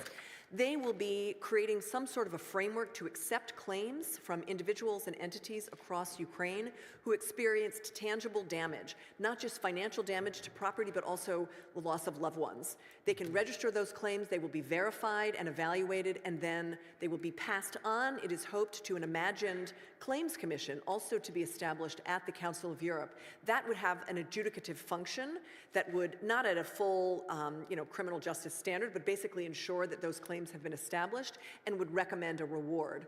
This is where legislation like REPO and these other creative thinking about how to gain access to Russian assets are going to be extremely important, because it will be illusory to be able to say to people, yes, your claim has been established, yes, here's a process to evaluate it, and yet not have a ready collection of funds to be able to satisfy those claims and execute upon those judgments. So whatever creative thinking can be done, and the State Department is very keen to have new authorities from Congress in order to be able to not just freeze assets, but ultimately put them to good use.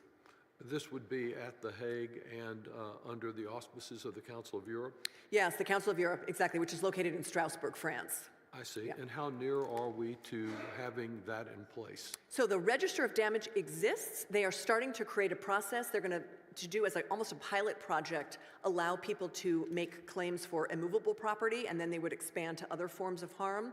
The Claims Commission is still being negotiated and evaluated, but there seems to be a very strong commitment to set it up, so I'm confident that that second step will in fact come. But at the moment, they're establishing the ability of victims to register their claims and have those be evaluated by this new register of damage. Well, I hope by the time that that's complete, that the resources will be there through the Repo Act, through the legislation I have on profits from sovereign assets to fund what needs to be done.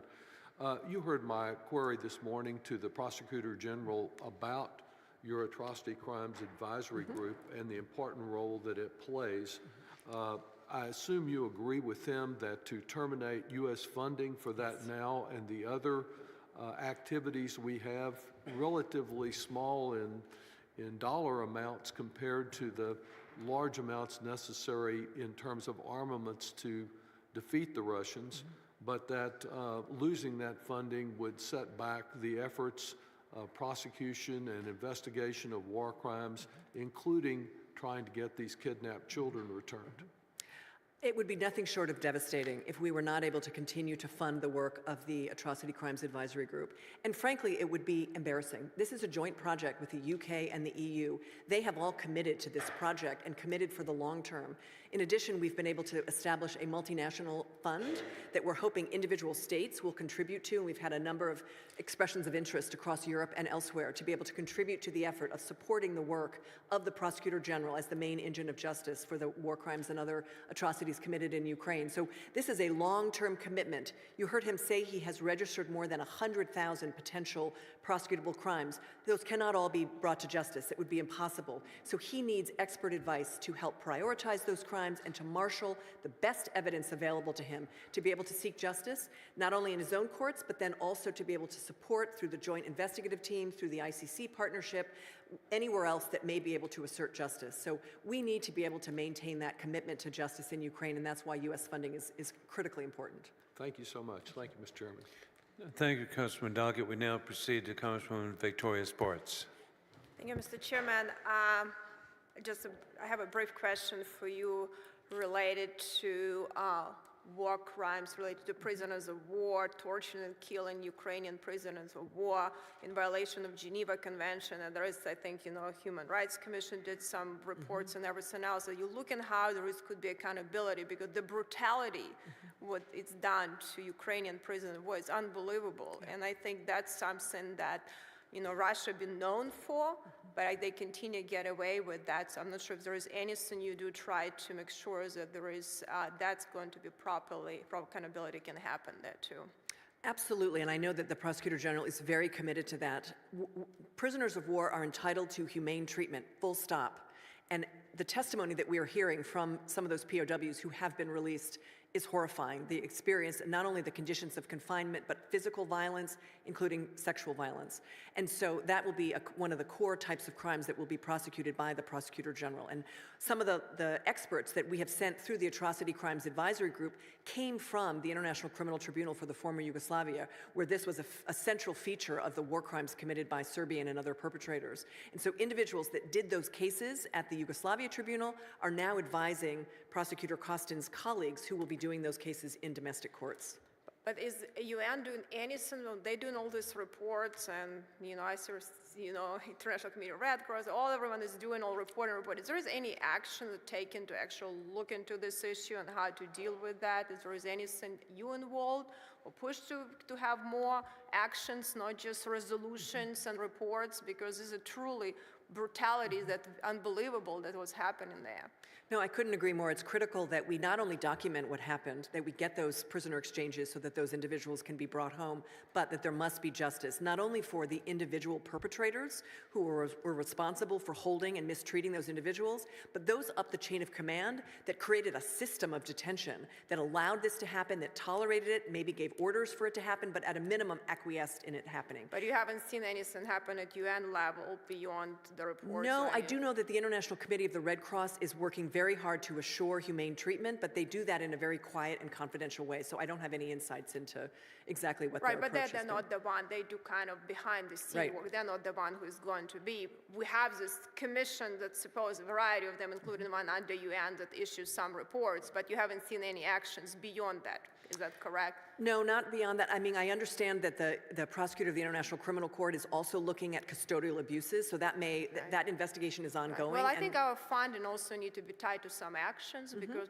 we need to go beyond just reports and presentations because we really need to start dealing with that issues. And that's frustration a lot of people in Congress, including dealing with UN, and not be very fond of actually giving more funding for them. And that's, something has to be addressed because this institution was set up maybe for different reasons, different times. They need to be either reformed or dissolved. Otherwise, we're wasting our money if we have to do alternative institutions. That's a lot of frustration, a lot of my colleagues, especially on my side of that. Thank you. I'm with you. I want to see concrete accountability as well.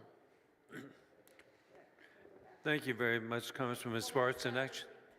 Actually, the perspective of the Congresswoman is phenomenally unique. Her great-grandfather served in the Red Army and disappeared. And so as she's talking about POWs and treatments by the Nazis, very likely, as she expresses concern today, how ironic and sad that what could be a great country, Russia, is now perpetrating its own abuses again, as previously done too. But what a perspective she has and what a treasured member she is of Congress and the tradition of Congressman Dr. Andy Harris.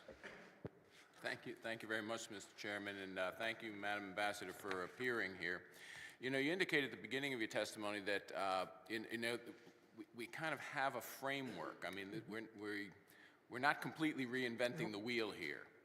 Now, with that being said, one of my concerns is that it's now 2 years into this conflict, 1 year and 11 months after realizing that a crime of aggression has occurred and that war crimes are being committed.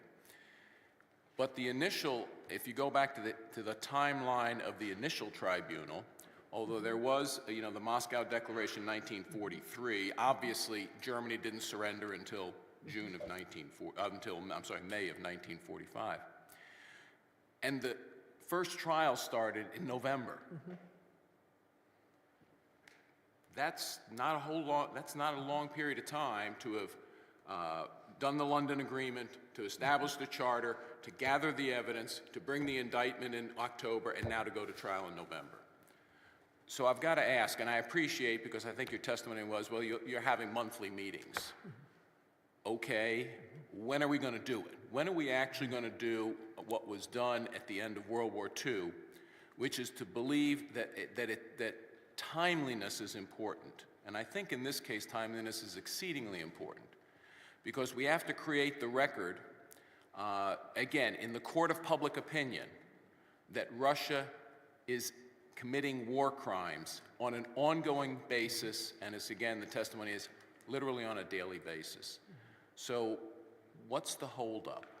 Why do we not have the same collective desire to proceed as we had in World War II? Thank you. I do understand your frustration, and there are so many parallels with the current situation in Ukraine and the World War II period, but there are also some important differences. Number one, we had the full surrender of Germany. We had a number of key individuals, perpetrators, the top leader, except the few that managed to escape justice, in our custody. We had access to the territory. We had reams of documents, if you've seen some of that footage, where they would find documentation that showed the chain of command, who gave particular orders, who was in particular meetings. We had all that at our fingertips, and so prosecutors were able to work around the clock to put those cases together. We don't have that now. What we have, we're dependent upon open source investigations, insiders who are willing to provide information, survivors and victims who are testifying, experts who are able to give their best indication of what was happening and how the power works within the Kremlin. We also don't have custody of anyone of any consequence at present. As long as they stay within the territorial confines of Russia, they can escape justice because most of the institutions don't allow for in absentia trials. The ICC does not.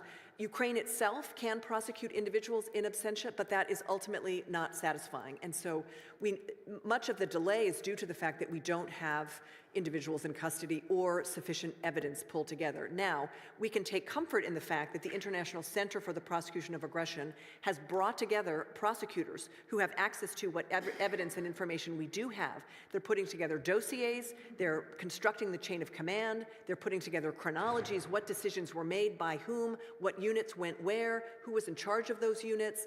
They will pull together a group of, let's say, 12, 15, 20 key defendants.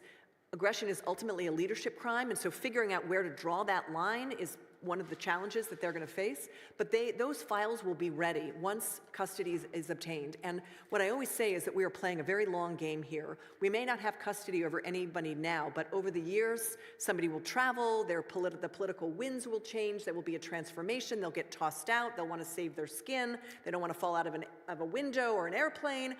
They will travel to shop, whatever. I understand that, Madam Ambassador, but when that person falls out of the airplane, there is no structure to bring something in. And the Prosecutor General, I think his testimony here today was that they have cases against people, they have successfully prosecuted people on war crimes. So why would you not want to create the international venue so that, again, when that person falls out of the airplane, the venue exists, the charter exists, how you're going to do this exists, and then begin to bring cases, because I find it hard to believe there's no case for which evidence is adequate, to start bringing the cases. I mean, again, to create this infrastructure. So I've got to ask, why isn't the infrastructure in place for when that occurs? What I can say is that there is a serious commitment to do that. It is true that the lawyers are and I'm a lawyer, so although I'm a policymaker in this current role, I don't get to play that role. But that might be my frustration. I'm not a lawyer. Yeah. Maybe that's why I don't understand that. Some of the sticking points, I will say, there are some legal sticking points and there are some pragmatic sticking points. The legal sticking points are, for example, is the General Assembly empowered to create an institution with coercive powers? The Charter gives it only recommendatory powers. So that has pushed us into thinking about what other modalities might exist. You've heard mention of a number of states banding together, using a treaty modality, going forward under the Council of Europe, or creating a hybrid institution that's embedded within Ukraine's system with a lot of international investment, including by the United States and others. Those are what we're playing with. Some of these are satisfying some of what Ukraine wants to see. Some of them are satisfying what other states of the world want to see. The other issue is, frankly, the head of state immunity question. Are we creating an institution that can overcome head of state immunity? That's something that Ukraine cares deeply about, but there's also a legal norm against proceeding against sitting heads of state in national courts. And so we want to create something that has not only political legitimacy, but also legal legitimacy, and that will stand up the test of time. One last final question. Who's empowered under our constitutional system to agree to that charter? Does it require Congress, or does the administration have the ability to agree, negotiate, and agree to the charter? Part of that depends on whether or not it is a treaty modality. If we are asked to join a treaty, that would bounce to the Senate, and obviously. What was it, after World War II, my understanding, it was not a treaty modality. It was a treaty amongst the victorious allies. But did it require congressional approval? I don't think that it's an excellent question. I'm revealing my ignorance here. Professor Safferling probably can answer this. I don't know that it was ratified by the Senate, ultimately, the Nuremberg Charter. Thank you very much. We can look into that, though. Madam Ambassador.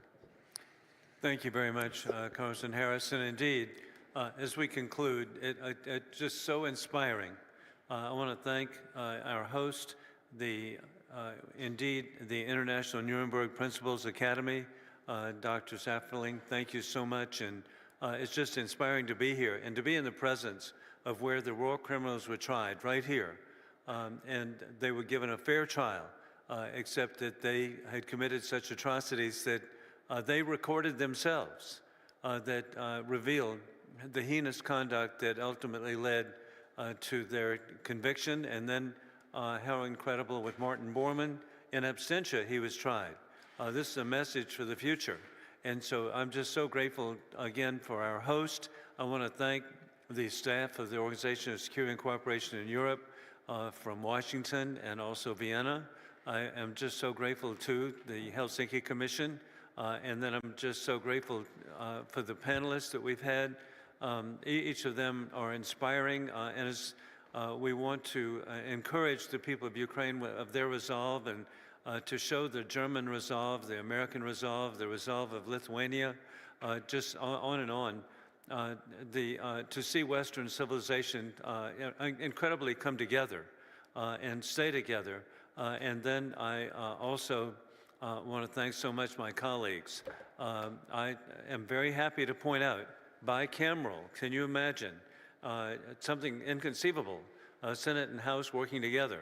Bipartisan, again, we don't get any coverage on this, but Democrats and Republicans working together, because we're working together because we truly have deep affection for freedom and democracy, and we want that.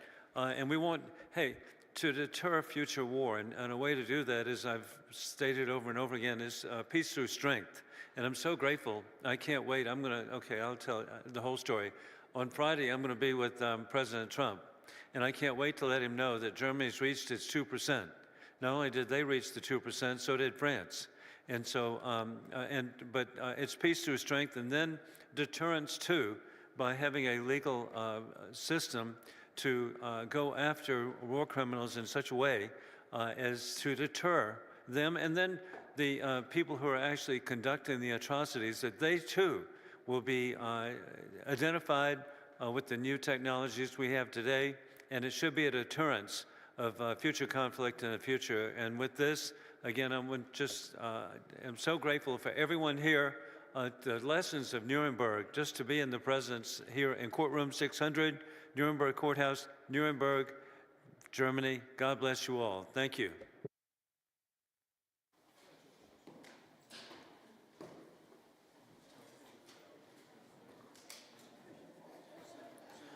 May I quickly have a word of thank you myself? I want to thank Chairman Joe Wilson and the US Helsinki Commission for coming to Nuremberg and holding this hearing here in our courtroom 600. And thanks to Janice and Stephen for helping us organizing this. And thank you all these distinguished guests and speakers that we had the pleasure and honor of hearing speak today. And let me also thank my team, in particular Evelyn and Kieran, who've been so strongly organizing this over the last month, and Anouk, Petra, and Frauke working from the back office. Thank you so much for making this possible today. Now, Courtroom 600 was the window to the world of the Nuremberg trial, but the entire Palace of Justice of Nuremberg, which was opened in 1916, and is indeed the largest Palace of Justice in Bavaria, served the trial, providing offices for some 2,000 staff, making this trial work. So do join the guided tour that we will have now on the Palace of Justice, which will start just outside this main entrance immediately after the group photo has been taken, which we're about to take now. So if those who have participated actively in this hearing, please step forward so we can take the photo. Thank you again for joining. Thank you for coming to Nuremberg and having this hearing here. I wish you a great time still in Nuremberg. I know some of you are unfortunate enough to have to stay on for some time because of some serious striking going on in Germany. Very unfortunate, I'm sorry. Have a great time in Nuremberg and safe travels home. Thank you.